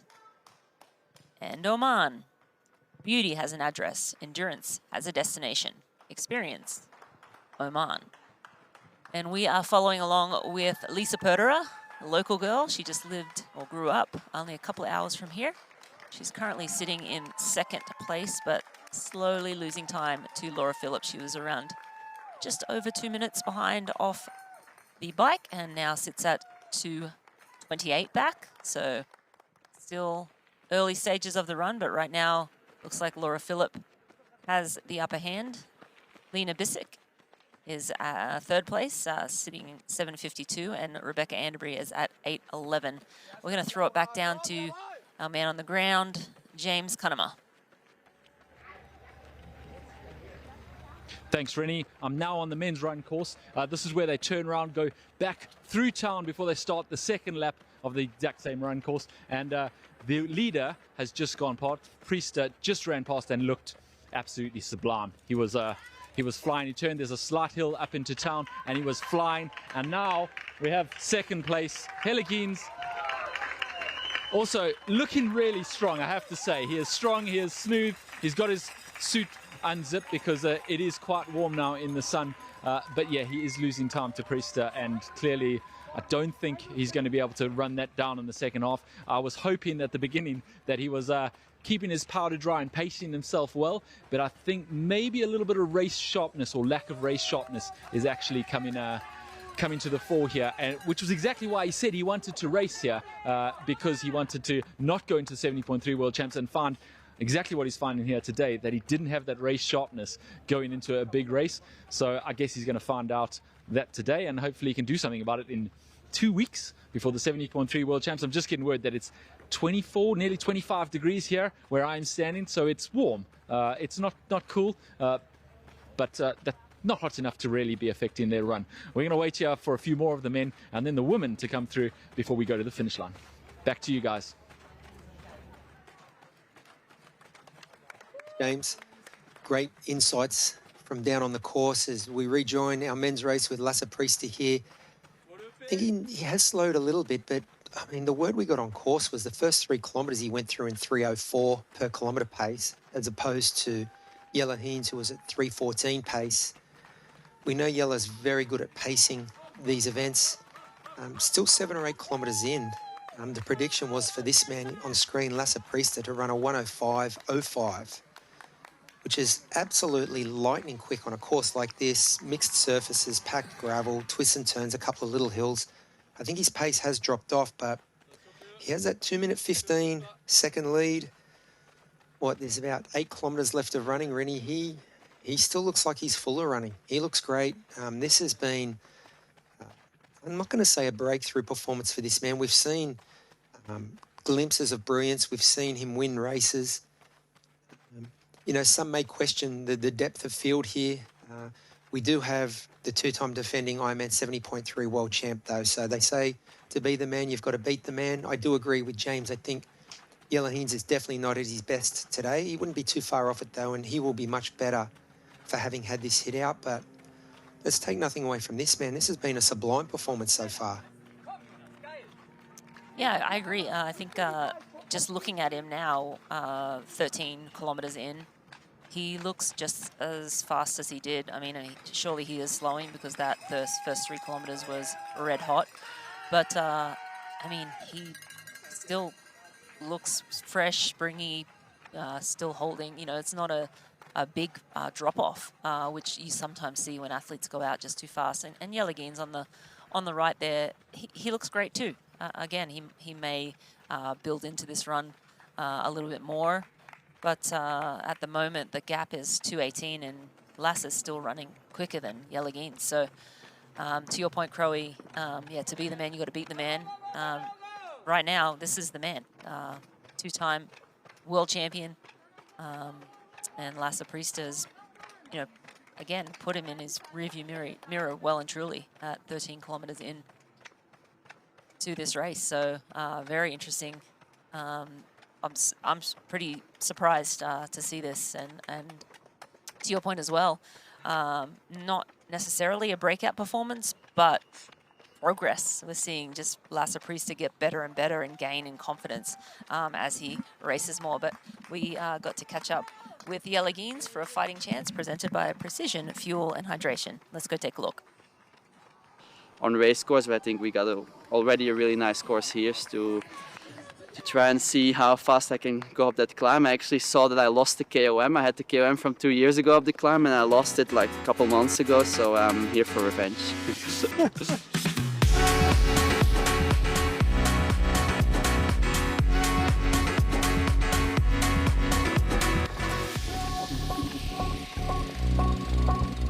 How's it going, mate? Yeah, good. Finally racing again, which is nice. We've not seen you for a bit. I got injured. In the end, it wasn't too serious. Like, I couldn't run for 4 weeks, and then slowly building up and deciding what to race. Yeah, no, I was here 2 years ago, and then it was really the start of my middle distance career when I came third and second, and like launched a bit my middle distance career, I guess. So it's good to be back. Like, I have a lot of fond memories of the course. I really struggled on that run course 2 years ago, so I hope to do a little bit better than 2 years ago. But I think every course that has a climb in it is it's a very good course for me. But I'm here to try and win the race, obviously. Like, if on Sunday I come second, like I probably will be disappointed in my race. But there's a lot of super good athletes here, so it will be a tough race for sure. But I just want to give everything I have, and then we'll see at the finish line. Yeah, lots has happened since here 2 years ago. I'm now 2-time Ironman 70.3 world champion, and I do tend to race good in hot conditions. And with this being an 11 a.m. start, we will get the hottest of the day for sure. Like, not where you race at 7 a.m. and maybe the run you still get a bit of heat, but then you're basically done. Like, here will be, the 3.5 hours will be in the hottest of the day. I haven't really checked what the temperature is on Sunday because I don't really care too much, Like, I think unless it gets really cold and rainy, like maybe I wouldn't really like that, but if it gets hot, I don't care too much. Yeah, thanks to Jelle Geens and Precision Fuel and Hydration for that episode of A Fighting Chance. It's always good to hear directly from the athletes, and as he said, he'll be a little bit disappointed if he doesn't win, and I think that just that's the pressure you put on yourself when you're a champion, a world champion. But we have James on the ground. We're going to throw it back down to him again. Thanks, Rennie. I've now inserted myself right in the middle of the crowd, so it's very loud, and if you can't hear me, I apologize. We've just had the 3rd place and 4th place women come past us. That is, Rebecca Anderbury was in 3rd place, and Lena Bessig had slipped to 4th place. And I have to say, Rebecca Anderbury was looking a lot better than Lena Bessig, so I think maybe that race for 3rd on the women's side is going Rebecca Anderbury's way. On the men's side, a very close race also for 3rd place, as I had predicted. Gregor Payet is still in the lead of that race in 3rd place. Cheb Kindle, though, looking full of running as he came up this hill behind me, and he looked like he might have been closing that down. And then in 5th place currently, but also within striking distance of 3rd place, was Trevor Foley, and we know he can run, and he also looked pretty smooth with about 7 Ks to go. So really anyone's race for those podiums, on both the men's and the women's side. I'm going to wait here for a bit, because this is the same hill that they come up to turn left to go to the finish line. Back to you guys. Yeah, thanks, James. Yeah, that was interesting on the women's side. Anderbury going by Bissek. It seemed like last time we saw her, she seemed fairly in control, but now it does look like she is slowing. About a 30-second gap between Rebecca Anderbury. And yeah, it seems like the pendulum has swung back to Rebecca Anderbury's way, but looking up at Lisa Perderer, she's still holding steady still. She's at 2:41, so, you know, slowly losing time to Laura Phillip, but not in chunks, just seconds here and there. Yeah, Lisa's running well. Again, I just think Laura Phillip's on a great day. You know, a few moments ago, they put up a split screen during Laura's A Fighting Chance segment, and it was her running in Kalmar 2 weeks ago and her running live in real time right here today. And yeah, there's a couple of little telltale signs. Obviously, it's a 70.3, so you want to be able to run quicker, and she was running quicker. Her leg turnover was better. She looked more aggressive in her posture, and I think it just showed that she has recovered quite well, and she's got that extra gear that you need for 70.3 racing. But Lisa Perderer is having a good run as well. As you mentioned, she's losing time, but her pacing's steady, and that differential, it hasn't fallen off a cliff. It's she's lost about 35 seconds or 30 seconds over 6 kilometres now. So there's definitely a difference in pace between the two women, but she's getting into her work nicely, and she's running a good, even-paced race. And I just think Laura's recovery has been, that was the big question mark we had, right? How would her legs be after an Ironman, and not just any Ironman, a race in which she had such a dominating performance, set a new course best time.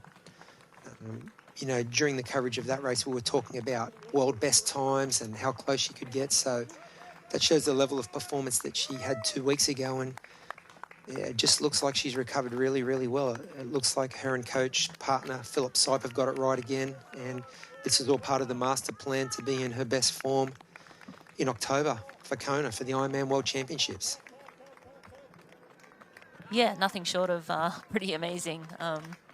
And we did see, as you mentioned, you saw Kat Matthews win Ironman New Zealand and then back up a week later in Australia and race Geelong. She won there, but you did see, you know, her fall apart in a little bit in the last half. But I think Laura's just a 2-week difference as well. She was able to sharpen up a little bit for this one, and again, maybe didn't have to go to the well for her victory. But yeah, her times, every time she does an Ironman, it's crazy fast. Let's take a quick look at the Morton Momentum Index for the pro men and see who the movers are. Michele Sarzilla is up 5 places since the start of the run. Wilhelm Hirsch up 3, and Jonas Hoffman is up 3 as well. So men who are moving back through the field. But this man, Lasse Priester, hit the ground running and is 2:30 up on Yellow Gaines. Jeb Kindle. It's just amazing. Third. Every time we get a shot of Yellow Gaines, he just looks amazing. He looks fast, but then we just see the splits, that time difference just continue to sort of expand. It's out to 2 minutes 30 now, and yeah, you mentioned Gregor Payet. He's dropped back to 4th now. Jeb Kindle has We're seeing that 14:35 5K run pedigree come to the fore here. It looks like he's, I don't want to jump the gun here, but it looks like his pacing on the bike was really good. He let that front group go on the climb, stuck to his own plan. And it feels like he's doing the same in the run here. He's made his way up into the third podium position as we speak, he's got about 7 kilometres left to run. And he's got it's 9-second gap back to Gregor Payet, who he just passed, and then it's a minute further back to Trevor Foley. So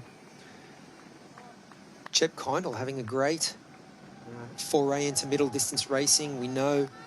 We talked about his focuses on LA 2028, the WTCS series. He's racing at the highest echelon of short course racing, finished 6th at the WTCS race in London recently. So we know he's a world-class performer, and he's bringing all that speed and top-level racing experience and smarts into his race here today, as we get another close-up shot of Lasse Priester still up on the toes, looking good. Rennie face quite relaxed. Looks like he's nose breathing almost there. I was thinking the same. He looks super relaxed. No pain on his face. He's not breathing heavy. Again, I think training up at altitude sometimes helps that. The air is thick down here. But yeah, he looks super in control. Just all-class performance. And I mean, I'm not sure what he's on pace for anymore, but to go out that hot and still look that good and still be taking time out of one of the best runners in the sport in Jelle Geens. And yes, maybe Jelle is not, a little rusty after having, 5 months off of racing. But regardless, a 2-time world champ and phenomenal runner to be doing it and making it look easy is just an incredible performance from Lasse Priester. So we'll wait to see what he clocks today. We saw him in the swim. He was pushing for the lead in the swim. He was 2nd, 3rd in the swim. We saw him on the bike, bridge up to Jelle Geens when Jelle made that move on the climb. Not only bridge up, take more than his fair share of turns on the front of that bike. He was one of the, he was as much the instigator of the hot pace as Jelle Geens was on the bike today. So certainly wasn't shirking his pacemaking or leading responsibilities in that front group of 2. And it looks like none of that effort in the swim nor the bike, even though he was at the front of the race, has dented his aspirations on the run here as we see him make his way through an aid station. He'll grab some water. James mentioned it was 25 degrees, so, whilst the late start is great for a sleep in and a relaxed breakfast, by the time you hit the run, you're in the hottest part of the day. So probably good preparation for Nice, though. So, there's always a silver lining as we see Lasse Priester just continue to float around this run course. I did enjoy Jelle's interview. He's a Fighting Chance interview. Elite performers, they're just different. They think differently. We got a lot of insights into Jelle's high performance mentality there, and talking about being disappointed with a 2nd place finish, even after a 5-month layoff. That's just the way world champions think. They hold themselves to a higher standard and a higher level than others do, and that's why they win what they win. So Jelle will be better for this run, though. There's absolutely no doubt that the way physiology works, this will be a bit of a rust buster for him. And psychologically, if nothing else, he'll take a lot moving forward as he gets on the start line at the Precision Fuel and Hydration IRONMAN 70.3 Worlds in 2 weeks, and he tries to make history there. And just 4 kilometres to go for Lasse Priester. He still firmly has the lead and still taking time out of Jelle Geens. It's another 7 seconds, that last time split. So Jelle at 2:37 now, but Lasse well and truly in control of today's race. Jelle Geens sitting firmly in 2nd. Jeb Kindle, again, a really good foray into 70.3 racing for that young man. He's firmly holding on to, well, not firmly, he's about 30 seconds ahead of Payet, but that time seems to be blowing out. And then on the women's side, Laura Phillip, very steady in 1st. Lisa Perderer sitting in 2nd, and Rebecca Anderbury sitting in 3rd, but Lena Bicek sitting in 4th, but not too far behind.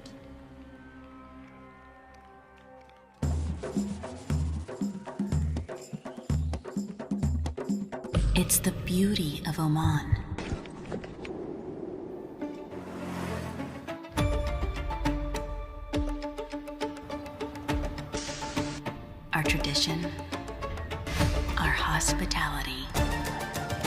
the sounds of limitless opportunities to explore. Listen, it's Oman.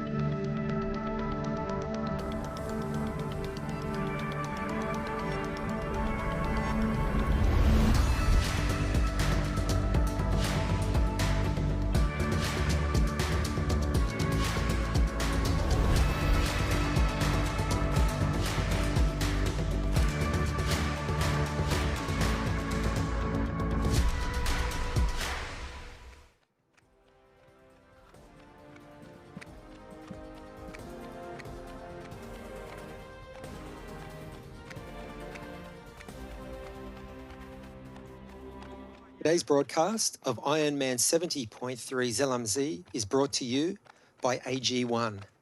Better finishes start with AG1. And also by Ruvi, the indoor cycling experience. I'm Craig Alexander with Marinda Carfrey, and you're watching IRONMAN 70.3 Zell in Austria. It's race number 14 of the 2026 Experience Oman Ironman Pro Series, and we're here running with our two-time defending Ironman 70.3 world champion and the man who's currently in second place on the road here today, Jelle Heens. And Rennie, whilst Jelle did say he would be disappointed if he finished second, I think there's still a lot of positives that he can take out of this race today. Yeah, absolutely. I mean, he was right in the mix on the swim and on the bike, pushing the pace on the bike. Of course, he'll be reviewing power numbers, poring over them after the race and deciding if, you know, he needs more. Honestly, 2 weeks out from the Worlds, there's not much more you can squeeze out. But again, as you mentioned, having a rust buster like this, 5 months off racing, just getting back in there and being in the mix, knowing what it feels like again, getting that, you know, shaking all the cobwebs out. I think, as you said, this will give him a little bit of a bump. But we are going to take a quick look at the Athletic Brewing podium prediction for the male pros. Sorry, the women pros, just kidding. So no surprises. Laura Phillip is on track for first. Lisa Perderer on track for second. But Neeson is on track for third right now. So that's a bit of a surprise. Let me see. So at her current pace, Dam Nielsen, yeah, so she's at 11:32 back, but at her current pace, it looks like she'll move up into third. So some more to play for here for third place on the women's side. Yeah, so that third place podium position, we've got another athlete into the mix. We thought it would be fought out by Anderberry and Bissick, but Dam Nielsen's had other ideas, and she's got herself up, as we see now. Rebecca Anderberry here, and Lena Bissick's got back up on her shoulder. So these two have been sort of trading places the last third of the bike and then this first half of the run course. And it's great to see Lena Bissick fight back and get back up on Rebecca Anderberry's shoulder, but both of them need to have a good hard look in their rearview mirror because Anastasia Dam Nielsen is closing in and is only 1 minute back. Yeah, and India Lee is actually right behind Anastasia Dam Nielsen. So Indy's only, 8 seconds back from Anastasia. But yes, those two women, hopefully they're getting some insight down on the ground because they don't just have each other to worry about. There are more women chasing them down.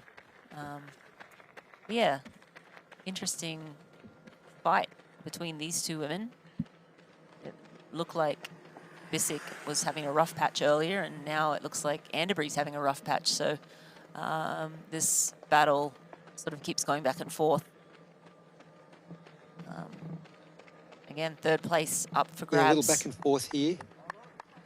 a little back and forth here between these two women and the two other athletes who you mentioned, Dan Nielsen and India Lee, not too far back either. This is, yeah, I'm not sure if this is a move or a surge being put in by Lena Bissek here, or if it's just her holding pace. It looks like Anderbury is going through her. She certainly doesn't look as smooth as she looked when the cameras were last back with her. So currently on the road, we have Lena Bissek from Switzerland moving up into 3rd place, though. So she's just, yeah, she's up for the fight by the looks of things. Let's see if Rebecca Anderbury can fight back, and if both these women can hold off the charging two from behind, India Lee and Anastasia Dam Nielsen.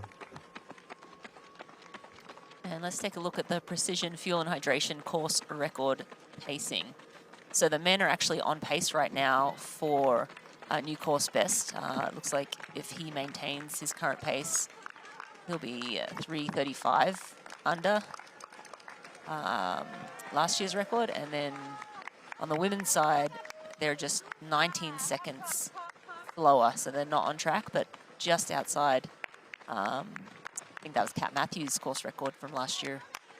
And actually, we just had some updates on the run times for Lasse Priester earlier. He was tracking for like a 105, probably due to that hot, first 3 or 4 kilometers. But now it looks like he's probably going to be around a 109.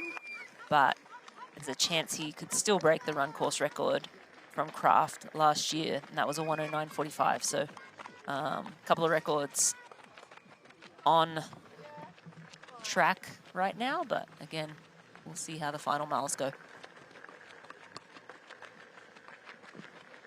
Again, we're back running with Lena Bissek from Switzerland, who's had a pretty steady performance. She was towards the front in the swim, rode well, was solo for a lot of the ride, was joined late in the ride by Rebecca Anderbury. Couldn't match the pace of Laura Philipp and Lisa Perderer, but rode solo and then was joined and passed by Rebecca Anderbury, but has fought back here in the Hoka run and is now holding down 3rd spot as she goes through the aid station and grabs some electrolytes, grabs some fluid.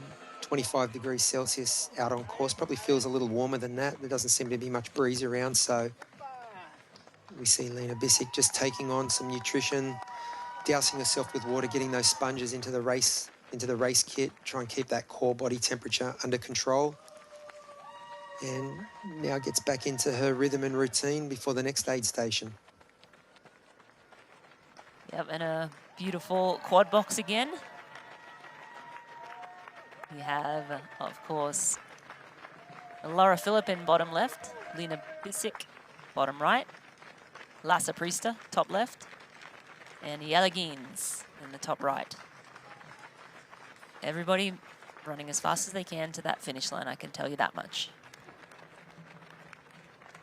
Yeah, it looks like just a beautiful day in Austria, Croe, like a perfect, I mean, yes, 25 degrees does feel pretty warm when you're working hard, but really a beautiful day of racing.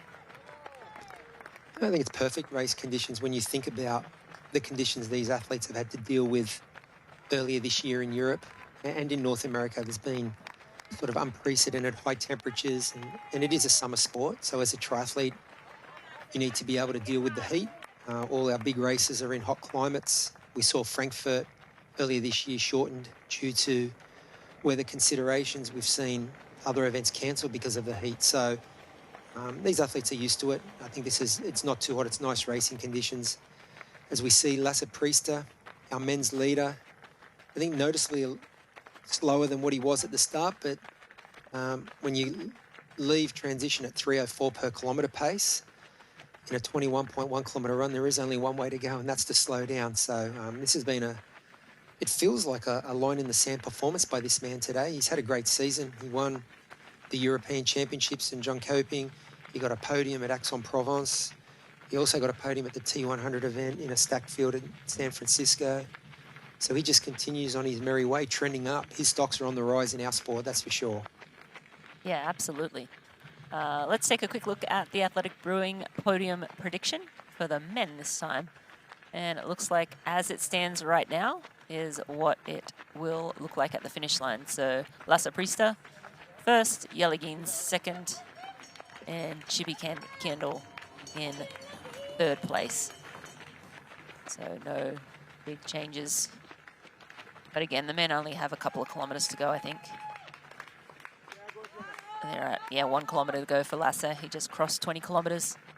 It does look like he's jogging a little bit now. I mean, he has such a nice loping stride that it's a little bit deceiving.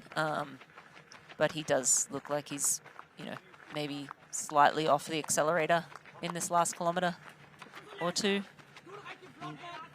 He is in control, and actually for the first time that gap is coming down. It's at 2:32 now. So Yellegin's making, you know, a little bit of time back, but again, with 2:30 lead, there is a little bit of a room to take your foot off the accelerator.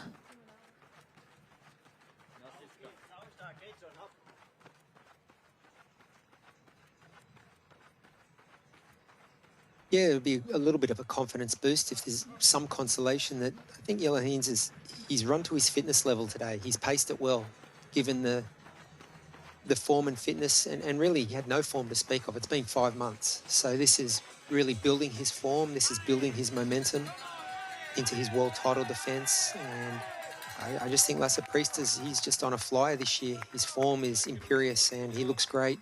I don't know if he's consciously slowing down. I think he's just had a very, you know, there's a little bit of wear and tear and fatigue here. He was in the top 3 in the swim, top 2 on the bike, pushing the pace a lot, and just, when we saw Yellegin's on his shoulder as they left the stadium out of Ruvi T2, but didn't take long for this man to go for the throttle and just open up a big, big gap, and he hasn't really looked back, Rennie. Yeah, not at all, no. Just went for it, and that pace, he just didn't slow down. He just kept going for it, and it hasn't been until the last, what, kilometer or so that you've seen him visibly slow down ever so slightly. And it looks like India Lee has gone past Anderbury and Dan Nielsen. So now Indy is actually chasing down Bissek for 3rd. So Indy back in this race. Yeah, well, you called it. You called India Lee, finding her running legs, and she's actually now in the fight for that final podium position. Just getting a little message from James Kunamar. A little bit of trivia. Patrick Lange's wife, Julia Lang, is actually leading the age group women's race. So, courtesy of Tim Hemming, let's credit our sources here. Tim Hemming must be out on course somewhere. So, Julia Lang showing that Patrick's not the only one in the family with a good set of racing legs. So, nice to see Julia out on course as we see Lasse Priester here. The sunglasses go up. It's just amazing, Rennie, how this sport has progressed. The Ironman 70.3 World Championships were here 11 years ago, and you know, the times just keep getting faster and faster. We'll keep an eye on it, but it looks like that the course record is in play. Yeah, only just. He's got about a minute and a half to cross that finish line. So it just feels like every race we turn up to, the records are going down. I'll let you call Lasse in here, in. Yes, Lasse Priester just making that last turn or two. We'll see if he gets the course record. But enjoying the crowds now, and he will hit that red carpet in first place today.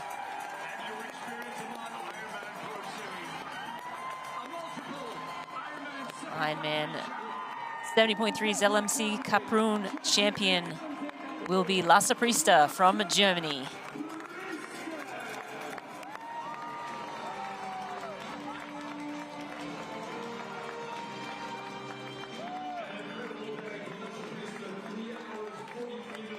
Congratulations, Lasse Priester, our Ironman 70.3 Zell See-Kaprun Ironman Pro Series race winner today, and he does take down his countryman Fabian Kraft's course record by a little over a minute. So that trend of course records going down continues here today.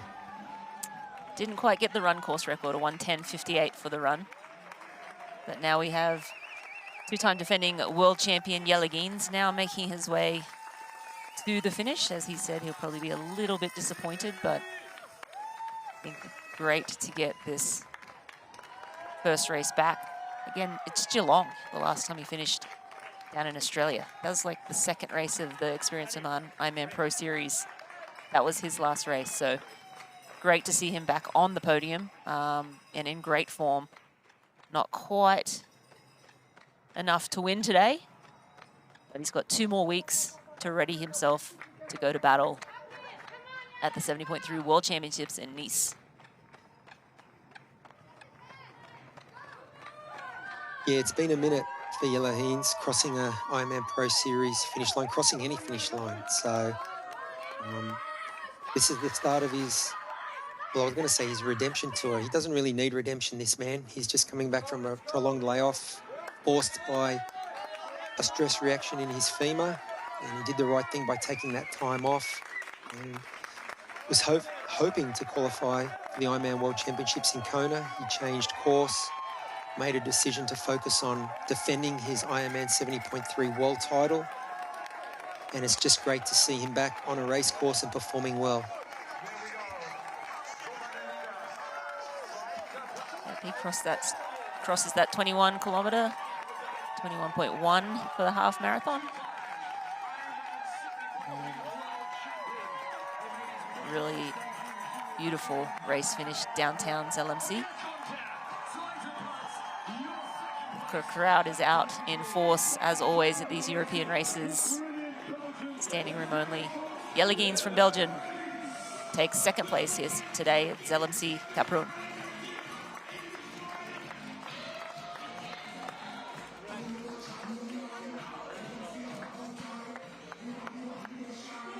And he does not look that happy, as he said. But let's bring in this young man as well, Crowe. Go ahead. Yeah, this is Jeb Kindle, local Austrian athlete, short course specialist, coming off a 6th place finish at the WTCS event in London, where he ran a 14:35 5K. That's blistering off the bike.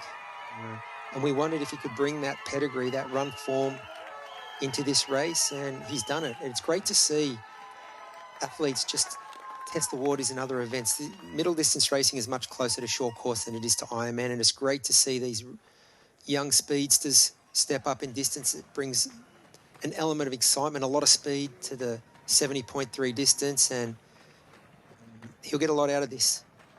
Apart from a 3rd place finish and a podium in his Ironman Pro Series debut, which is outstanding in of itself, he'll get a lot of fitness for the rest of his season. No doubt he'll be heading to Pontevedra for the WTCS final. So his training will revert back to normal programming shortly after this, but great to see this young man come and race an Ironman Pro Series event and actually take on some of the best in the world and more than hold his own. He's going to finish on the podium. His Experience Oman Ironman Pro Series debut, and what a phenomenal debut it's been. Yeah, 3rd place at an Ironman Pro Series event on home soil. That is pretty sweet. And with a 2-time champ just ahead of you and a rising star in Lasse Priester taking the title. And he's going to enjoy this finish line.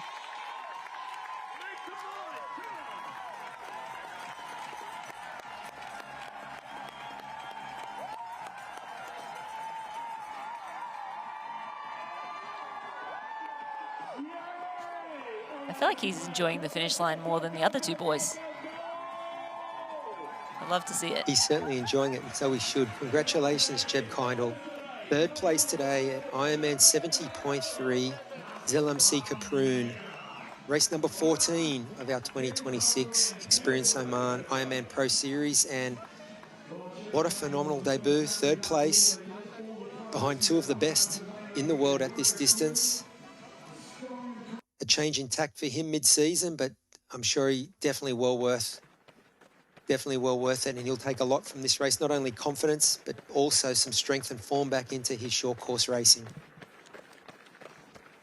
And we'll move back to focus on the women's race now. Laura Phillip fully in control, 3:35 up on Lisa Purderer. But the big mover, India Lee, has moved into third place now, passing both Dan Nielsen, Anderbury, and Lena Bissick. So here we go. Here is the pass. Indy rolling by and into third place. And again, Indy didn't bike as well as I thought she would. You know, we've seen her light up some bike courses, but great to see that run form come through now.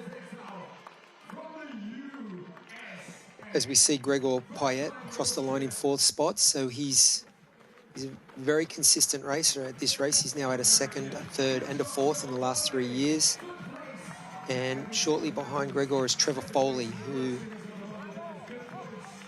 I think will be relatively pleased. I know we saw him winning Ironman Pro Series races earlier this year. He's had a very busy schedule with Ironman Lake Placid, Ironman Kalmar coming in quick succession, and then straight into this race. He looks spent, as do all the boys. Gregor Payet there on the ground, Trevor Foley. So Trevor rounding out our top 5 today as we see Simon Vian from France come in 6th place, and rapid fire, quick succession here. It's been a very close race with the exception of our winner, Lasse Priester, who absolutely lit up the course here today. You know, from 3rd through to 6th spot, that was very, very competitive racing. Yeah, less than a minute between 4th, 5th, 6th. So yeah, absolutely competitive racing on the men's side. But let's take a look at the tongue twister, Morton Momentum Index for the women. And yes, India Lee has moved up 4 places. Marta Wagovnik up 3. And Neeson is up 2 spots as well.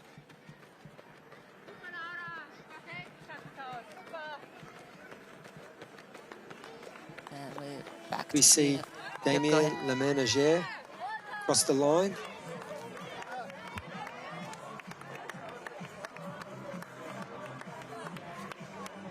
And he was followed by Jonas Hoffmann. So we have our men's top 10. Just to recap, Lasse Priester from Germany took the win here today. Jelle Heens from Belgium was 2nd. Jeb Kindle, the local, rounded out our podium in 3rd, and we had Gregor Payet in 4th, Trevor Foley 5th, Simon Vian in 6th, Joran Drozen in 7th, Damon Leménager in 8th, Jonas Hoffmann in 9th, and Willem Hirsch rounding out our men's top 10 here today in Zell am See.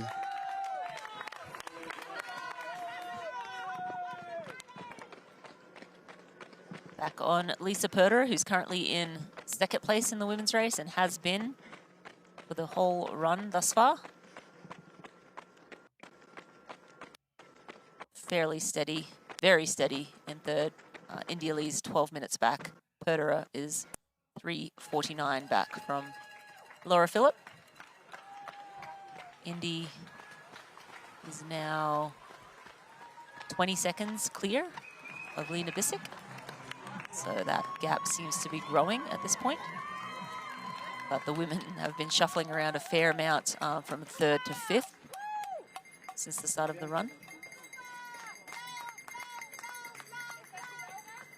And it's not over yet.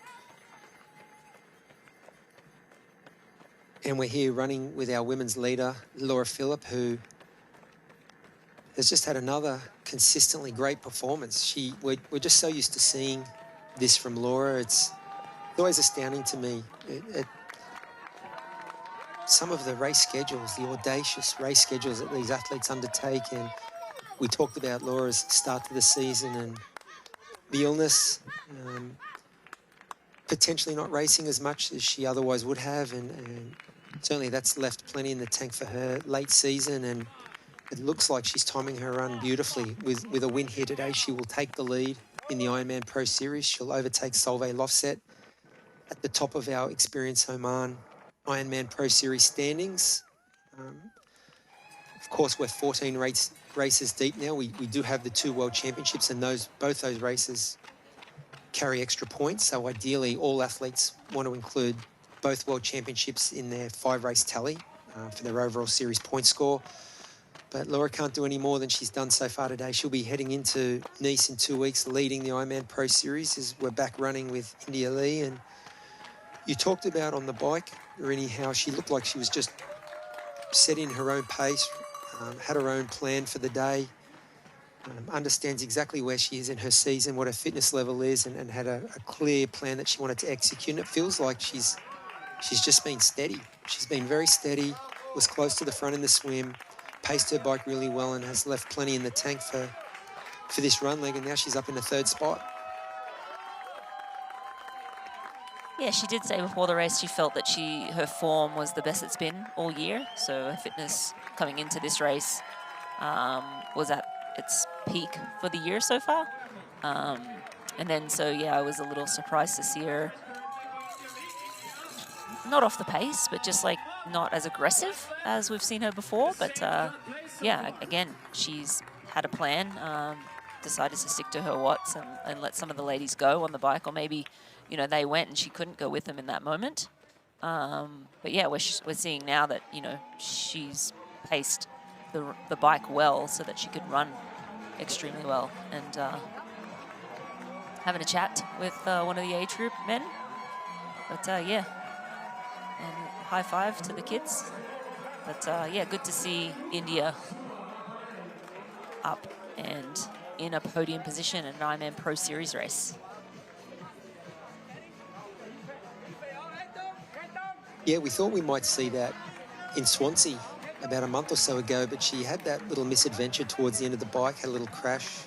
I think she ended up finishing 8th that day. She was still in the top 10. Probably not what she'd been aiming for. So, yeah, she's got herself into the podium position today. What we're seeing on our screen now, top left, is our women's leader, Laura Phillip, looking imperious and just marching towards victory here. Lisa Perder was on the left there. She's in 2nd spot. Now we get a close-up as we run with Laura Phillip. She's got about 6 kilometres to go. She's just gone through the timing check at 15.5 kilometres. So she's got a little under 6 kilometres to run at this pace. That's going to be around 24 or 25 minutes. Probably 24, 23 and a half minutes of running. And I think she's answered the question in no uncertain terms, Rin, about her recovery post-Kalmar. I think we're all asking questions. Was it possible? Would she have enough in the tank? It looks like she's had more than enough in the tank. And, I mean, that lead now is out over 4 minutes back to Lisa Perder, and she just looks like she's in a groove here. She's in a rhythm. Yeah, it's metronome. She just gets into that rhythm, locks onto that pace, and she just can hold it. And we've seen her do it over the Ironman distance, the full marathon, and then, yeah, in the 70.3. She's just a beautiful runner.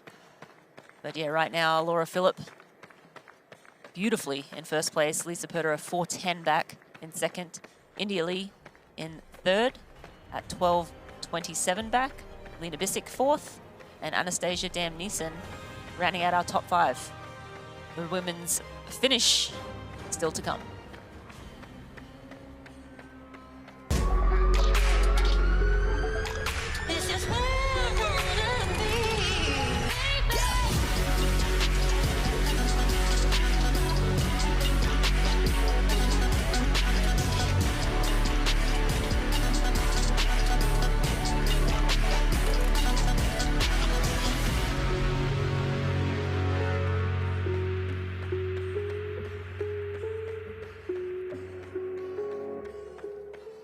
Ironman is the journey of a lifetime that begins long before race day. Life is busy and time is precious, but we need to stay on course. We ride, we practice, we improve, then we do it again. So when the day arrives, we are ready, and every one of us crosses that finish line to hear the words, "You are an Ironman." Get race day ready with Ruvi and practice on your course in advance.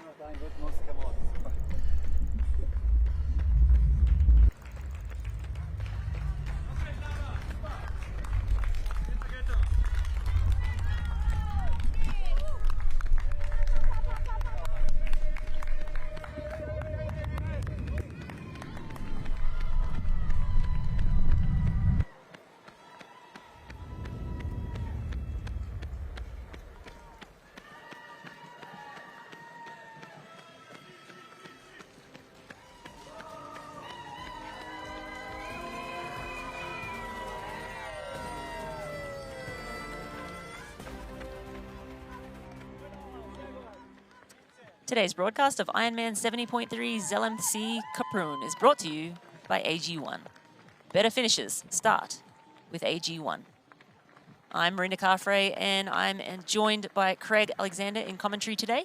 It's been a phenomenal day of racing. We had Lasse Priester light up the bike and run, take the win today from Jellegins in second.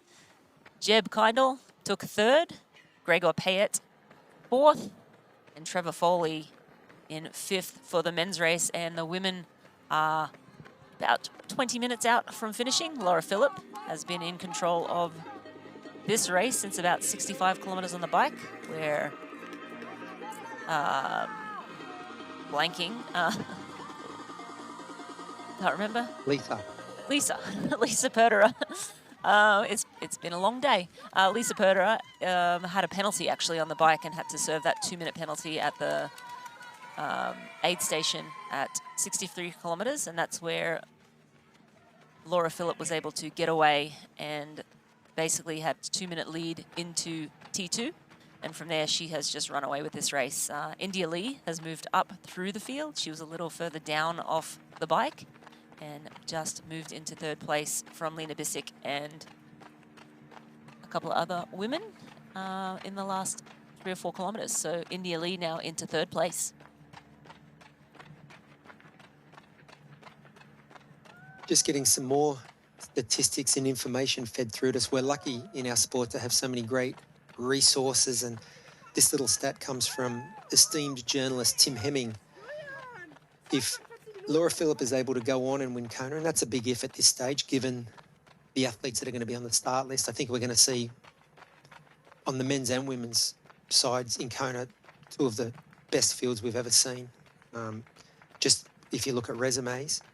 But if Laura is able to win in Kona, well, it'll be 56 days since her Kalmar win. The only athlete to have won Ironman Worlds in Hawaii with a shorter turnaround was Annie Haug. It was 55 days in 2019 between her race in Ironman Copenhagen and then her taking the title in Kona. So it's a great stat. I think statistics don't tell all the story, but they do tell part of the story. And I think a stat like that exists because it is hard to race so much towards the end of the season and still come up with your best performance in October. But it has been done before. There is a precedence. Annie Haug, the phenomenal German athlete, and in 2019. So something for Laura Philipp to aspire to. Yeah, that's a great stat. I was actually wondering that, earlier this week, seeing that Laura's goal was Kona, and given that she was racing Kalmar so close, historically we have not really seen athletes, race a full distance, and then, within 2 months, turn around and race the world champs successfully. And historically, a lot of the athletes would race maybe one Ironman outside of Kona. Of course, I think a lot of the technology has just advanced so much with the shoes, with the nutrition, that athletes bounce back a lot quicker than they have historically. And so I think that certainly helps build Laura's case for a great Kona. But yeah, time will tell when we get to that big island and all the contenders are there. We'll see who has what it takes to take the title. And that, my friends, is coming up in another month, 6 weeks. I think that'll be more of the challenge. I agree. I think with the advancements in nutrition and certainly the super shoes, the foam, the powers of recovery are better than they've ever been. So it's possible to recover, but it's the quality of field that she's going to face there. It's going to be a great race, and we can compare stats on paper, but like we always say, we don't run the races on paper. We actually get on the start line and fire the gun, and I just can't wait for October. But yeah, let's not get ahead of ourselves. We have Nice in 2 weeks as well. Yeah, well, while we're on that sentiment, the other thing to think about, yes, technology's come a long way, recovery, shoes, nutrition, but emotionally getting up for 3 races ahead of the world champs in that amount of time.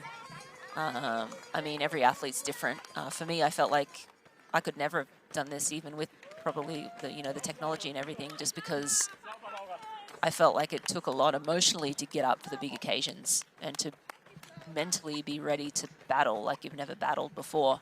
So that would be my biggest question. But you sort of mentioned earlier, Laura hasn't had a heavy season. She hasn't raced a whole lot, especially early on.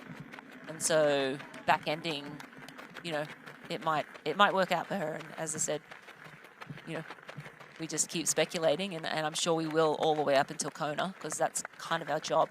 But yeah, it's fun to see how different people plan their seasons, how they shift as things go on. Laura Philipp already giving high fives at 18 kilometers. But yeah, it's fun to see how different people get to the championship and what's successful, what's not successful, who are the outliers. I think Annie Hug, again, one of the greats of our sport, but Laura Philipp is also one of the greats of our sport, has won a world title, the Ironman distance. You know, can she do that turnaround as well? But she's also doing 2 70.3s in between. It's a big ask. Yeah, that's an extra ingredient that we didn't mention, but that's the immeasurable component that you mentioned, the psychological, the mindset piece. And who knows? But maybe Laura is thinking that she's playing with house money here. Potentially 3 or 4 months ago, it might have looked like she wasn't going to get to the championship races, let alone be leading the Ironman Pro Series by the time the Ironman 70.3 Worlds roll around in Nice. So maybe she's just riding a big high at the moment as we go a little bit further back down the road, and we're running now with India Lee in 3rd spot. So great to see India Lee up on the podium. This will be her first Ironman Pro Series podium finish, and it's well-deserved. India's been a consistent athlete. Like a lot of athletes, she's had her share of challenges, but it's great to see her bounce back. And this is a great performance. I feel India knew her level coming in today, knew her fitness, understood her season, and where she is from a form perspective, and I think she's executed really well. I think she's got the most out of herself today. We're now running with Lisa Perderer, the hometown girl, in 2nd spot. 2nd here last year behind Kat Matthews. It looks like she's going to repeat the dose here and get 2nd to another all-time great in Laura Philipp. Yeah, and I think just the positive for Lisa Perderer is just she's bringing form into the late part of the season, the championship part of the season. She was with Philipp. Yes, they were both out of the water together, but in the lead. So I think Philipp just had a phenomenal swim. They actually outswam India Lee, which is crazy because India is one of the class swimmers. But maybe just Indy had a little bit of an off day. Actually, Indy's just gotten better and better as the day's gone on.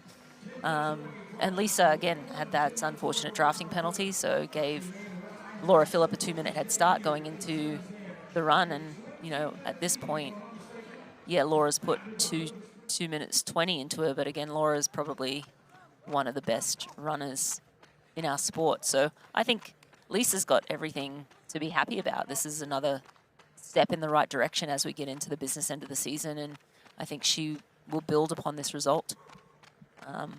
But yeah, great to see Indy looking good, looking steady. She's kind of had that same game face on all day.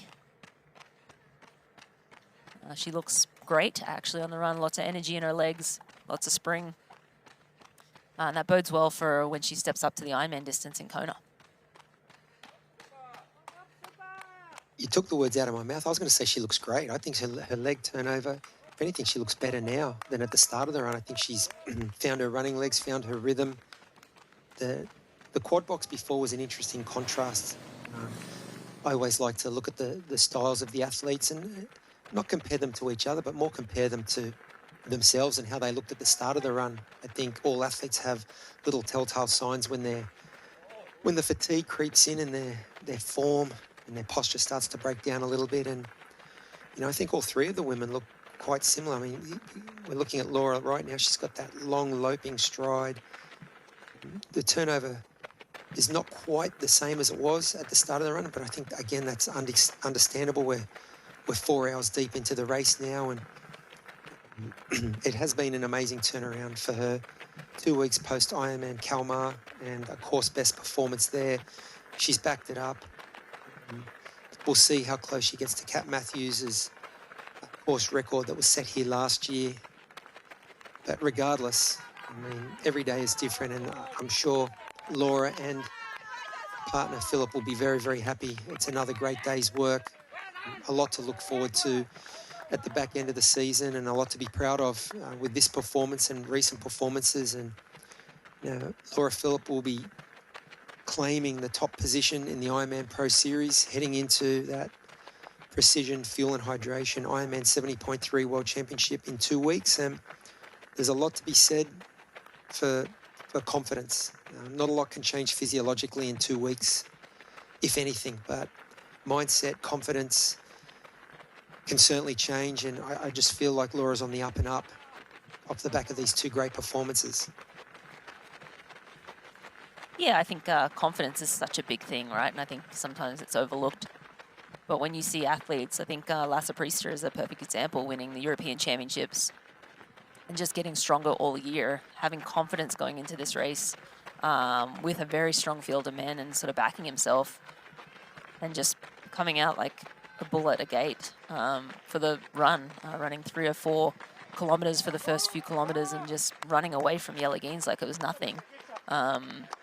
That's confidence, right? Like that's confidence in your ability, that's confidence in your training, and that's you believing you deserve to win, you deserve to be there.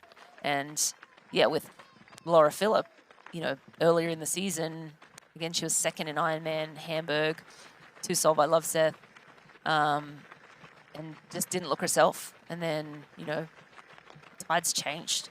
The end of the year, she looks herself, she's fully in control, she's confident, she's feeling good, she's happy. And we'll see how the next, 6 weeks go for Laura. But right now, it looks pretty good. We're back running with India Lee. She's just gone over the timing mat at 15.5 kilometres. She is at 12 minutes and 42 seconds behind our leader today, Laura Philip.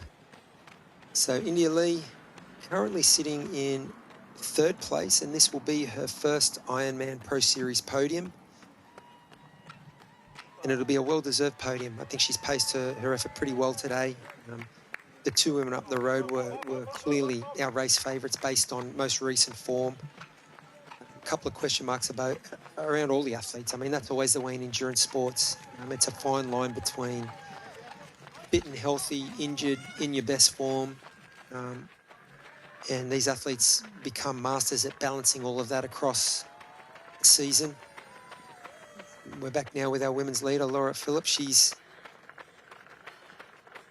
smiling for the cameras, high-fiving the crowd, dapping up the crowd. She looks great. Always a good sign when you can smile, because having a lead like this but hurting is one thing. Having a lead like this and being relaxed and feeling good, I mean, I'm sure she's, like Philip's sight, breathing a big sigh of relief that the legs have responded again today off a short turnaround. And possibly not her best performance in a 70.3, but it's been a solid performance off the back of a very tough schedule recently. Absolutely, and just looking back through the last sort of 10 months of Laura Philip, 3rd at Ironman World Champs last year, 3rd in Aix-en-Provence 70.3, 2nd in Hamburg, and 1st in Sweden last week. And you can add another 1st place here in Zell, See-Kaprun. So, I mean, some pretty good results. Always on the podium, ever consistent, no matter where she races, the distance or the destination. But now we move into the business end of the season after this, and Nice, another good course for Laura. So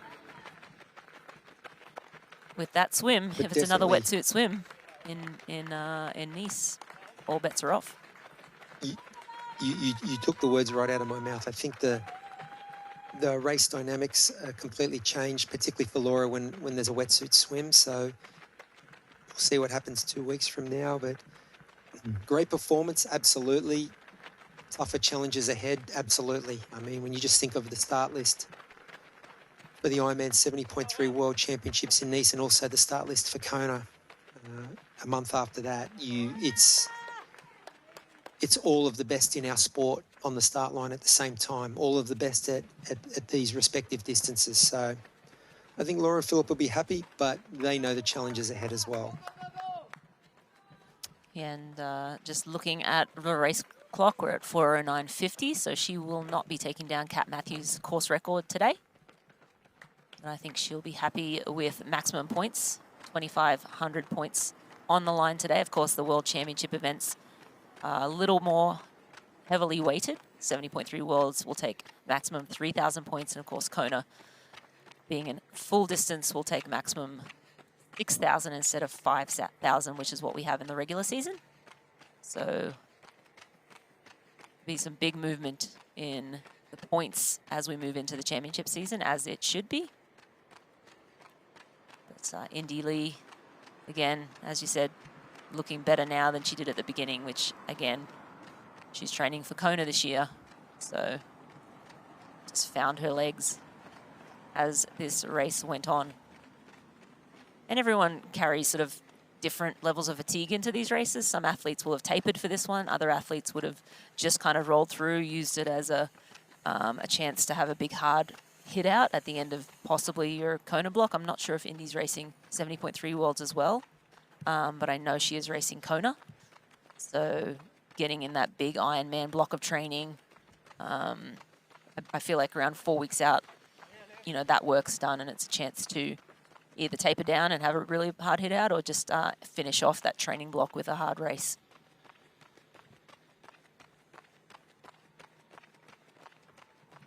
She really is looking good. She's come on strong. I think she'll be content, probably happy with this performance. Yeah, it's hard unless you're in camp and part of, you know, the entourage or the team around these athletes. It's exactly hard to know what kind of a premium they are putting on each of these events. It is an Ironman Pro Series event, so I'm guessing it's high on most athletes' priority list. But yeah, when you factor it into the bigger picture, there is a balancing act for sure, as we see Laura now back in Zell MC. Beautiful setting here. Really well supported races here in Europe. It's always fun to watch these races. It was fun to race them. It's like racing in a fairy tale. Beautiful settings, well supported. They have a lot of respect for the sport in Europe. They understand the history and they get out and support these athletes. As we see Laura, she's just bounding towards the finish here, and yeah, she can cross that finish line, and then I guess thoughts will immediately turn to quick recovery and an Ironman 70.3 World Championships. Yeah, I bet Philip has a nice recovery drink at the finish line for her. But yeah, this is a great performance for Laura, another win.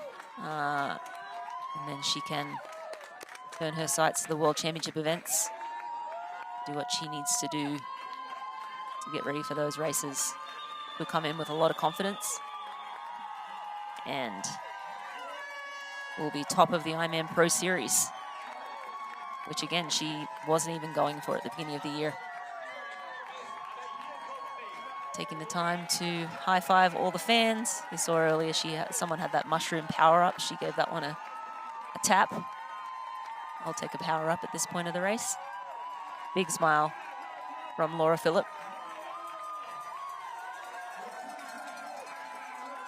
And she is on the magic red carpet. Now champion 2026 Zell am See-Kaprun, Austria, Laura Philipp from Germany.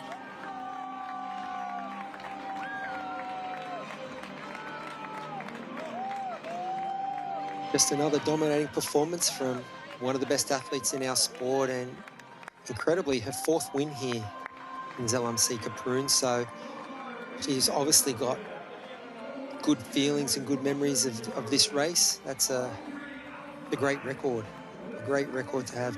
2018, when she won this race, it was actually a swim run. You mentioned, Rinny, right at the top of the show, because of snow and conditions, the bike ride was cancelled that year, so it became a swim run, but Laura still won that year. So you're right, any course, any conditions, very versatile, consistent athlete as she smiles, and I'm sure she's very, very content with her day's work. As we see her run split up on screen here, 1:20.48, with an overall finish time of 4:13.22. So that's her second Ironman Pro Series win on the bounce in 2 weeks. puts her on top of the Ironman Pro Series overall standings with 2 races to go, but they are the 2 World Championships and the 2 races that carry and account for extra points towards the series. Here's a little stat for you. Laura's raced 9 times in Austria and she's won 8 out of 9. So I think she has a fondness for Austria. Just seems to race well here. That's an incredible strike rate. She is very consistent, and we're now back running with our second place woman, Lisa Perderer, who I think will be very, very happy with her race. She's been just dealing with that nagging injury ever since her bike crash the day after Ironman Texas. And she took that injury into the 70.3 race in Aix-en-Provence. She's carried it throughout the season. She finished 5th in Ironman Lake Placid earlier this year, which was not quite the second place she had last year. But again, was dealing with that injury, but has been pain-free now. So I think she'll be really, really happy to be pain-free and to be in form and backing up her second place last year with another second place this year, another great performance.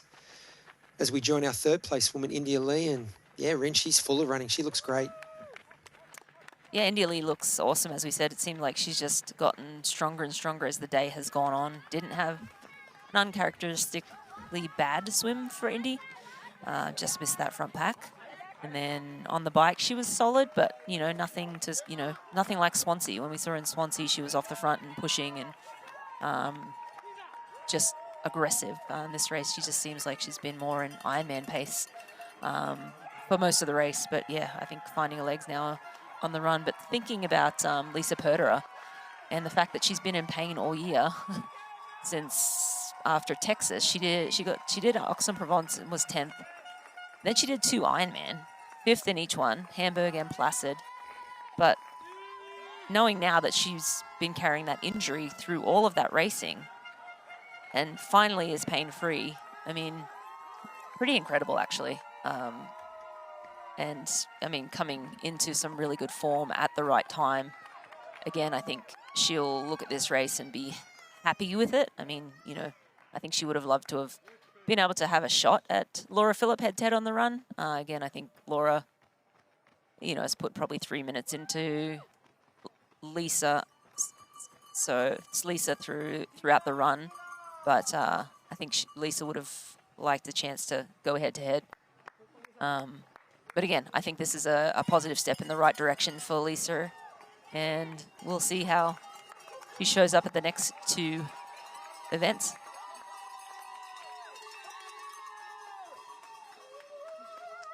Yes, Lisa Perderer just coming up this little incline. She'll make a left-hand turn at the top here as we're following her through the experienced Oman archers, and she's making a pass on some of the age group athletes. She'll hook a hard left, and then it's a straight shot down to the finish for Lisa Perderer, who will take 2nd place today in the Ironman Pro Series race number 14 of the 2026 season. And she's too acknowledging the crowd. Ooh, grabs an Austrian flag there.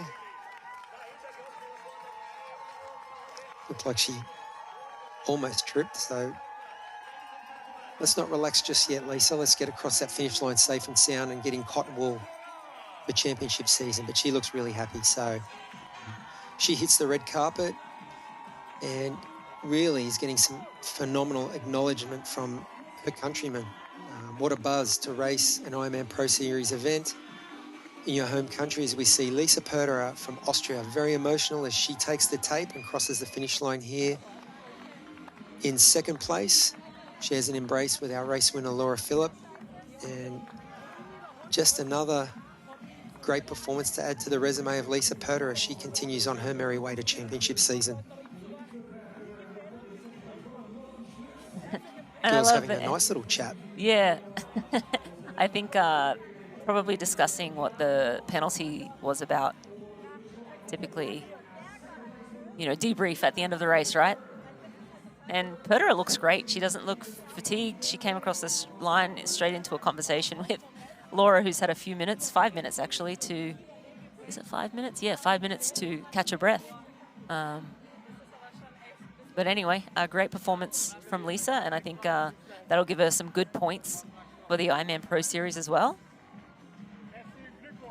Which again, 200,000, sorry, for first place, 130 for second, and it just goes down from there. But a very good payday if you can get in the top 10, really, for the Ironman Pro Series.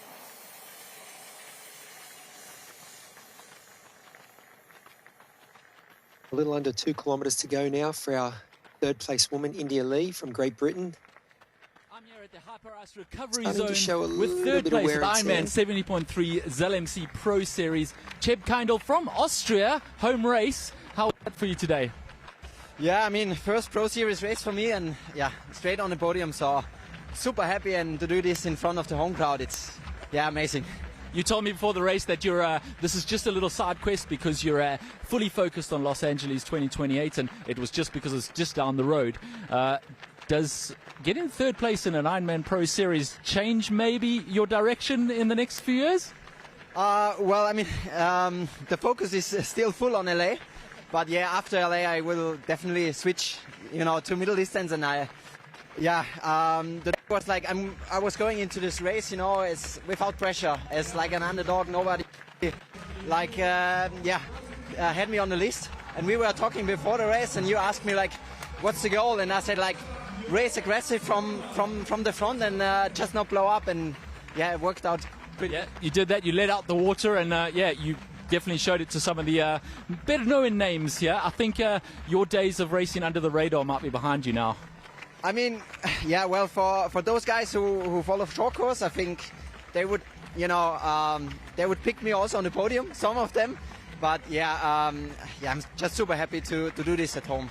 Congratulations, excellent. I'm going to bring in second place now. I'll let you go and put your feet up and recover. Well done, Cheb. Thank you. We're going to bring in second place now. Two-time Ironman 70.3 world champion, Helle Geens. Helle, second place today. Bit of a rust buster for you after 5 months off with injury. How did the race pan out for you? Yeah, it was quite tough, I must say. Like, I felt I was struggling to keep the pace a bit today during the race, but yeah, like you said, I guess it's expected after like not racing since April. So yeah, good to be done. Where did you feel it the most? We saw you were in the lead on the bike, so clearly not on the bike. Were you okay on the bike? Was it just the run that was lacking a bit?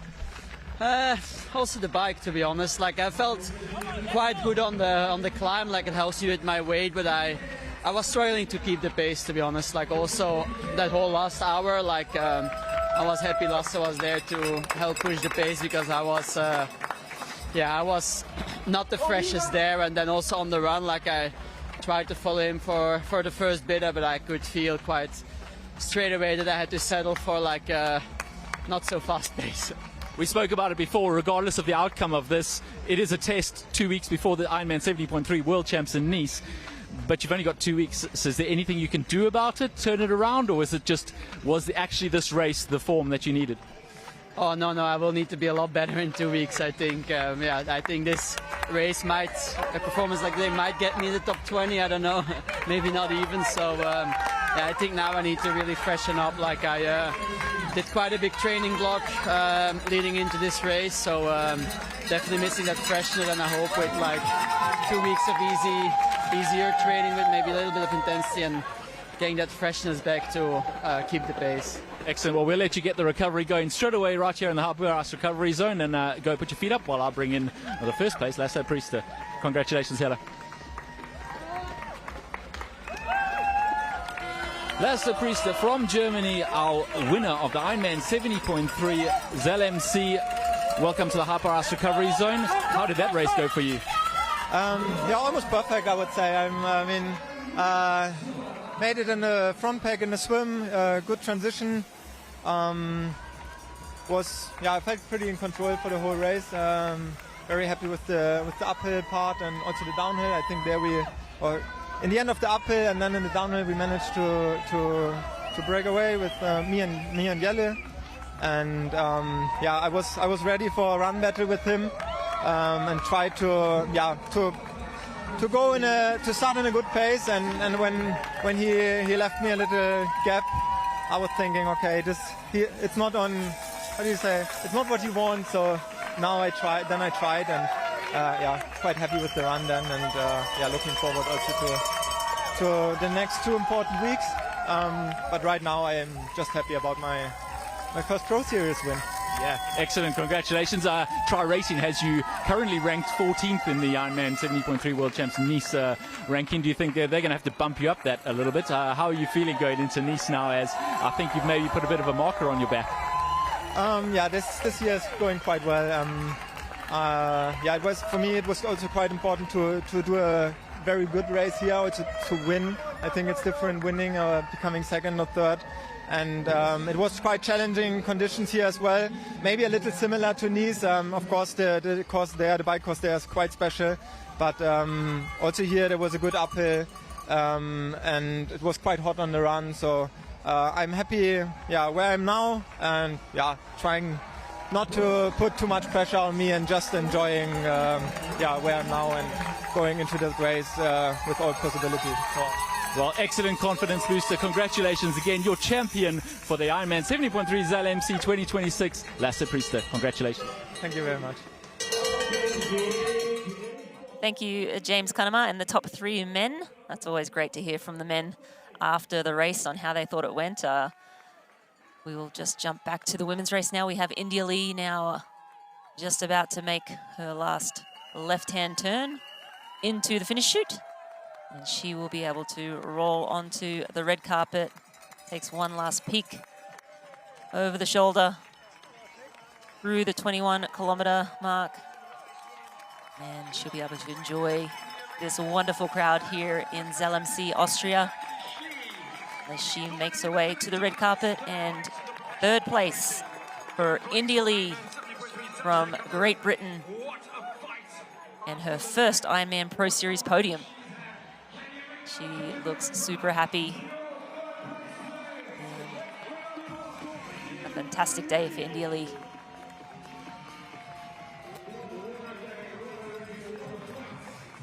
She looks absolutely spent. She looked happy for a minute. Absolutely spent. She did. She looked happy, and now she looks... Is that tears of joy or tears emotional and tired? Tears of exhaustion.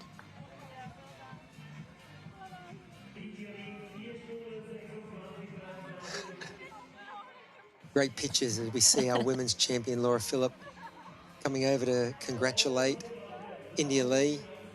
So that's, she looks happy. Good on you, India Lee. What a performance. Her first Ironman Pro Series podium. And so our women's podium today, Laura Philipp from Germany first, Lisa Perderer from Austria in second, and India Lee from Great Britain in third. That's a great podium for race 14 of the Ironman Pro Series, and quite a bit of separation between the women in the end. I think Laura just showed her class. No doubt the time penalty didn't help Lisa Perderer's cause, but in the end I don't think it impacted, well, it definitely didn't impact the result, maybe just the time difference, that's all. But yeah, the Pro Series points, India Lee right? round out the podium with a great performance.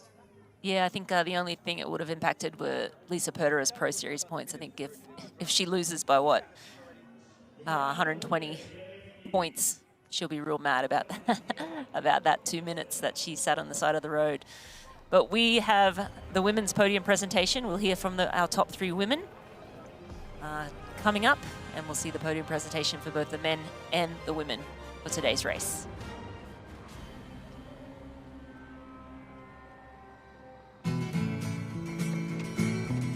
Try imagining a place where it's always safe and warm. Come in, she said, I'll give you shelter from the storm.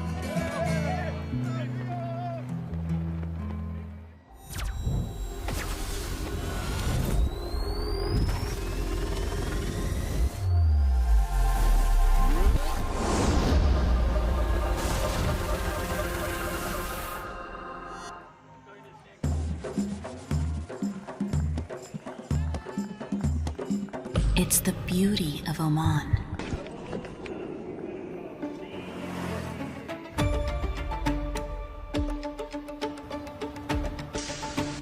our tradition, our hospitality, the sounds of limitless opportunities to explore. Listen, it's Oman.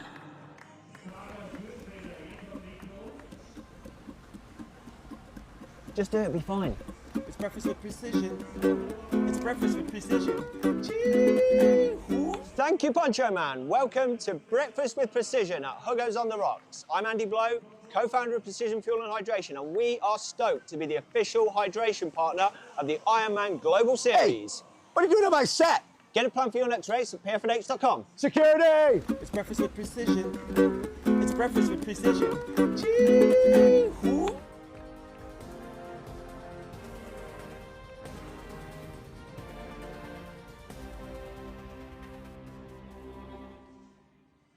You've been watching the live coverage of Zell See-Kaprun in Austria.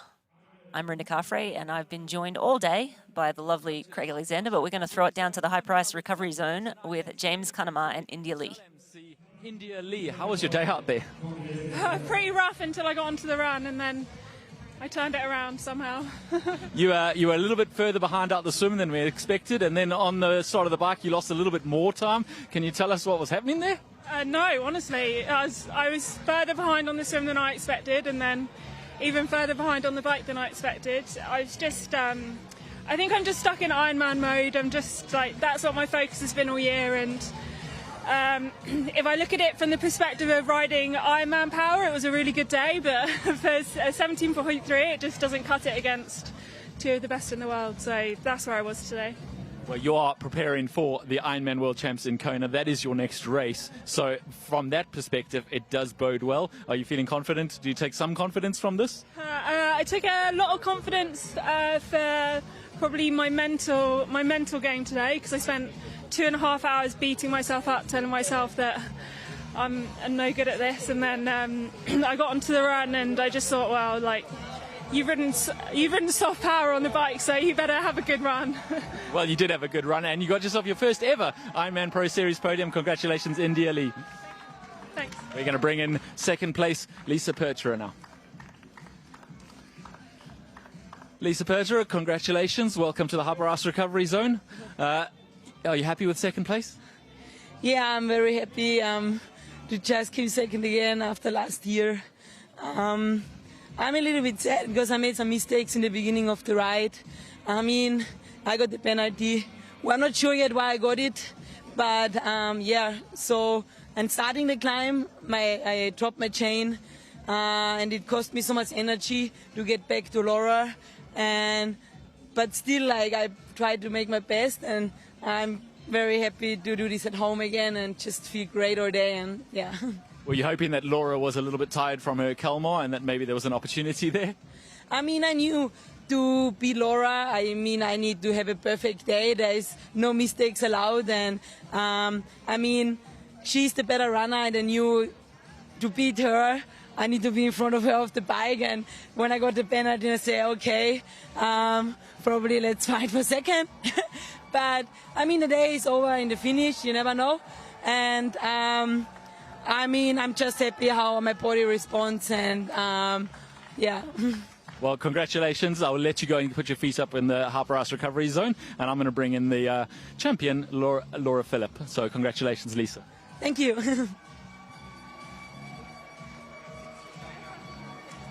And our Ironman 70.3 Zell MC champion, Laura Philipp. Congratulations, Laura. Thank you so much. This is the second interview we've done in 2 weeks. Very well done today. How did it feel out there?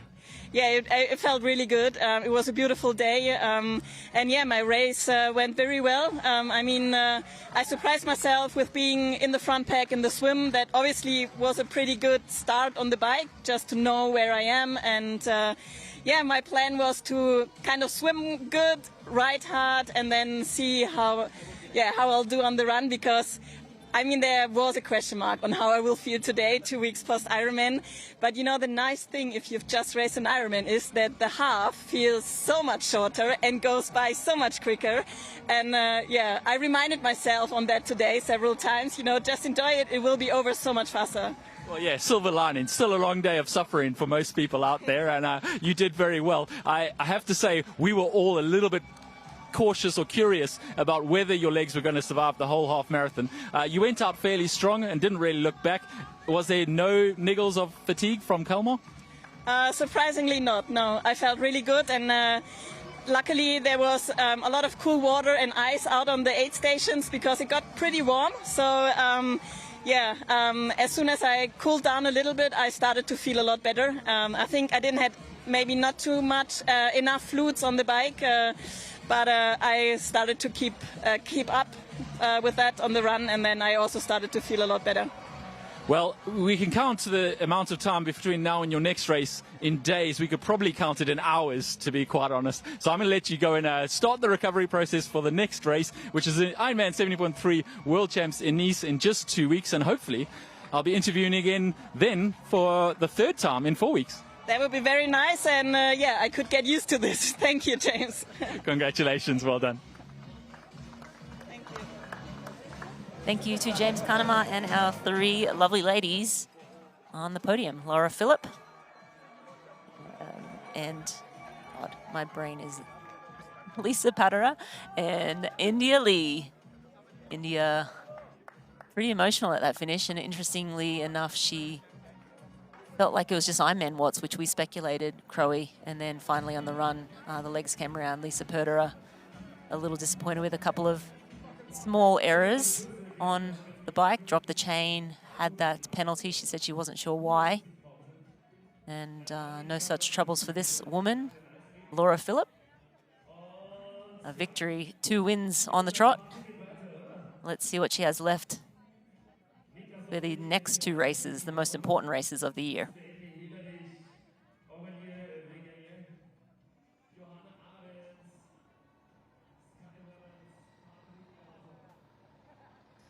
Yeah, some great insights. It's great to have James on side here.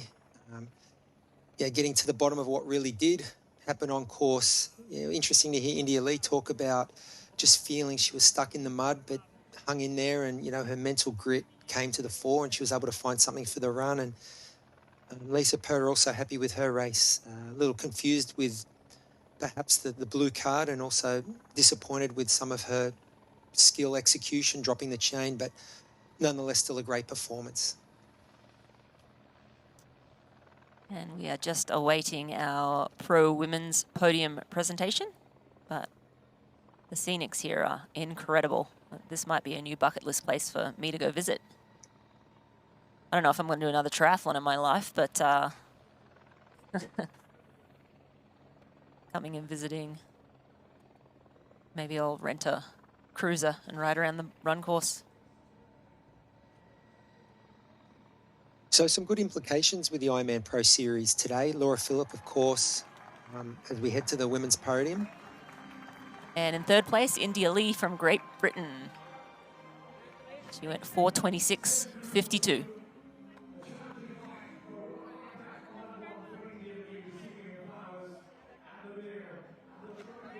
She'll enjoy that athletic brew.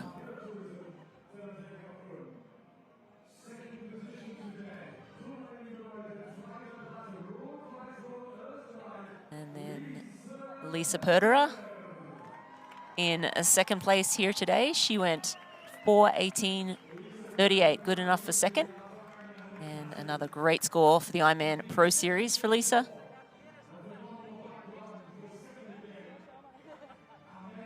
And of course, she's local to the area, so I think she was receiving lots of cheers around the course, and definitely a lot of hometown support. She was 2nd here as well last year, so a pair of 2nds for Lisa Perterer.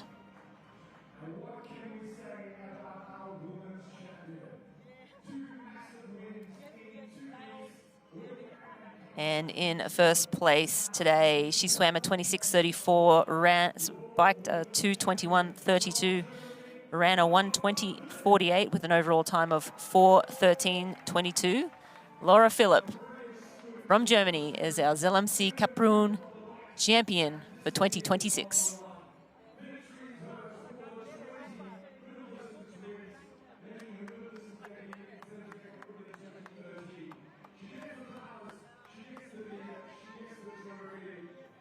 got some surfboards, some mini surfboards to take home.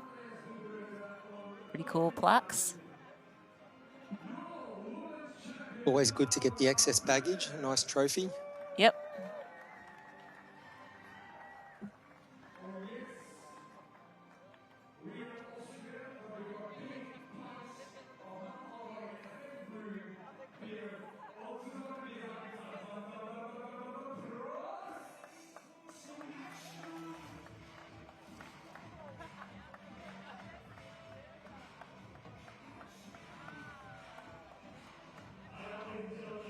Another great day of racing for the ladies here in Zell MC. And stop 14 in the Ironman Pro Series. Just 2 more to go.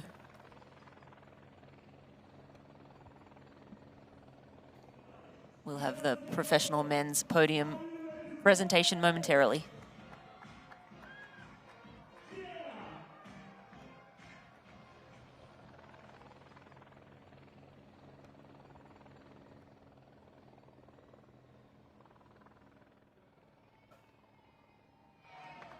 As we switch up now to our Athletic Brewing Men's Pro podium presentation, and in third spot, representing Austria, the local boy, Jeb Kindle, with a great Ironman Pro Series debut and an overall time of 3:48.22. Jeb was awesome, led the swim out, stayed very close to the front on the bike, and then closed it out with a great run to take third spot in what is a home race.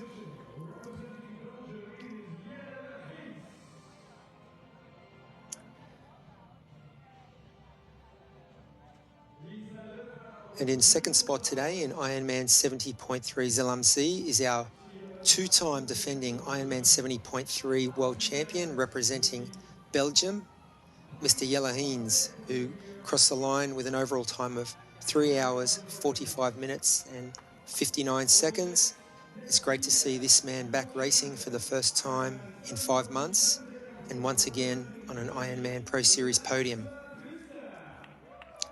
And our men's champion today, representing Germany, his first Ironman Pro Series win, Lasse Priester, with an overall time of 3 hours, 43 minutes, 29 seconds, taking down the course record set last year by Fabian Kraft. Just a clinic put on by Lasse Priester today. What a dominating performance. Was close to the front, second or third out of the water, extremely aggressive on the bike, and closed it out with a 1:10 and change run. Not a run course record, but an overall course record for Lasse Priester today, and the top step of the podium here in Ironman 70.3 Zell MC, as we see the boys toast each other, and let's see if they scull this Athletic Brewing or give themselves a shower. No, down the hatch for Jeb Kindle. That's nice, a little bit of a shower. Lasse and Jelle are a bit more restrained there, just taking a little sip.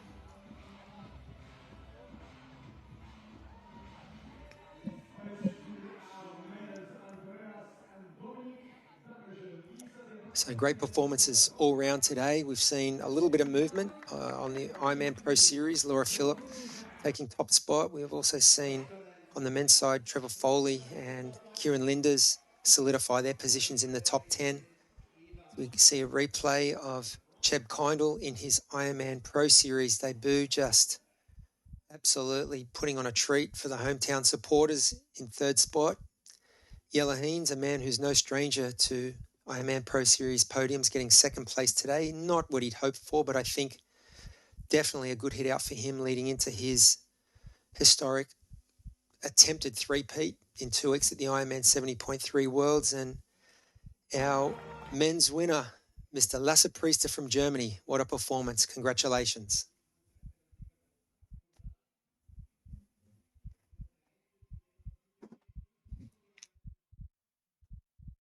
Very happy man there with the win. And now he goes into 70.3 World Champs with maybe a little more pressure, but maybe a little more confidence. Yes, definitely.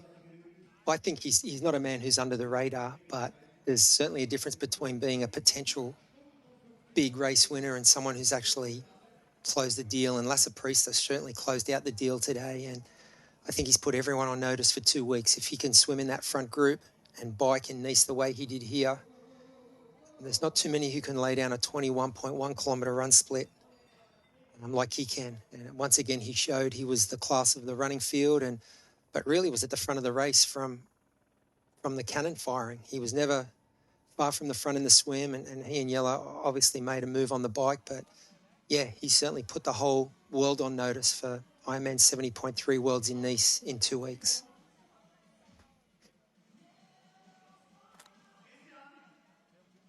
And well, what an incredible day we've had here in Zell MC. Congratulations once again to our champions, Laura and Lasse.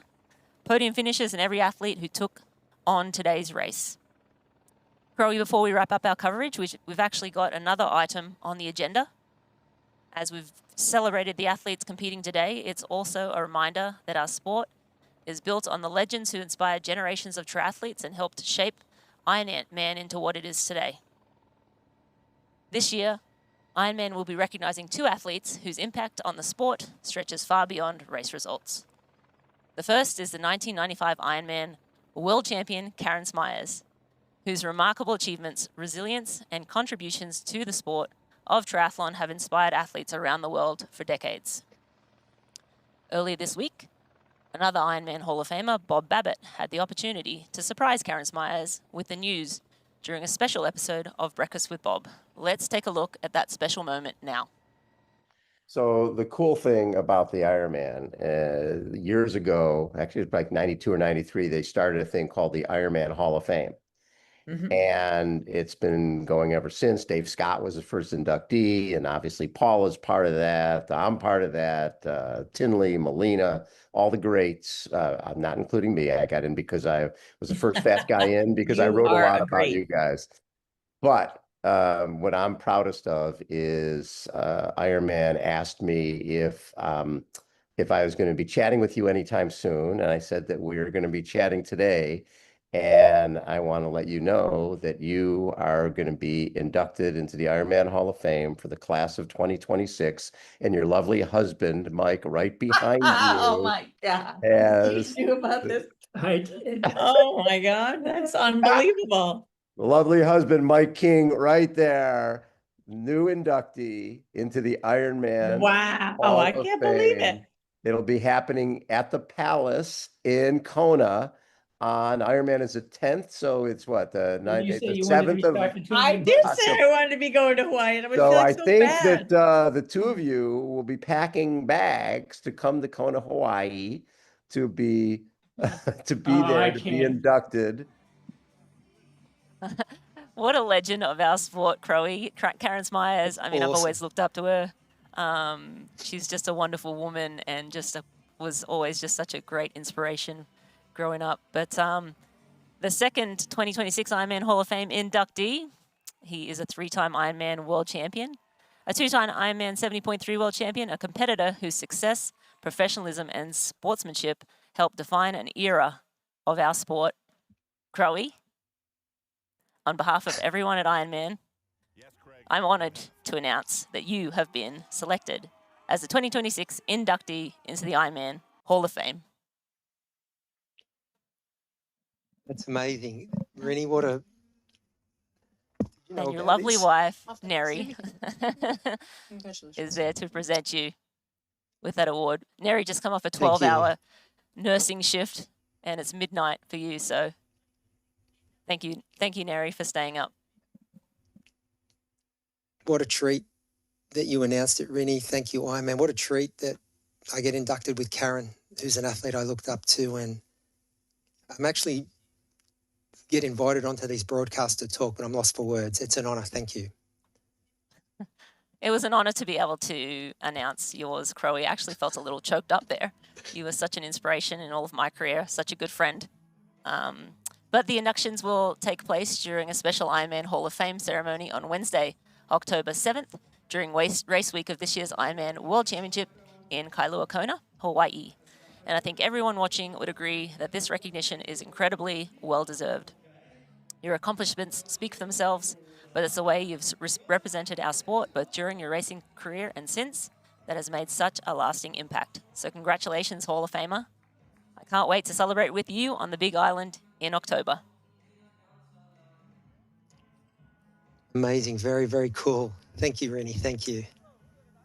Awesome. This one is going to be a good year, Ironman, in Ironman. Anyway, back to the race and the action for today. So let's take a look at the Ironman Pro Series standings. Points for today. Obviously, Lasse Priester took maximum points, 2,500. Jellegins took 2,350. Jebi Kindle, 2,207. Gregor Payet, 2,134. And Trevor Foley, 2,112. Down to William Hirsch at 1,898. And let's see what that does in the series. So I guess Trevor Foley moving up to second. Or maybe not, because I think he didn't replace one of his scores. Jonas Hoffman has moved up 8th places, though. Kieran Lind is up 8 as well. And that's bumped Andreas Salversberg, Martin Van Riel, Rudy Von Berg, Casper Saunders, and Ben Canute all down a little bit. But no changes at the top 3. Matt Hansen, Trevor Foley, and Christian Blumenfeld. And then on the women's side, Laura Philipp taking maximum points of 2,500. Lisa Perderer took 2,184. India Lee, 1,690, all the way down to Daida Dierks, who took 1,239 points in 10th place today. And let's take a look at the overall. I believe that will put Laura Philipp up 5 places into first. Also, Lisa Perderer has moved up 5 as well. So Lisa Perderer and Laura Philipp, big movers up 5. And the rest of the field has moved down as a result of that. And thank you for watching the 2026 Ironman 70.3 Zell See-Kaprun. Catch on-demand replays of all Ironman Pro Series broadcasts. Globally watch at proseries.ironman.com, Ironman Try YouTube channel, or any of our global media partners. We'll see you in less than 2 weeks' time in the south of France for the Precision Fuel and Hydration Ironman 70.3 World Championship. 2 days of racing across the Côte d'Azur and Maritime Alps, and even more Pro Series points and world titles on the line. I cannot wait to bring you all the action, joined by Craig, James, Will McCoy, Daniel Riff, and others from Nice. Stay tuned to Ironman's social media channels and YouTube to catch all the exciting pre-race build-up. Until then, on behalf of Craig Alexander and James Cunnama and all our crew, thank you for joining us for today's coverage of Ironman 70.3 Zell See-Kaprun. We will see you very soon in Nice, France.